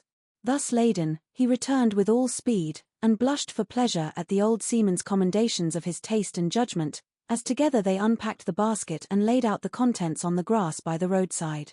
The sea rat, as soon as his hunger was somewhat assuaged, continued the history of his latest voyage, conducting his simple hearer from port to port of Spain, landing him at Lisbon, Oporto, and Bordeaux, introducing him to the pleasant harbours of Cornwall and Devon, and so up the channel to that final quayside, where, landing after winds long contrary, storm-driven and weather-beaten, he had caught the first magical hints and heraldings of another spring, and, fired by these, had sped on a long tramp inland, hungry for the experiment of life on some quiet farmstead, very far from the weary beating of any sea. Spellbound and quivering with excitement, the water rat followed the adventurer league by league, over stormy bays, through crowded roadsteads, across harbour bars on a racing tide, up winding rivers that hid their busy little towns round a sudden turn, and left him with a regretful sigh planted at his dull inland farm, about which he desired to hear nothing. By this time their meal was over, and the seafarer, refreshed and strengthened, his voice more vibrant, his eye lit with a brightness that seemed caught from some faraway sea beacon, filled his glass with the red and glowing vintage of the south, and, leaning towards the water rat, compelled his gaze and held him, body and soul, while he talked. Those eyes were of the changing foam-streaked grey-green of leaping northern seas. In the glass shone a hot ruby that seemed the very heart of the south, beating for him who had courage to respond to its pulsation. The twin lights, the shifting grey and the steadfast red, mastered the water rat and held him bound, fascinated, powerless. The quiet world outside their rays receded far away and ceased to be. And the wonderful talk flowed on, or was it speech entirely, or did it pass at times into song, shanty of the sailors weighing the dripping anchor, sonorous hum of the shrouds in a tearing northeaster, ballad of the fisherman hauling his nets at sundown against an apricot sky, chords of guitar and mandoline from gondola or carrique? Did it change into the cry of the wind, plaintive at first, angrily shrill as it freshened, rising to a tearing whistle, sinking to a musical trickle of air from the leach of the bellying sail? All these sounds the spellbound listener seemed to hear, and with them the hungry complaint of the gulls and the seamews, the soft thunder of the breaking wave, the cry of the protesting shingle. Back into speech again it passed, and with beating heart he was following the adventures of a dozen seaports, the fights, the escapes, the rallies, the comradeships, the gallant undertakings, or he searched islands for treasure, fished in still lagoons and dozed day-long on warm white sand. Of deep-sea fishings he heard tell, and mighty silver gatherings of the mile-long net, of sudden perils, noise of breakers on a moonless night, or the tall bows of the great liner taking shape overhead through the fog, of the merry homecoming, the headland rounded, the harbour lights opened out, the groups seen dimly on the quay, the cheery hail, the splash of the hawser, the trudge up the steep little street towards the comforting glow of red-curtained windows. Lastly, in his waking dream it seemed to him that the adventurer had risen to his feet, but was still speaking, still holding him fast with his sea-grey eyes. And now, he was softly saying, I take to the road again, holding on southwestwards for many a long and dusty day, till at last I reach the little grey sea town I know so well, that clings along one steep side of the harbour. There through dark doorways you look down flights of stone steps, overhung by great pink tufts of valerian and ending in a patch of sparkling blue water. The little boats that lie tethered to the rings and stanchions of the old seawall are gaily painted as those I clambered in and out of in my own childhood. The salmon leap on the flood tide, schools of mackerel flash and play past quaysides and foreshores, and by the windows the great vessels glide, night and day, up to their moorings or forth to the open sea. There, sooner or later, the ships of all seafaring nations arrive, and there, at its destined hour, the ship of my choice will let go its anchor. I shall take my time, I shall tarry and bide, till at last the right one lies waiting for me, warped out into midstream, loaded low, her bowsprit pointing down harbour. I shall slip on board, by boat or along hawser, and then one morning I shall wake to the song and tramp of the sailors, the clink of the capstan, and the rattle of the anchor chain coming merrily in. We shall break out the jib and the foresail, the white houses on the harbour side will glide slowly past us as she gathers steering way, and the voyage will have begun. As she forges towards the headland she will clothe herself with canvas, and then, once outside, the sounding slap of great green seas as she heels to the wind, pointing south. And you will come too, young brother, for the days pass, and never return, and the south still waits for you. Take the adventure, heed the call, now ere the irrevocable moment passes, 'tis but a banging of the door behind you, a blithesome step forward, and you are out of the old life and into the new. Then some day long hence, jog home here if you will, when the cup has been drained and the play has been played, and sit down by your quiet river with a store of goodly memories for company. You can easily overtake me on the road, for you are young, and I am aging and go softly. I will linger, and look back, and at last I will surely see you coming, eager and light-hearted, with all the south in your face. The voice died away and ceased as an insect's tiny trumpet dwindles swiftly into silence, and the water rat, paralyzed and staring, saw at last but a distant speck on the white surface of the road. Mechanically he rose and proceeded to repack the luncheon basket, carefully and without haste. Mechanically he returned home, gathered together a few small necessaries and special treasures he was fond of, and put them in a satchel, acting with slow deliberation, moving about the room like a sleepwalker, listening ever with parted lips. He swung the satchel over his shoulder, carefully selected a stout stick for his wayfaring, and with no haste, but with no hesitation at all, he stepped across the threshold just as the mole appeared at the door. "Why, where are you off to, Ratty?" asked the mole in great surprise, grasping him by the arm. "Going south, with the rest of them," murmured the rat in a dreamy monotone, never looking at him. "Seawards first and then on shipboard, and so to the shores that are calling me." He pressed resolutely forward, still without haste, but with dogged fixity of purpose. But the mole, now thoroughly alarmed, placed himself in front of him, and looking into his eyes saw that they were glazed and set and turned a streaked and shifting grey, not his friend's eyes, but the eyes of some other anima. Grappling with him strongly he dragged him inside, threw him down, and held him. The rat struggled desperately for a few moments, and then his strength seemed suddenly to leave him, and he lay still and exhausted, with closed eyes, trembling. Presently the mole assisted him to rise and placed him in a chair, where he sat collapsed and shrunken into himself, his body shaken by a violent shivering, passing in time into an hysterical fit of dry sobbing. Mole made the door fast, threw the satchel into a drawer and locked it, and sat down quietly on the table by his friend, waiting for the strange seizure to pass.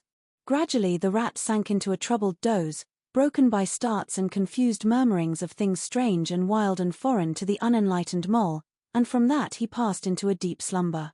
Very anxious in mind, the mole left him for a time and busied himself with household matters, and it was getting dark when he returned to the parlour and found the rat where he had left him, wide awake indeed, but listless, silent, and dejected. He took one hasty glance at his eyes, found them, to his great gratification, clear and dark and brown again as before, and then sat down and tried to cheer him up and help him to relate what had happened to him. Poor Ratty did his best, by degrees, to explain things, but how could he put into cold words what had mostly been suggestion? How recall, for another's benefit, the haunting sea voices that had sung to him? How reproduce at second hand the magic of the seafarer's 100 reminiscences? Even to himself, now the spell was broken and the glamour gone, he found it difficult to account for what had seemed, some hours ago, the inevitable and only thing. It is not surprising, then, that he failed to convey to the mole any clear idea of what he had been through that day. To the mole this much was plain: the fit, or attack, had passed away, and had left him sane again, though shaken and cast down by the reaction. But he seemed to have lost all interest for the time in the things that went to make up his daily life, as well as in all pleasant forecastings of the altered days and doings that the changing season was surely bringing. Casually, then, and with seeming indifference, the mole turned his talk to the harvest that was being gathered in, the towering wagons and their straining teams, the growing ricks, and the large moon rising over bare acres dotted with sheaves. He talked of the reddening apples around, of the browning nuts, of jams and preserves and the distilling of cordials, till by easy stages such as these he reached midwinter, its hearty joys and its snug home life, and then he became simply lyrical. By degrees the rat began to sit up and to join in. His dull eye brightened, and he lost some of his listening air. Presently the tactful mole slipped away and returned with a pencil and a few half-sheets of paper, which he placed on the table at his friend's elbow. "It's quite a long time since you did any poetry," he remarked. "You might have a try at it this evening, instead of, brooding over things so much. I've an idea that you'll feel a lot better when you've got something jotted down, if it's only just the rhymes." The rat pushed the paper away from him wearily, but the discreet mole took occasion to leave the room, and when he peeped in again some time later, the rat was absorbed and deaf to the world, alternately scribbling and sucking the top of his pencil. It is true that he sucked a good deal more than he scribbled, but it was joy to the mole to know that the cure had at least begun. Chapter 10. The Further Adventures of Toad. The front door of the hollow tree faced eastwards, so Toad was called at an early hour, partly by the bright sunlight streaming in on him, partly by the exceeding coldness of his toes, which made him dream that he was at home in bed in his own handsome room with the Tudor window, on a cold winter's night, and his bedclothes had got up, grumbling and protesting they couldn't stand the cold any longer, and had run downstairs to the kitchen fire to warm themselves, and he had followed, on bare feet, along miles and miles of icy stone-paved passages, arguing and beseeching them to be reasonable. He would probably have been aroused much earlier, had he not slept for some weeks on straw over stone flags, and almost forgotten the friendly feeling of thick blankets pulled well up round the chin. Sitting up, he rubbed his eyes first and his complaining toes next, wondered for a moment where he was, looking round for familiar stone wall and little barred window, then, with a leap of the heart, remembered everything: his escape, his flight, his pursuit, remembered, first and best thing of all, that he was free. Free. The word and the thought alone were worth 50 blankets. He was warm from end to end as he thought of the jolly world outside, waiting eagerly for him to make his triumphal entrance, ready to serve him and play up to him, anxious to help him and to keep him company, as it always had been in days of old before misfortune fell upon him.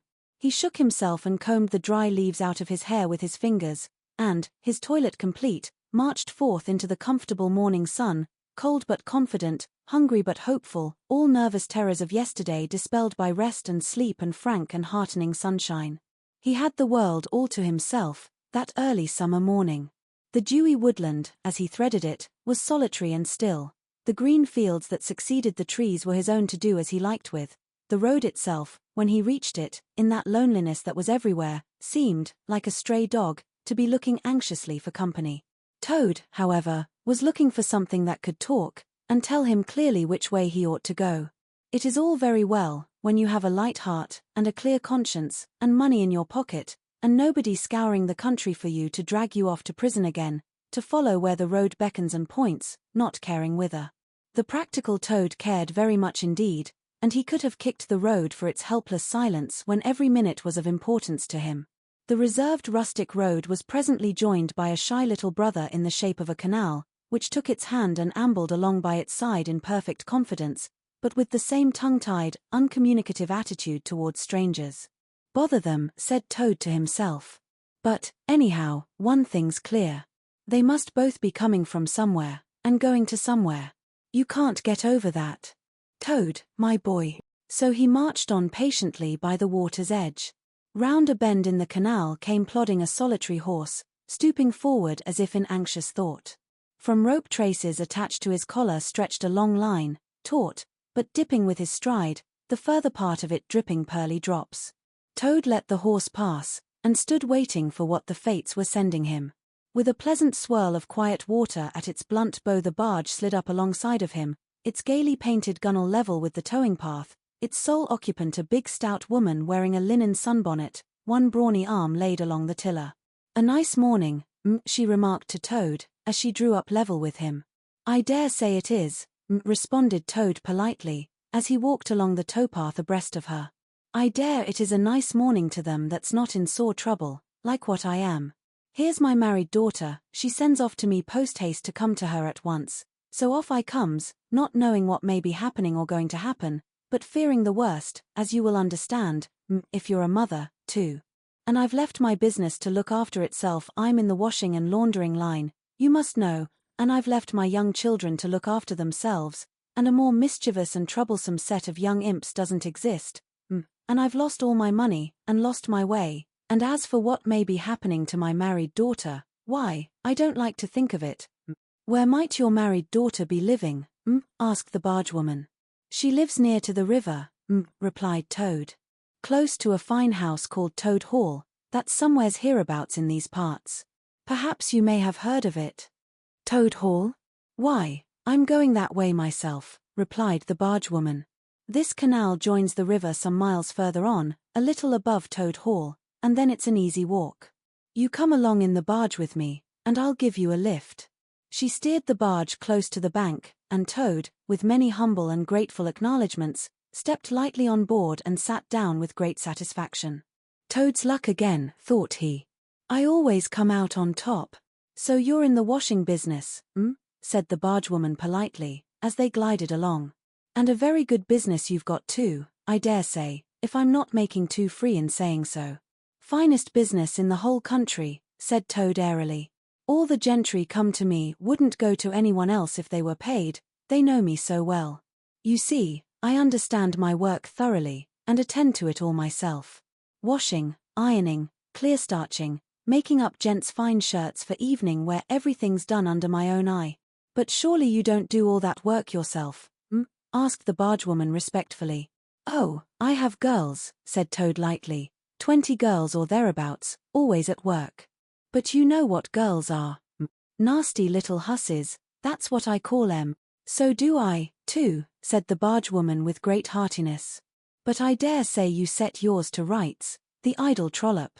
And are you very fond of washing?" "I love it," said Toad. "I simply dote on it. Never so happy as when I've got both arms in the washtub. But, then, it comes so easy to me. No trouble at all. A real pleasure, I assure you." "What a bit of luck, meeting you," observed the bargewoman, thoughtfully. "A regular piece of good fortune for both of us." "Why, what do you mean?" asked Toad, nervously. "Well, look at me, now," replied the bargewoman. "I like washing, too, just the same as you do, and for that matter, whether I like it or not I have got to do all my own, naturally, moving about as I do. Now my husband, he's such a fellow for shirking his work and leaving the barge to me, that never a moment do I get for seeing to my own affairs. By rights he ought to be here now, either steering or attending to the horse, though luckily the horse has sense enough to attend to himself. Instead of which, he's gone off with the dog, to see if they can't pick up a rabbit for dinner somewhere. Says he'll catch me up at the next lock. Well, that's as may be. I don't trust him, once he gets off with that dog, who's worse than he is. But meantime, how am I to get on with my washing?" "Oh, never mind about the washing," said Toad, not liking the subject. "Try and fix your mind on that rabbit. A nice fat young rabbit, I'll be bound. Got any onions?" "I can't fix my mind on anything but my washing," said the bargewoman, "and I wonder you can be talking of rabbits, with such a joyful prospect before you." There's a heap of things of mine that you'll find in a corner of the cabin. If you'll just take one or two of the most necessary sort, I won't venture to describe them to a lady like you, but you'll recognize them at a glance and put them through the washtub as we go along. Why, it'll be a pleasure to you, as you rightly say, and a real help to me.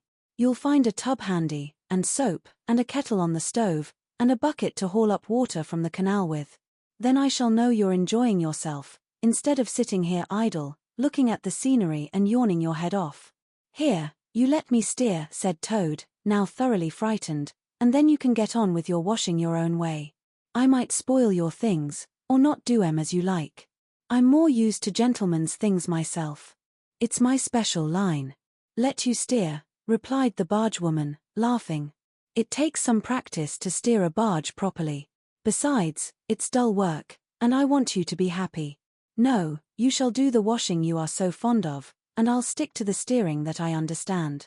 Don't try and deprive me of the pleasure of giving you a treat. Toad was fairly cornered. He looked for escape this way and that, saw that he was too far from the bank for a flying leap, and sullenly resigned himself to his fate. If it comes to that, he thought in desperation, I suppose any fool can wash. He fetched tub, soap, and other necessaries from the cabin, selected a few garments at random, tried to recollect what he had seen in casual glances through laundry windows, and set to. A long half-hour passed, and every minute of it saw Toad getting crosser and crosser. Nothing that he could do to the things seemed to please them or do them good. He tried coaxing, he tried slapping, he tried punching. They smiled back at him out of the tub unconverted, happy in their original sin. Once or twice he looked nervously over his shoulder at the bargewoman, but she appeared to be gazing out in front of her, absorbed in her steering. His back ached badly, and he noticed with dismay that his paws were beginning to get all crinkly. Now Toad was very proud of his paws. He muttered under his breath words that should never pass the lips of either washerwomen or toads, and lost the soap, for the 50th time. A burst of laughter made him straighten himself and look round. The bargewoman was leaning back and laughing unrestrainedly, till the tears ran down her cheeks. I've been watching you all the time, she gasped. I thought you must be a humbug all along, from the conceited way you talked. Pretty washerwoman you are. Never washed so much as a dishclout in your life, I'll lay. Toad's temper, which had been simmering viciously for some time, now fairly boiled over, and he lost all control of himself. You common, low, fat bargewoman, he shouted, don't you dare to talk to your betters like that. Washerwoman indeed.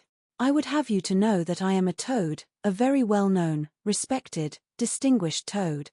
I may be under a bit of a cloud at present, but I will not be laughed at by a bargewoman. The woman moved nearer to him and peered under his bonnet keenly and closely. Why, so you are, she cried. Well, I never. A horrid, nasty, crawly toad. And in my nice clean barge, too. Now that is a thing that I will not have. She relinquished the tiller for a moment. One big mottled arm shot out and caught Toad by a foreleg, while the other gripped him fast by a hind leg. Then the world turned suddenly upside down, the barge seemed to flit lightly across the sky, the wind whistled in his ears, and Toad found himself flying through the air, revolving rapidly as he went. The water, when he eventually reached it with a loud splash, proved quite cold enough for his taste, though its chill was not sufficient to quell his proud spirit, or slake the heat of his furious temper. He rose to the surface spluttering, and when he had wiped the duckweed out of his eyes, the first thing he saw was the fat bargewoman looking back at him over the stern of the retreating barge and laughing, and he vowed, as he coughed and choked, to be even with her. He struck out for the shore, but the cotton gown greatly impeded his efforts, and when at length he touched land he found it hard to climb up the steep bank unassisted. He had to take a minute or two's rest to recover his breath, then, gathering his wet skirts well over his arms, he started to run after the barge as fast as his legs would carry him, wild with indignation, thirsting for revenge. The bargewoman was still laughing when he drew up level with her. Put yourself through your mangle, washerwoman, she called out, and iron your face and crimp it, and you'll pass for quite a decent-looking toad. Toad never paused to reply. Solid revenge was what he wanted, not cheap, windy, verbal triumphs, though he had a thing or two in his mind that he would have liked to say. He saw what he wanted ahead of him. Running swiftly on, he overtook the horse, unfastened the tow rope and cast off, jumped lightly on the horse's back, and urged it to a gallop by kicking it vigorously in the sides. He steered for the open country, abandoning the towpath, and swinging his steed down a rutty lane. Once he looked back, and saw that the barge had run aground on the other side of the canal, and the bargewoman was gesticulating wildly and shouting, "Stop, stop, stop." "I've heard that song before," said Toad, laughing, as he continued to spur his steed onward in its wild career. The barge horse was not capable of any very sustained effort, and its gallop soon subsided into a trot, and its trot into an easy walk, but Toad was quite contented with this, knowing that he, at any rate, was moving, and the barge was not. He had quite recovered his temper, now that he had done something he thought really clever, and he was satisfied to jog along quietly in the sun, steering his horse along byways and bridle paths, and trying to forget how very long it was since he had had a square meal, till the canal had been left very far behind him. He had travelled some miles, his horse and he was feeling drowsy in the hot sunshine, when the horse stopped, lowered his head, and began to nibble the grass, and Toad, waking up, just saved himself from falling off by an effort. He looked about him and found he was on a wide common, dotted with patches of gorse and bramble as far as he could see. Near him stood a dingy gypsy caravan, and beside it a man was sitting on a bucket turned upside down, very busy smoking and staring into the wide world. A fire of sticks was burning nearby, and over the fire hung an iron pot, and out of that pot came forth bubblings and gurglings, and a vague suggestive steaminess. Also smells, warm, rich, and varied smells that twined and twisted and wreathed themselves at last into one complete, voluptuous, perfect smell that seemed like the very soul of nature taking form and appearing to her children, a true goddess, a mother of solace and comfort. Toad now knew well that he had not been really hungry before. What he had felt earlier in the day had been a mere trifling qualm. This was the real thing at last, and no mistake, and it would have to be dealt with speedily, too, or there would be trouble for somebody or something. He looked the gypsy over carefully, wondering vaguely whether it would be easier to fight him or cajole him. So there he sat, and sniffed, and looked at the gypsy, and the gypsy sat and smoked, and looked at him. Presently the gypsy took his pipe out of his mouth and remarked in a careless way, "Want to sell that there horse of yours?" Toad was completely taken aback. He did not know that gypsies were very fond of horse dealing, and never missed an opportunity, and he had not reflected that caravans were always on the move and took a deal of drawing. It had not occurred to him to turn the horse into cash, but the gypsy's suggestion seemed to smooth the way towards the two things he wanted so badly: ready money, and a solid breakfast. "What," he said, "me sell this beautiful young horse of mine? Oh, no, it's out of the question. Who's going to take the washing home to my customers every week? Besides, I'm too fond of him, and he simply dotes on me." "Try and love a donkey," suggested the gypsy. "Some people do. You don't seem to see," continued Toad, "that this fine horse of mine is a cut above you altogether. He's a blood horse, he is, partly, not the part you see, of course, another part. And he's been a prize hackney, too, in his time. That was the time before you knew him, but you can still tell it on him at a glance, if you understand anything about horses. No, it's not to be thought of for a moment. All the same, how much might you be disposed to offer me for this beautiful young horse of mine?" The gypsy looked the horse over, and then he looked Toad over with equal care, and looked at the horse again. "Shilling a leg," he said briefly, and turned away, continuing to smoke and try to stare the wide world out of countenance. "A shilling a leg," cried Toad. "If you please, I must take a little time to work that out, and see just what it comes to."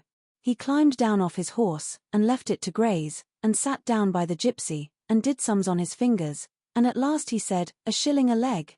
Why, that comes to exactly 4 shillings, and no more." "Oh, no, I could not think of accepting 4 shillings for this beautiful young horse of mine." "Well," said the gypsy, "I'll tell you what I will do. I'll make it 5 shillings, and that's 3 and 6pence more than the animal's worth.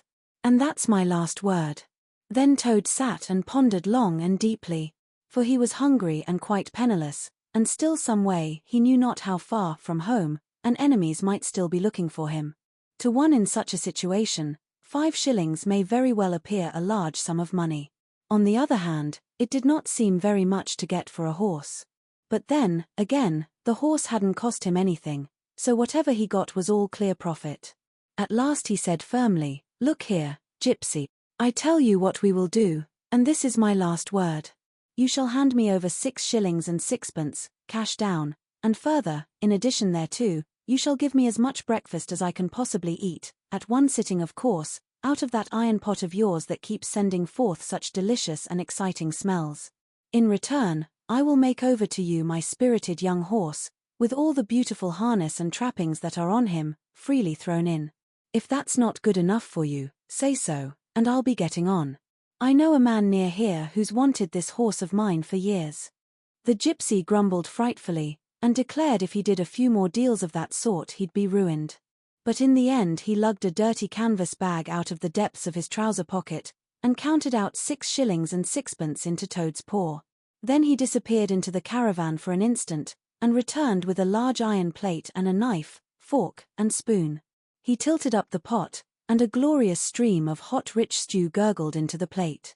It was, indeed, the most beautiful stew in the world, being made of partridges, and pheasants, and chickens, and hares, and rabbits, and pea-hens, and guinea-fowls, and 1 or 2 other things.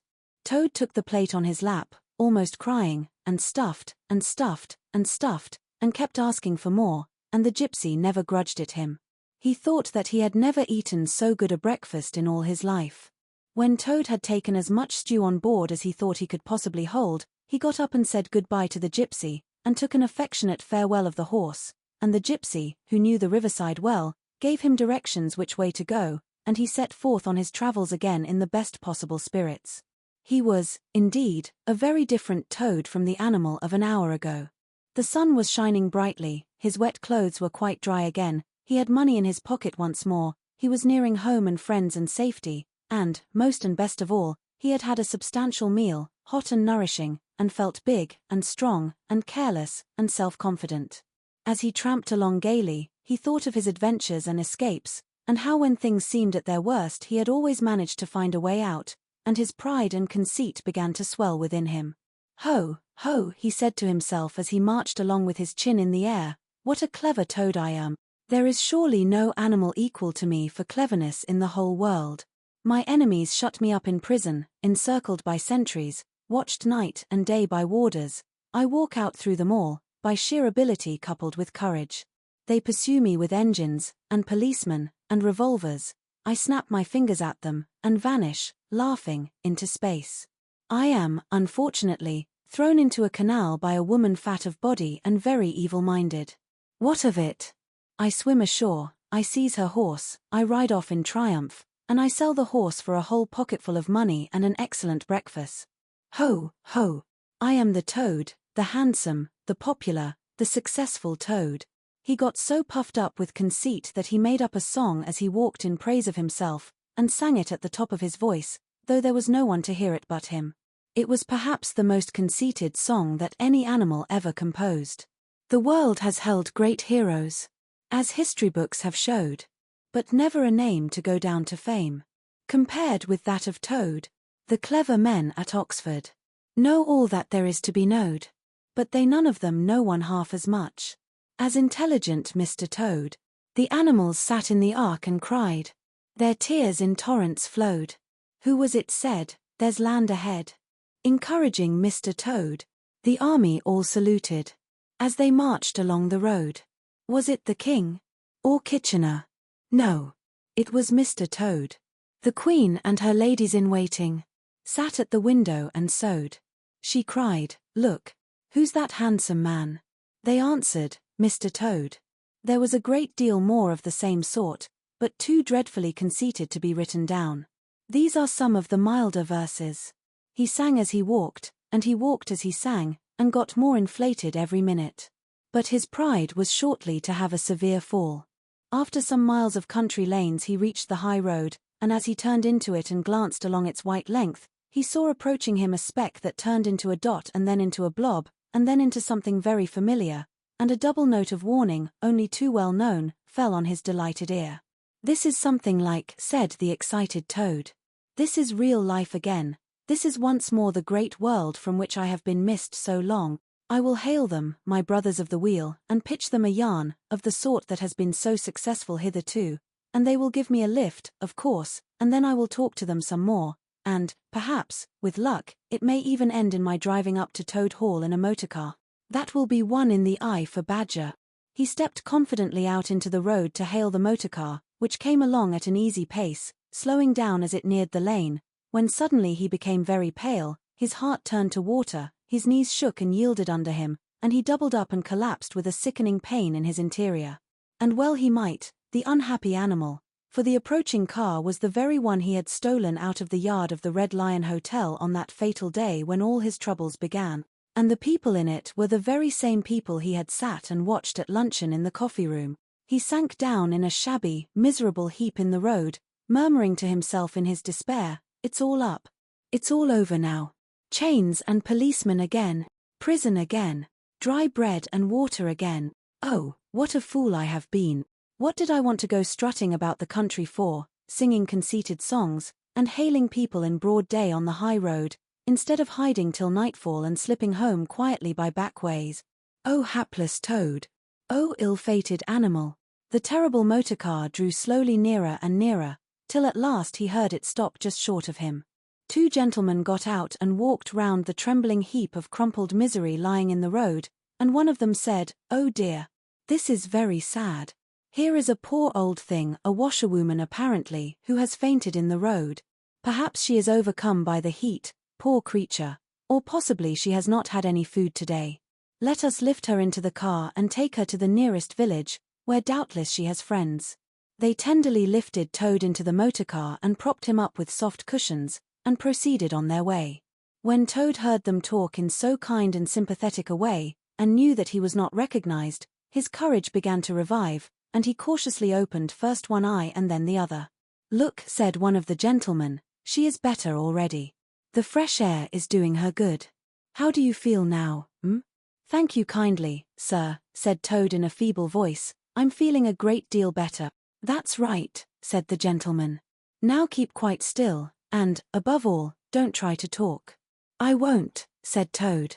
"I was only thinking, if I might sit on the front seat there, beside the driver, where I could get the fresh air full in my face, I should soon be all right again." "What a very sensible woman," said the gentleman. "Of course you shall." So they carefully helped Toad into the front seat beside the driver, and on they went again. Toad was almost himself again by now. He sat up, looked about him, and tried to beat down the tremors, the yearnings, the old cravings that rose up and beset him and took possession of him entirely. "It is fate," he said to himself. "Why strive? Why struggle?" And he turned to the driver at his side. "Please, sir," he said, "I wish you would kindly let me try and drive the car for a little. I've been watching you carefully, and it looks so easy and so interesting, and I should like to be able to tell my friends that once I had driven a motor car." The driver laughed at the proposal, so heartily that the gentleman inquired what the matter was. When he heard, he said, to Toad's delight, "Bravo! I like your spirit. Let her have a try, and look after her. She won't do any harm." Toad eagerly scrambled into the seat vacated by the driver, took the steering wheel in his hands, listened with affected humility to the instructions given him, and set the car in motion, but very slowly and carefully at first, for he was determined to be prudent. The gentlemen behind clapped their hands and applauded, and Toad heard them saying, "How well she does it. Fancy a washerwoman driving a car as well as that, the first time." Toad went a little faster, then faster still, and faster. He heard the gentleman call out warningly, "Be careful, washerwoman," and this annoyed him, and he began to lose his head. The driver tried to interfere, but he pinned him down in his seat with one elbow, and put on full speed. The rush of air in his face, the hum of the engines, and the light jump of the car beneath him intoxicated his weak brain. "Washerwoman, indeed," he shouted recklessly. "Ho! Ho! I am the Toad, the motor-car snatcher, the prison breaker, the Toad who always escapes. Sit still, and you shall know what driving really is, for you are in the hands of the famous, the skillful, the entirely fearless Toad."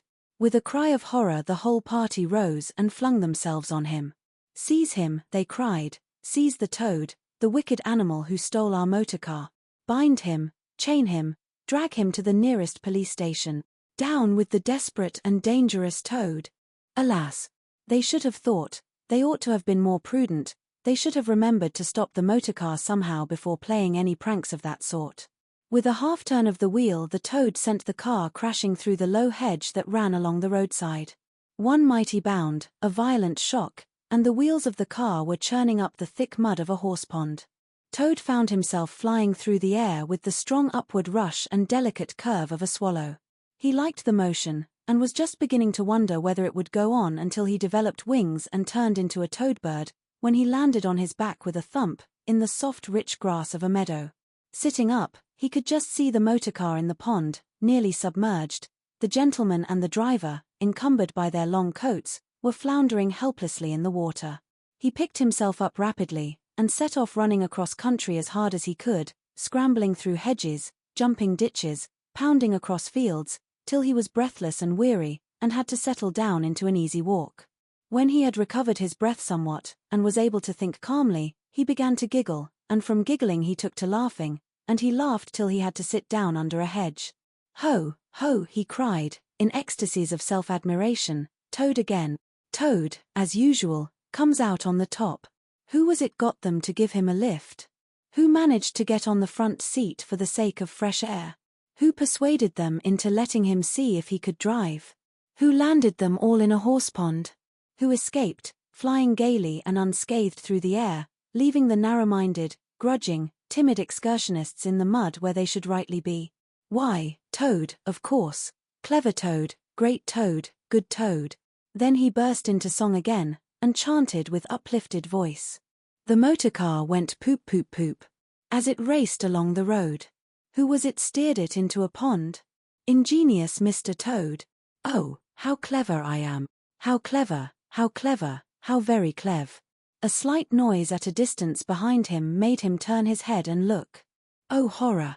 Oh misery! Oh despair! About 2 fields off, a chauffeur in his leather gaiters and 2 large rural policemen were visible, running towards him as hard as they could go. Poor Toad sprang to his feet and pelted away again, his heart in his mouth. "Oh, my," he gasped, as he panted along, "what an ass I am! What a conceited and heedless ass! Swaggering again, shouting and singing songs again, sitting still and gassing again. Oh my, oh my, oh my." He glanced back, and saw to his dismay that they were gaining on him. On he ran desperately, but kept looking back, and saw that they still gained steadily. He did his best, but he was a fat animal, and his legs were short, and still they gained. He could hear them close behind him now. Ceasing to heed where he was going, he struggled on blindly and wildly, looking back over his shoulder at the now triumphant enemy, when suddenly the earth failed under his feet. He grasped at the air, and, splash, he found himself head over ears in deep water, rapid water, water that bore him along with a force he could not contend with, and he knew that in his blind panic he had run straight into the river. He rose to the surface and tried to grasp the reeds and the rushes that grew along the water's edge close under the bank, but the stream was so strong that it tore them out of his hands. "Oh my," gasped poor Toad, "if ever I steal a motor car again, if ever I sing another conceited song." Then down he went, and came up breathless and spluttering. Presently he saw that he was approaching a big dark hole in the bank, just above his head, and as the stream bore him past he reached up with a paw and caught hold of the edge and held on. Then slowly and with difficulty he drew himself up out of the water, till at last he was able to rest his elbows on the edge of the hole. There he remained for some minutes, puffing and panting, for he was quite exhausted. As he sighed and blew and stared before him into the dark hole, some bright small thing shone and twinkled in its depths, moving towards him. As it approached, a face grew up gradually around it, and it was a familiar face, brown and small, with whiskers, grave and round, with neat ears and silky hair. It was the water rat. Chapter 11. Like summer tempests came his tears. The rat put out a neat little brown paw, gripped Toad firmly by the scruff of the neck, and gave a great hoist and a pull, and the waterlogged Toad came up slowly but surely over the edge of the hole, till at last he stood safe and sound in the hall, streaked with mud and weed to be sure, and with the water streaming off him, but happy and high-spirited as of old, now that he found himself once more in the house of a friend, and dodgings and evasions were over, and he could lay aside a disguise that was unworthy of his position and wanted such a lot of living up to. "Oh, Ratty," he cried, I've been through such times since I saw you last, you can't think. Such trials, such sufferings, and all so nobly borne, then such escapes, such disguises, such subterfuges, and all so cleverly planned and carried out. Been in prison, got out of it, of course. Been thrown into a canal, swam ashore. Stole a horse, sold him for a large sum of money. Humbugged everybody, made 'em all do exactly what I wanted. Oh, I am a smart toad, and no mistake. What do you think my last exploit was? Just hold on till I tell you. Toad, said the water rat, gravely and firmly, you go off upstairs at once, and take off that old cotton rag that looks as if it might formerly have belonged to some washerwoman, and clean yourself thoroughly, and put on some of my clothes, and try and come down looking like a gentleman if you can, for a more shabby, bedraggled, disreputable-looking object than you are I never set eyes on in my whole life. Now, stop swaggering and arguing, and be off. I'll have something to say to you later. Toad was at first inclined to stop and do some talking back at him. He had had enough of being ordered about when he was in prison, and here was the thing being begun all over again, apparently, and by a rat, too. However, he caught sight of himself in the looking-glass over the hat-stand, with the rusty black bonnet perched rakishly over one eye, and he changed his mind and went very quickly and humbly upstairs to the rat's dressing-room. There he had a thorough wash and brush-up, changed his clothes, and stood for a long time before the glass, contemplating himself with pride and pleasure, and thinking what utter idiots all the people must have been to have ever mistaken him for one moment for a washerwoman. By the time he came down again, luncheon was on the table, and very glad Toad was to see it, for he had been through some trying experiences and had taken much hard exercise since the excellent breakfast provided for him by the gypsy. While they ate, Toad told the rat all his adventures, dwelling chiefly on his own cleverness, and presence of mind in emergencies, and cunning in tight places, and rather making out that he had been having a gay and highly-coloured experience. But the more he talked and boasted, the more grave and silent the rat became. When at last Toad had talked himself to a standstill, there was silence for a while, and then the rat said, "Now, Toady, I don't want to give you pain, after all you've been through already, but, seriously, don't you see what an awful ass you've been making of yourself? On your own admission you have been handcuffed, imprisoned, starved, chased, terrified out of your life, insulted, jeered at, and ignominiously flung into the water by a woman, too. Where's the amusement in that? Where does the fun come in? And all because you must needs go and steal a motor car. You know that you've never had anything but trouble from motor cars from the moment you first set eyes on one.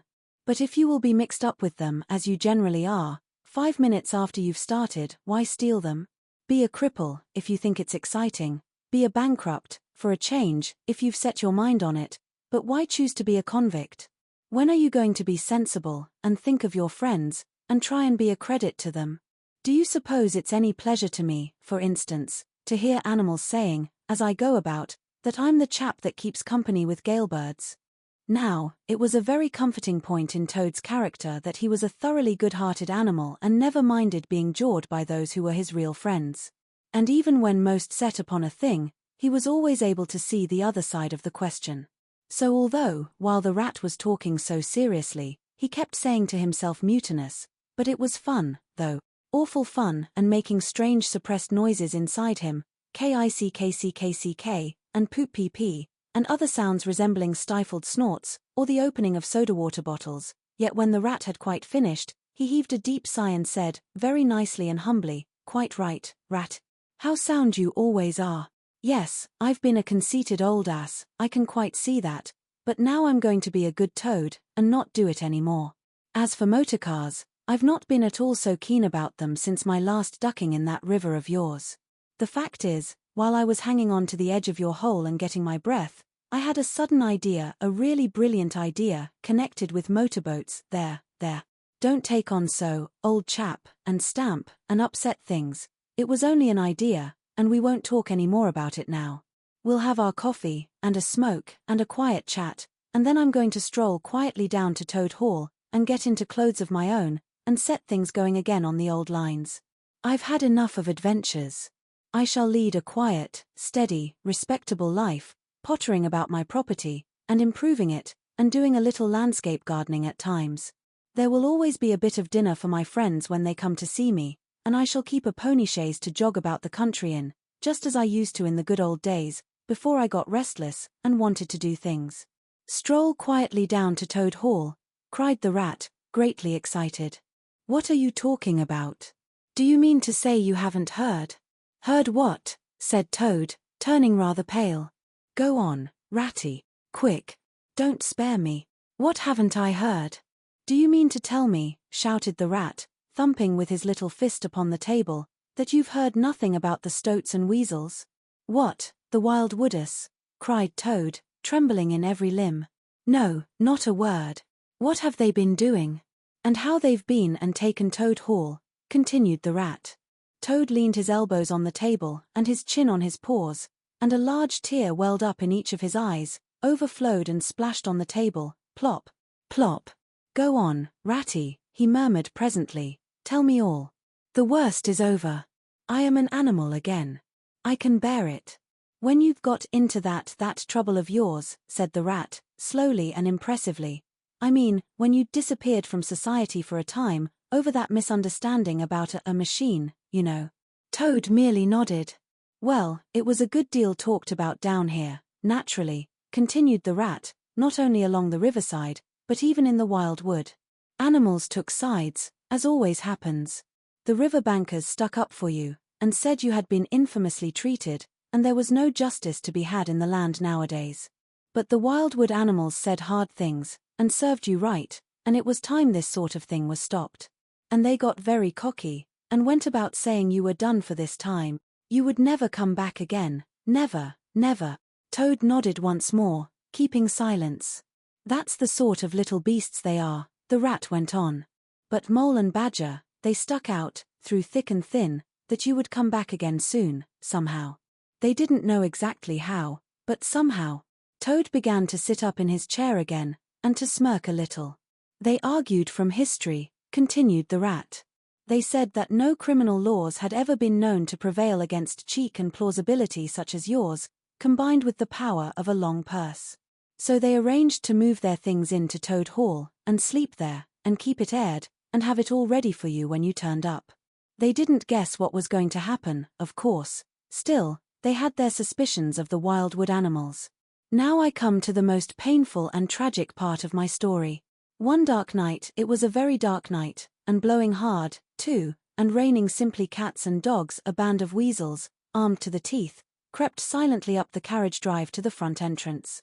Simultaneously, a body of desperate ferrets, advancing through the kitchen garden, possessed themselves of the backyard and offices, while a company of skirmishing stoats who stuck at nothing occupied the conservatory and the billiard room, and held the French windows opening onto the lawn.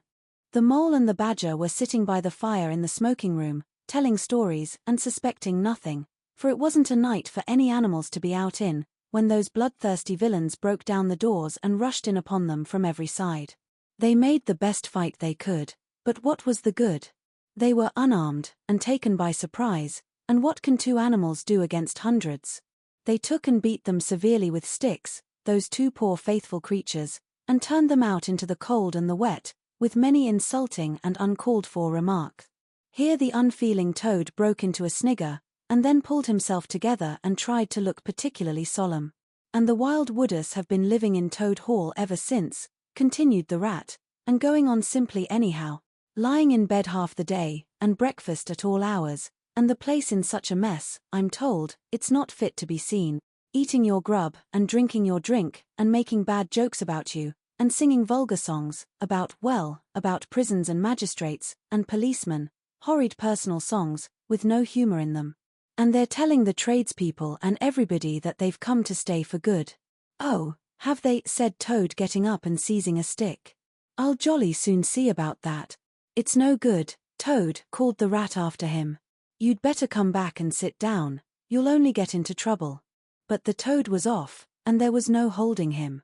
He marched rapidly down the road, his stick over his shoulder, fuming and muttering to himself in his anger, till he got near his front gate, when suddenly there popped up from behind the palings a long yellow ferret with a gun. Who comes there? Said the ferret sharply. Stuff and nonsense, said Toad, very angrily. What do you mean by talking like that to me? Come out of that at once, or I'll. The ferret said never a word, but he brought his gun up to his shoulder. Toad prudently dropped flat in the road, and bang! A bullet whistled over his head.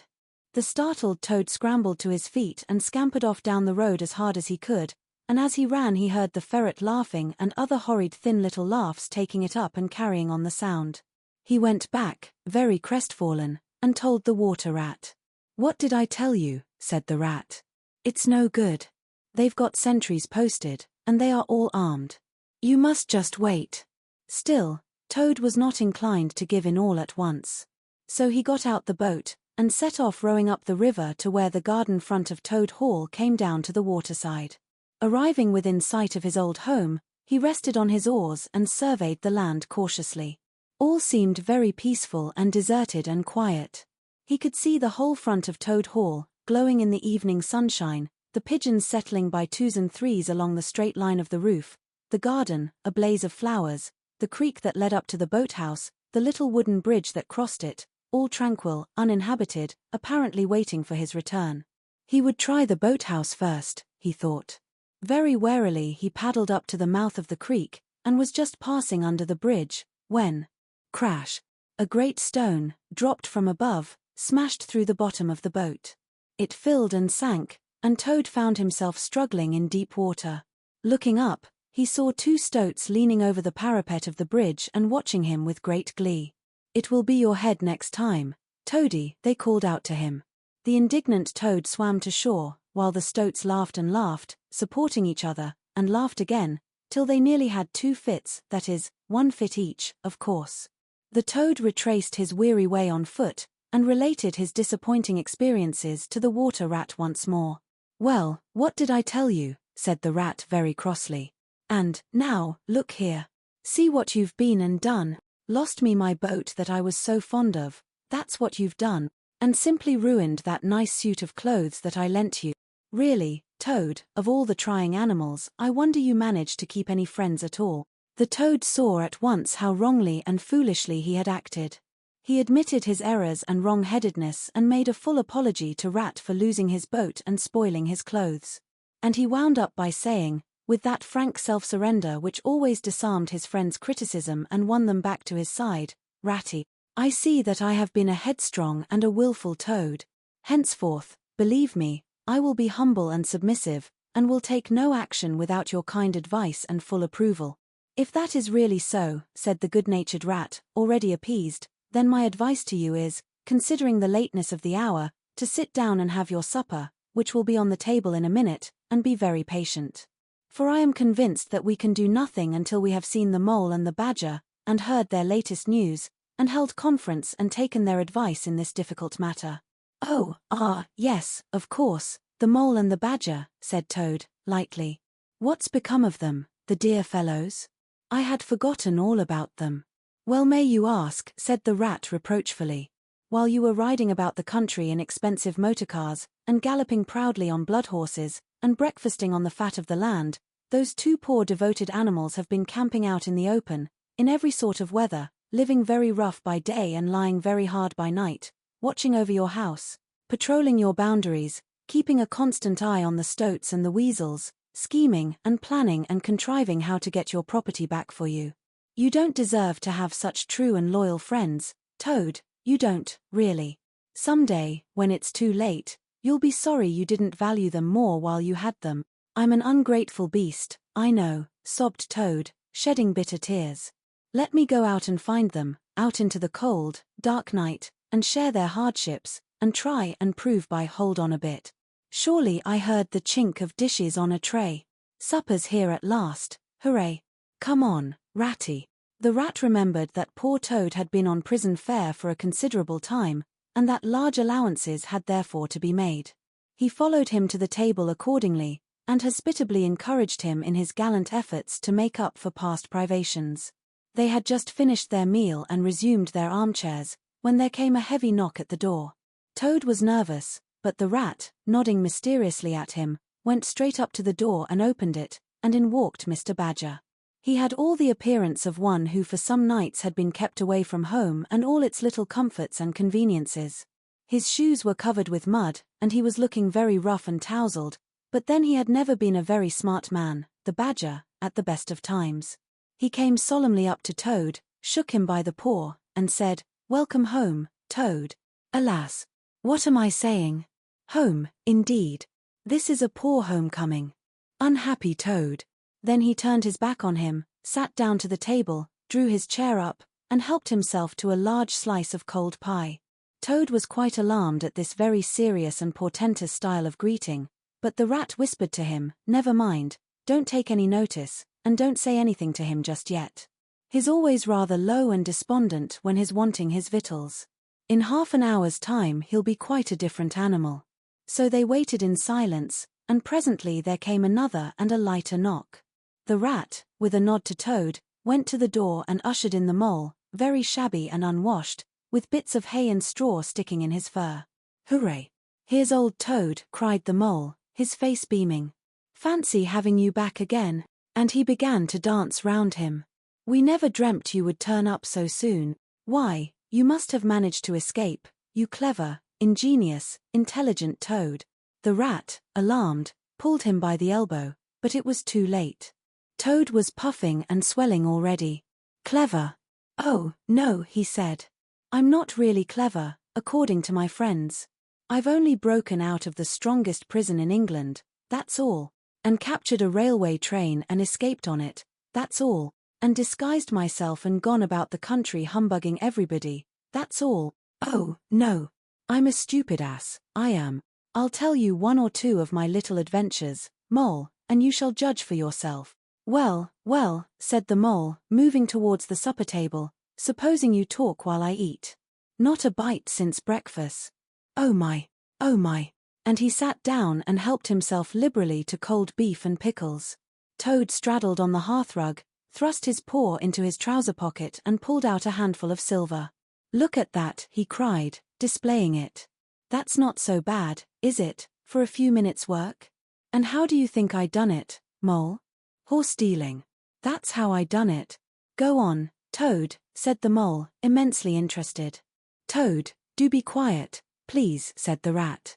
"And don't you egg him on, Mole, when you know what he is, but please tell us as soon as possible what the position is, and what's best to be done, now that Toad is back at last." "The position's about as bad as it can be," replied the mole grumpily, "and as for what's to be done, why, blessed if I know. The badger and I have been round and round the place, by night and by day, always the same thing. Sentries posted everywhere, guns poked out at us, stones thrown at us, always an animal on the lookout, and when they see us, my, how they do laugh. That's what annoys me most. It's a very difficult situation," said the rat, reflecting deeply.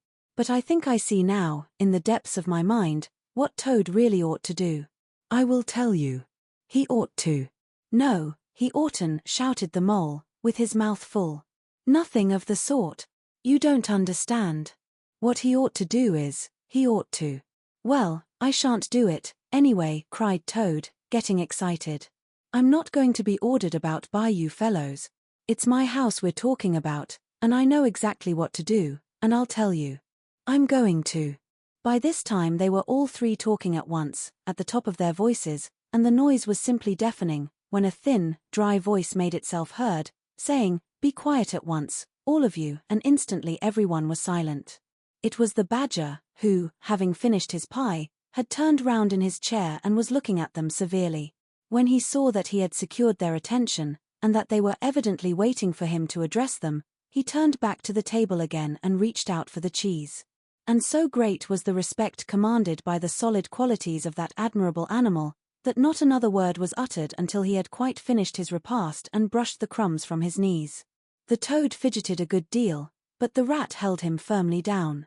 When the badger had quite done, he got up from his seat and stood before the fireplace, reflecting deeply. At last he spoke. "Toad," he said severely, "you bad, troublesome little animal, aren't you ashamed of yourself? What do you think your father, my old friend, would have said if he had been here tonight, and had known of all your goings-on?" Toad, who was on the sofa by this time, with his legs up, rolled over on his face, shaken by sobs of contrition.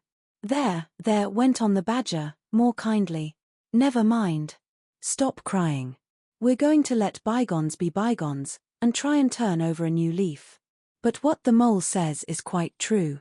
The stoats are on guard, at every point, and they make the best sentinels in the world. It's quite useless to think of attacking the place. They're too strong for us. Then it's all over, sobbed the toad, crying into the sofa cushions.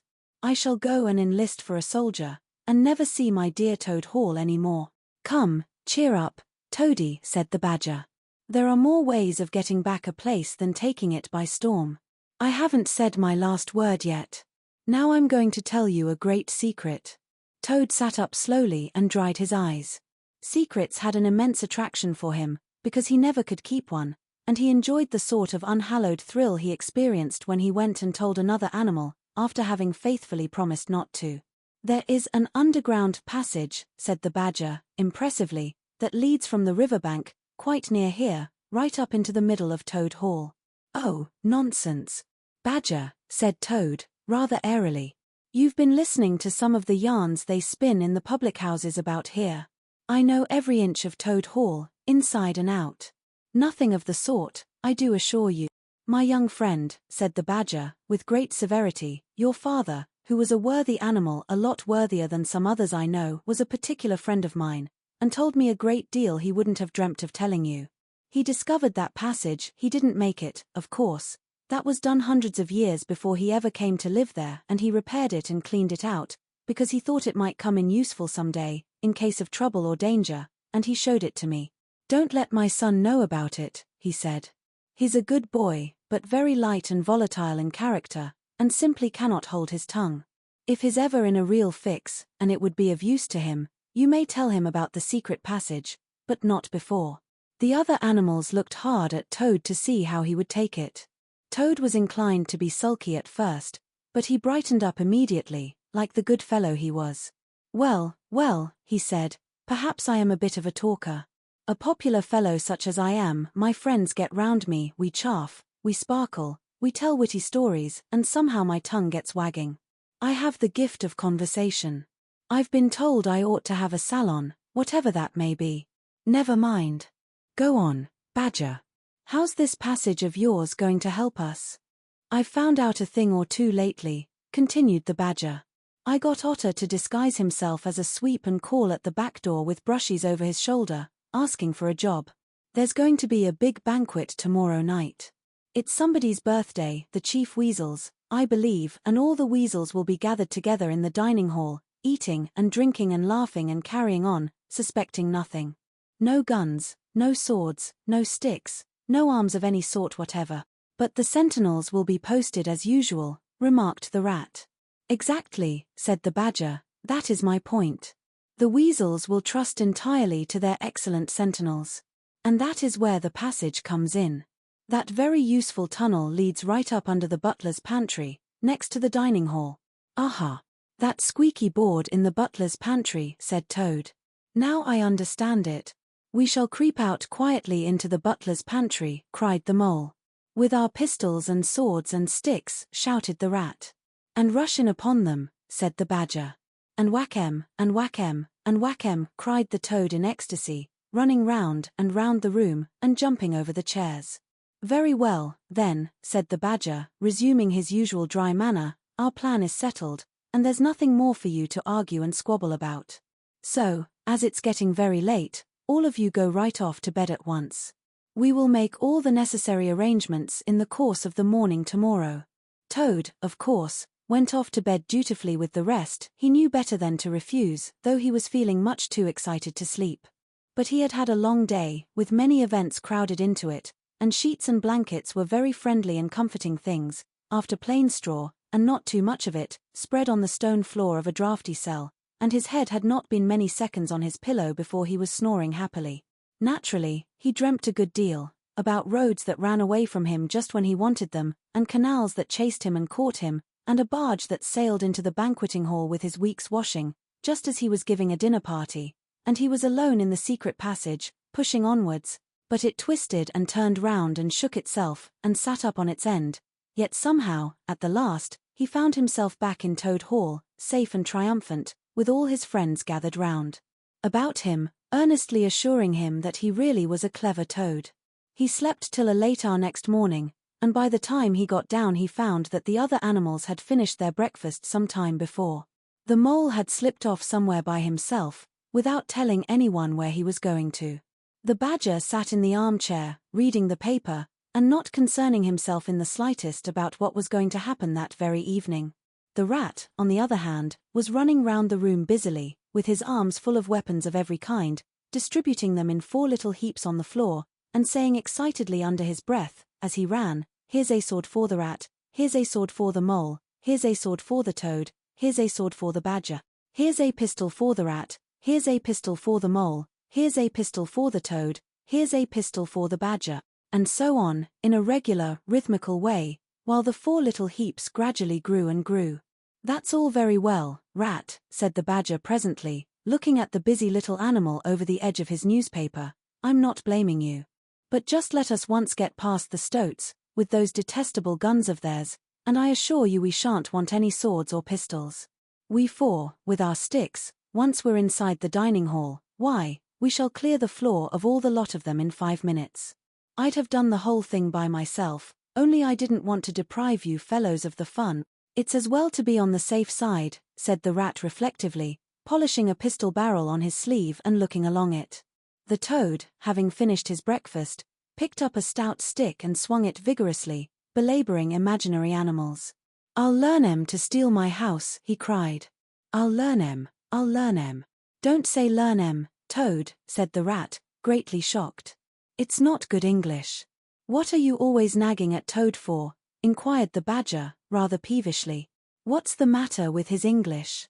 It's the same what I use myself, and if it's good enough for me, it ought to be good enough for you."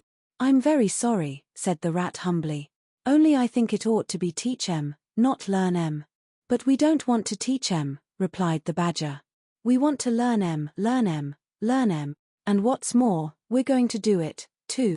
"Oh, very well, have it your own way," said the rat. He was getting rather muddled about it himself, and presently he retired into a corner, where he could be heard muttering, "Learn 'em, teach 'em, learn 'em," till the badger told him rather sharply to leave off. Presently the mole came tumbling into the room, evidently very pleased with himself. "I've been having such fun," he began at once. "I've been getting a rise out of the stoats." "I hope you've been very careful, mole," said the rat anxiously. "I should hope so, too," said the mole confidently. "I got the idea when I went into the kitchen, to see about Toad's breakfast being kept hot for him. I found that old washerwoman dress that he came home in yesterday, hanging on a towel horse before the fire. So I put it on, and the bonnet as well, and the shawl, and off I went to Toad Hall, as bold as you please. The sentries were on the lookout, of course, with their guns and their who comes there, and all the rest of their nonsense. 'Good morning, gentlemen,' says I, very respectful. 'Want any washing done today?' They looked at me very proud and stiff and haughty, and said, 'Go away, washerwoman. We don't do any washing on duty. Or any other time.' Says I, ho, ho, ho. Wasn't I funny, Toad?" "Poor, frivolous animal," said Toad, very loftily. The fact is, he felt exceedingly jealous of Mole for what he had just done. It was exactly what he would have liked to have done himself, if only he had thought of it first, and hadn't gone and overslept himself. "Some of the stoats turned quite pink," continued the Mole, "and the sergeant in charge, he said to me, very short, he said, 'Now run away, my good woman, run away. Don't keep my men idling and talking on their posts.' 'Run away,' says I, 'it won't be me that'll be running away, in a very short time from now.' 'Oh moly, how could you?' said the rat, dismayed. The badger laid down his paper. "I could see them pricking up their ears and looking at each other," went on the Mole, "and the sergeant said to them, 'Never mind her, she doesn't know what she's talking about.'" "Oh, don't I?" said I. "Well, let me tell you this. My daughter, she washes for Mr. Badger, and that'll show you whether I know what I'm talking about, and you'll know pretty soon, too. 100 bloodthirsty badgers, armed with rifles, are going to attack Toad Hall this very night, by way of the paddock. 6 boatloads of rats, with pistols and cutlasses, will come up the river and effect a landing in the garden, while a picked body of toads, known at the diehards, or the death or glory toads, will storm the orchard and carry everything before them, yelling for vengeance. There won't be much left of you to wash, by the time they've done with you, unless you clear out while you have the chance." Then I ran away, and when I was out of sight I hid, and presently I came creeping back along the ditch and took a peep at them through the hedge. They were all as nervous and flustered as could be, running all ways at once, and falling over each other, and everyone giving orders to everybody else and not listening, and the sergeant kept sending off parties of stoats to distant parts of the grounds, and then sending other fellows to fetch 'em back again, and I heard them saying to each other, "That's just like the weasels, they're to stop comfortably in the banqueting hall, and have feasting and toasts and songs and all sorts of fun, while we must stay on guard in the cold and the dark, and in the end be cut to pieces by bloodthirsty badgers." "Oh, you silly ass, Mole," cried Toad, "you've been and spoilt everything." "Mole," said the badger, in his dry, quiet way, "I perceive you have more sense in your little finger than some other animals have in the whole of their fat bodies. You have managed excellently, and I begin to have great hopes of you. Good Mole. Clever Mole." The Toad was simply wild with jealousy, more especially as he couldn't make out for the life of him what the Mole had done that was so particularly clever, but, fortunately for him, before he could show temper or expose himself to the badger's sarcasm, the bell rang for luncheon. It was a simple but sustaining meal, bacon and broad beans, and a macaroni pudding, and when they had quite done, the badger settled himself into an armchair, and said, "Well, we've got our work cut out for us tonight, and it will probably be pretty late before we're quite through with it, so I'm just going to take 40 winks, while I can." And he drew a handkerchief over his face and was soon snoring. The anxious and laborious rat at once resumed his preparations, and started running between his 4 little heaps, muttering, "Here's a belt for the rat, here's a belt for the mole, here's a belt for the toad, here's a belt for the badger," and so on, with every fresh accoutrement he produced, to which there seemed really no end. So the mole drew his arm through Toad's, led him out into the open air, shoved him into a wicker chair, and made him tell him all his adventures from beginning to end, which Toad was only too willing to do. The mole was a good listener, and Toad, with no one to check his statements or to criticize in an unfriendly spirit, rather let himself go. Indeed, much that he related belonged more properly to the category of what might have happened had I only thought of it in time instead of 10 minutes afterwards.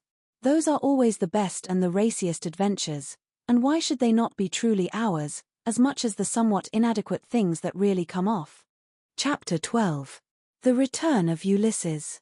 When it began to grow dark, the rat, with an air of excitement and mystery, summoned them back into the parlor, stood each of them up alongside of his little heap, and proceeded to dress them up for the coming expedition. He was very earnest and thoroughgoing about it, and the affair took quite a long time. First, there was a belt to go round each animal, and then a sword to be stuck into each belt, and then a cutlass on the other side to balance it.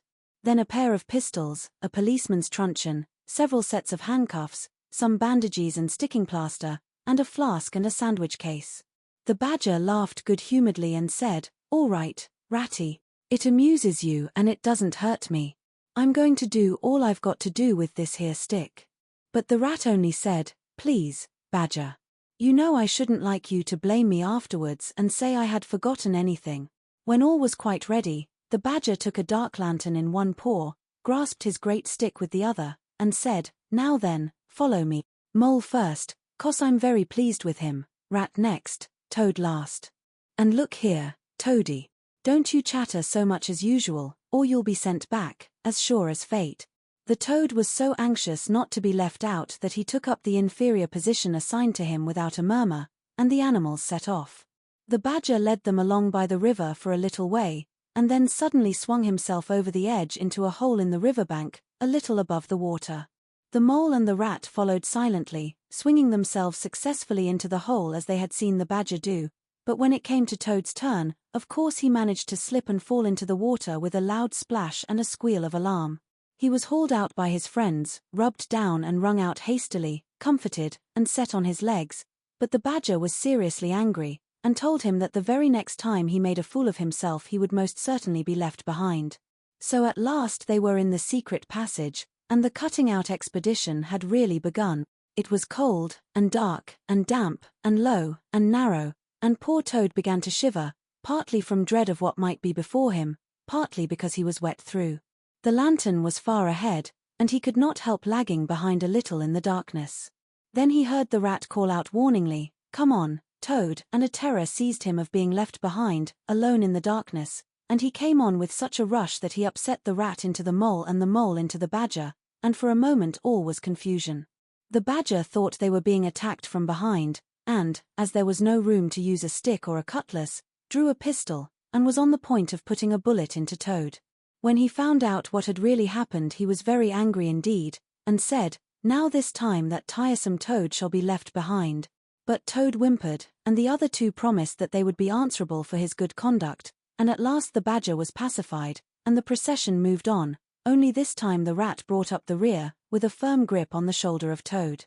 So they groped and shuffled along, with their ears pricked up and their paws on their pistols, till at last the badger said, "We ought by now to be pretty nearly under the hall." Then suddenly they heard, far away as it might be, and yet apparently nearly over their heads, a confused murmur of sound, as if people were shouting and cheering and stamping on the floor and hammering on tables. The Toad's nervous terrors all returned, but the badger only remarked placidly, "They are going it, the weasels." The passage now began to slope upwards, they groped onward a little further, and then the noise broke out again, quite distinct this time, and very close above them. "Ore," they heard, and the stamping of little feet on the floor, and the clinking of glasses as little fists pounded on the table. "What a time they're having," said the badger. "Come on." They hurried along the passage till it came to a full stop, and they found themselves standing under the trapdoor that led up into the butler's pantry. Such a tremendous noise was going on in the banqueting hall that there was little danger of their being overheard. The badger said, "Now, boys, all together," and the four of them put their shoulders to the trapdoor and heaved it back. Hoisting each other up, they found themselves standing in the pantry, with only a door between them and the banqueting hall, where their unconscious enemies were carousing. The noise, as they emerged from the passage, was simply deafening. At last, as the cheering and hammering slowly subsided, a voice could be made out saying, "Well, I do not propose to detain you much longer," great applause, "but before I resume my seat," renewed cheering, "I should like to say one word about our kind host, Mr. Toad. We all know Toad." Great laughter, "Good Toad, modest Toad, honest Toad." Shrieks of merriment. "Only just let me get at him," muttered Toad, grinding his teeth. "Hold hard a minute," said the badger, restraining him with difficulty. "Get ready, all of you. Let me sing you a little song," went on the voice, "which I have composed on the subject of Toad." Prolonged applause. Then the chief weasel, for it was he, began in a high, squeaky voice. "Toad he went a-pleasuring gaily down the street." The badger drew himself up, took a firm grip of his stick with both paws, glanced round at his comrades, and cried, "The hour is come, follow me," and flung the door open wide. My! What a squealing and a squeaking and a screeching filled the air. Well might the terrified weasels dive under the tables and spring madly up at the windows. Well might the ferrets rush wildly for the fireplace and get hopelessly jammed in the chimney. Well might tables and chairs be upset, and glass and china be sent crashing on the floor, in the panic of that terrible moment when the four heroes strode wrathfully into the room, the mighty badger, his whiskers bristling, his great cudgel whistling through the air, Mole, black and grim, brandishing his stick and shouting his awful war cry, "A mole! A mole!" Rat, desperate and determined, his belt bulging with weapons of every age and every variety. Toad, frenzied with excitement and injured pride, swollen to twice his ordinary size, leaping into the air and emitting toad whoops that chilled them to the marrow. "Toad he went a-pleasuring," he yelled. "I'll pleasure 'em," and he went straight for the chief weasel. They were but four in all, but to the panic-stricken weasels the hall seemed full of monstrous animals, grey, black, brown and yellow, whooping and flourishing enormous cudgels, and they broke and fled with squeals of terror and dismay, this way and that, through the windows, up the chimney, anywhere to get out of reach of those terrible sticks. The affair was soon over. Up and down, the whole length of the hall, strode the four friends, whacking with their sticks at every head that showed itself, and in 5 minutes the room was cleared. Through the broken windows the shrieks of terrified weasels escaping across the lawn were borne faintly to their ears. On the floor lay prostrate some dozen or so of the enemy, on whom the mole was busily engaged in fitting handcuffs. The badger, resting from his labors, leant on his stick and wiped his honest brow. "Mole," he said, "you're the best of fellows. Just cut along outside and look after those stoat sentries of yours, and see what they're doing. I've an idea that, thanks to you, we shan't have much trouble from them tonight." The mole vanished promptly through a window, and the badger bade the other two set a table on its legs again, pick up knives and forks and plates and glasses from the debris on the floor, and see if they could find materials for a supper. "I want some grub, I do," he said, in that rather common way he had of speaking. "Stir your stumps, Toad, and look lively. We've got your house back for you, and you don't offer us so much as a sandwich." Toad felt rather hurt that the badger didn't say pleasant things to him, as he had to the mole, and tell him what a fine fellow he was, and how splendidly he had fought, for he was rather particularly pleased with himself and the way he had gone for the chief weasel and sent him flying across the table with one blow of his stick. But he bustled about, and so did the rat, and soon they found some guava jelly in a glass dish, and a cold chicken, a tongue that had hardly been touched, some trifle, and quite a lot of lobster salad, and in the pantry they came upon a basketful of French rolls and any quantity of cheese, butter, and celery. They were just about to sit down when the mole clambered in through the window, chuckling, with an armful of rifles. "It's all over," he reported. "From what I can make out, as soon as the stoats, who were very nervous and jumpy already, heard the shrieks and the yells and the uproar inside the hall, some of them threw down their rifles and fled. The others stood fast for a bit, but when the weasels came rushing out upon them they thought they were betrayed, and the stoats grappled with the weasels, and the weasels fought to get away, and they wrestled and wriggled and punched each other, and rolled over and over, till most of 'em rolled into the river. They've all disappeared by now, one way or another, and I've got their rifles. So that's all right." "Excellent and deserving animal," said the badger, his mouth full of chicken and trifle. "Now, there's just one more thing I want you to do, Mole, before you sit down to your supper along of us, and I wouldn't trouble you only I know I can trust you to see a thing done, and I wish I could say the same of everyone I know. I'd send Rat, if he wasn't a poet. I want you to take those fellows on the floor there upstairs with you, and have some bedrooms cleaned out and tidied up and made really comfortable. See that they sweep under the beds, and put clean sheets and pillowcases on, and turn down one corner of the bedclothes, just as you know it ought to be done, and have a can of hot water, and clean towels, and fresh cakes of soap, put in each room. And then you can give them a licking apiece, if it's any satisfaction to you, and put them out by the back door, and we shan't see any more of them, I fancy. And then come along and have some of this cold tongue. It's first rate. I'm very pleased with you, Mole." The good-natured mole picked up a stick, formed his prisoners up in a line on the floor, gave them the order quick march and led his squad off to the upper floor. After a time, he appeared again, smiling, and said that every room was ready, and as clean as a new pin. "And I didn't have to lick them, either," he added. "I thought, on the whole, they had had licking enough for one night, and the weasels, when I put the point to them, quite agreed with me, and said they wouldn't think of troubling me.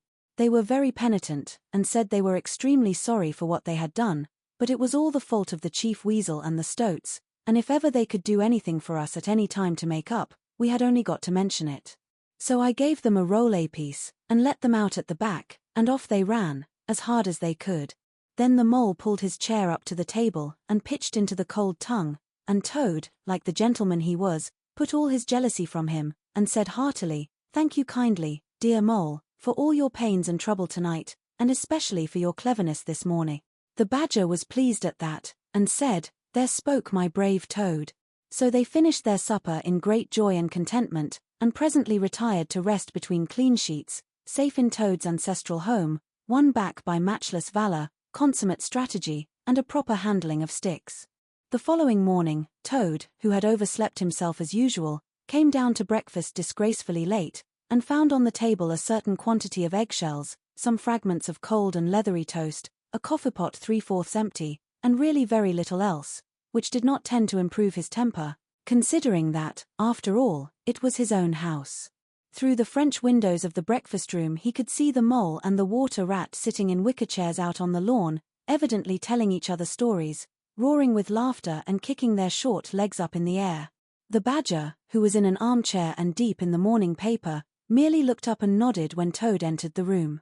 But Toad knew his man, so he sat down and made the best breakfast he could, merely observing to himself that he would get square with the others sooner or later. When he had nearly finished, the badger looked up and remarked rather shortly, "I'm sorry, Toad, but I'm afraid there's a heavy morning's work in front of you." You see, we really ought to have a banquet at once, to celebrate this affair. It's expected of you, in fact, it's the rule. Oh, all right, said the toad, readily. Anything to oblige.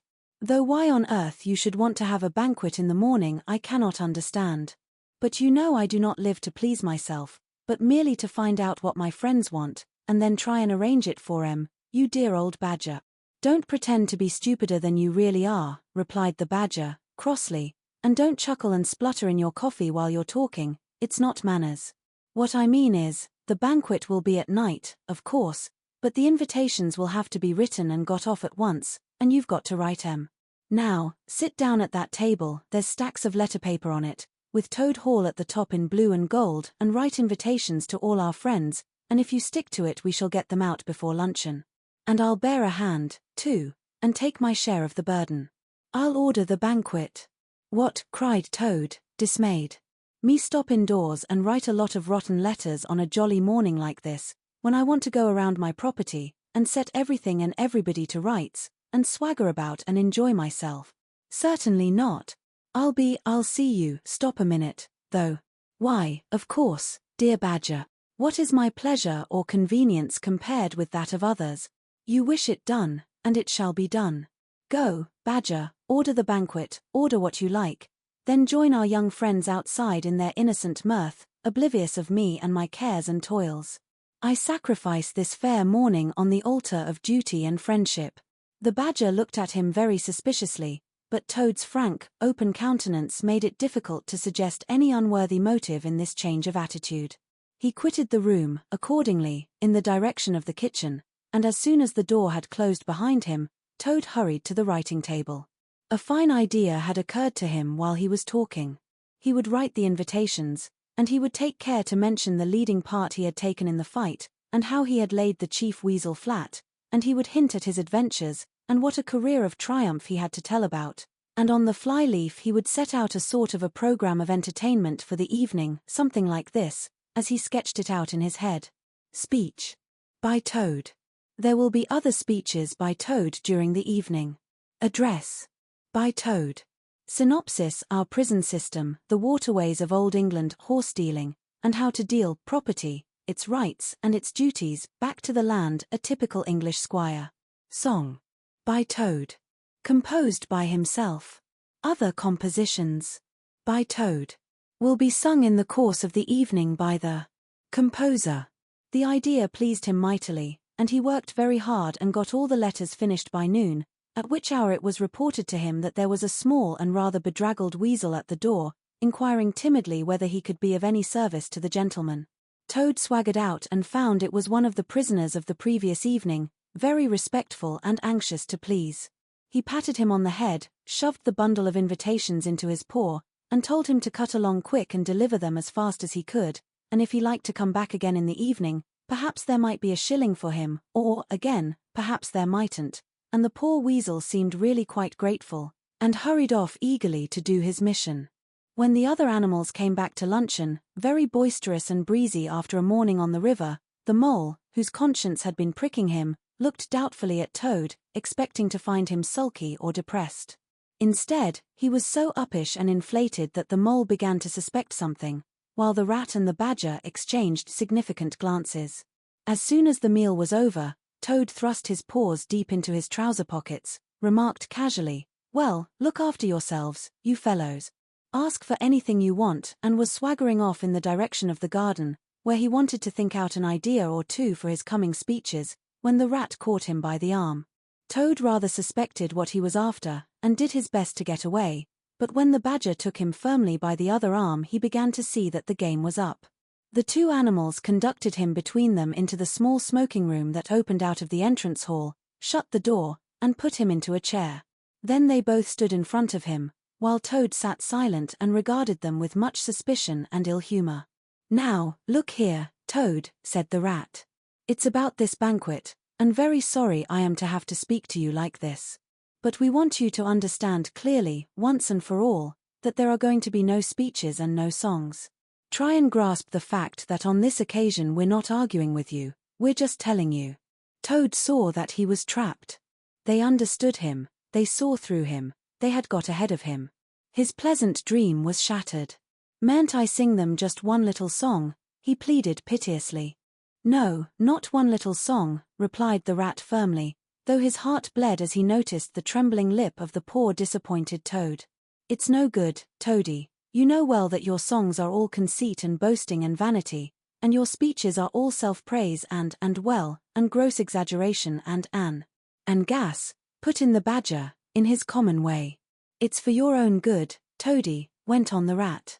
"You know you must turn over a new leaf sooner or later, and now seems a splendid time to begin, a sort of turning point in your career. Please don't think that saying all this doesn't hurt me more than it hurts you." Toad remained a long while plunged in thought.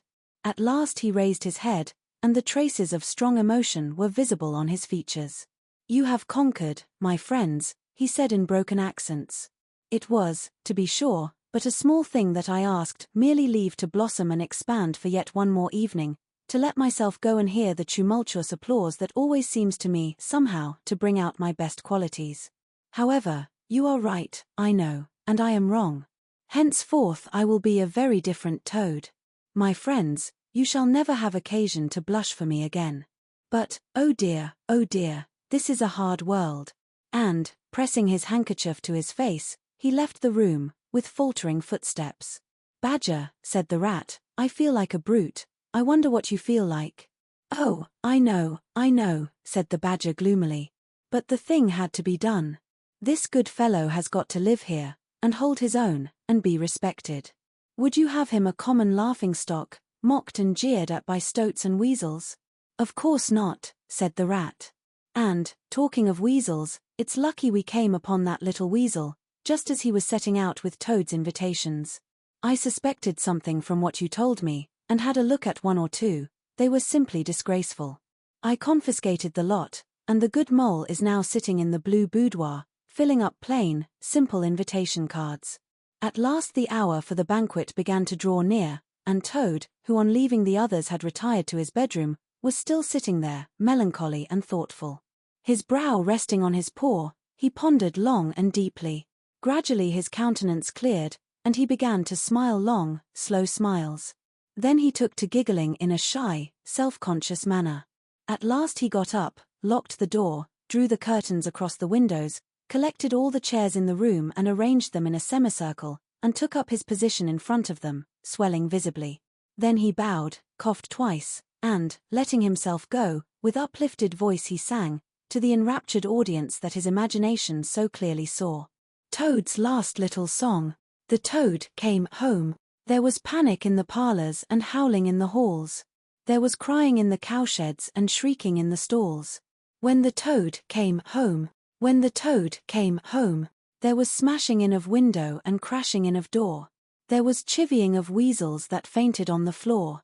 When the toad came home, bang! Go the drums. The trumpeters are tooting and the soldiers are saluting. And the cannon they are shooting and the motorcars are hooting. As the hero comes, shout hooray! And let each one of the crowd try and shout it very loud. In honor of an animal of whom you're justly proud. For it's Toad's great day. He sang this very loud, with great unction and expression, and when he had done, he sang it all over again. Then he heaved a deep sigh, a long, long, long sigh. Then he dipped his hairbrush in the water jug, parted his hair in the middle, and plastered it down very straight and sleek on each side of his face, and, unlocking the door, went quietly down the stairs to greet his guests, who he knew must be assembling in the drawing-room. All the animals cheered when he entered, and crowded round to congratulate him and say nice things about his courage, and his cleverness, and his fighting qualities. But Toad only smiled faintly, and murmured, "Not at all." Or, sometimes, for a change, on the contrary. Otter, who was standing on the hearthrug, describing to an admiring circle of friends exactly how he would have managed things had he been there, came forward with a shout, threw his arm round Toad's neck, and tried to take him round the room in triumphal progress. But Toad, in a mild way, was rather snubby to him, remarking gently, as he disengaged himself, "Badger's was the mastermind. The mole and the water rat bore the brunt of the fighting. I merely served in the ranks and did little or nothing." The animals were evidently puzzled and taken aback by this unexpected attitude of his, and Toad felt, as he moved from one guest to the other, making his modest responses, that he was an object of absorbing interest to everyone. The badger had ordered everything of the best, and the banquet was a great success.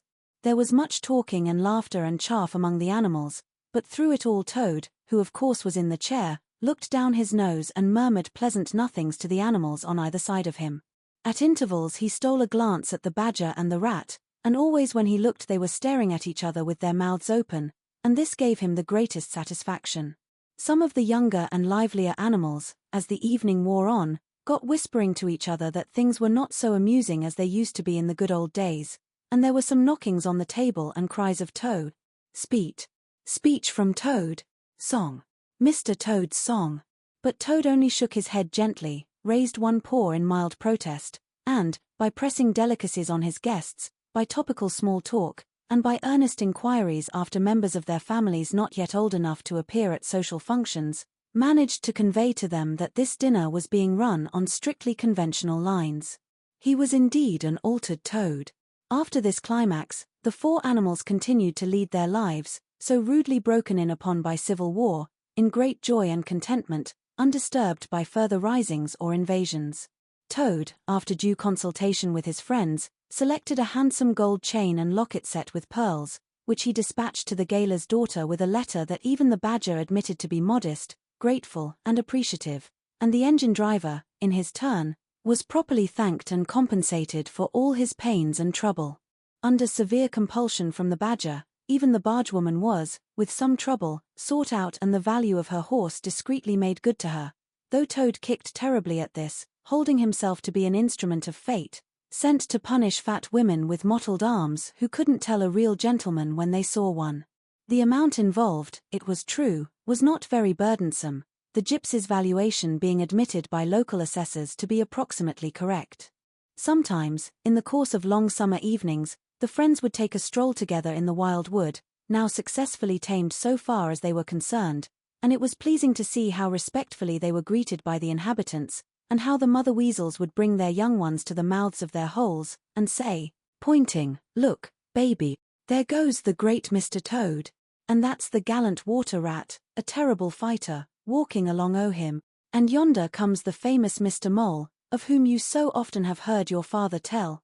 But when their infants were fractious and quite beyond control, they would quiet them by telling how, if they didn't hush them and not fret them, the terrible grey badger would up and get them. This was a base libel on Badger, who, though he cared little about society, was rather fond of children, but it never failed to have its full effect. The end.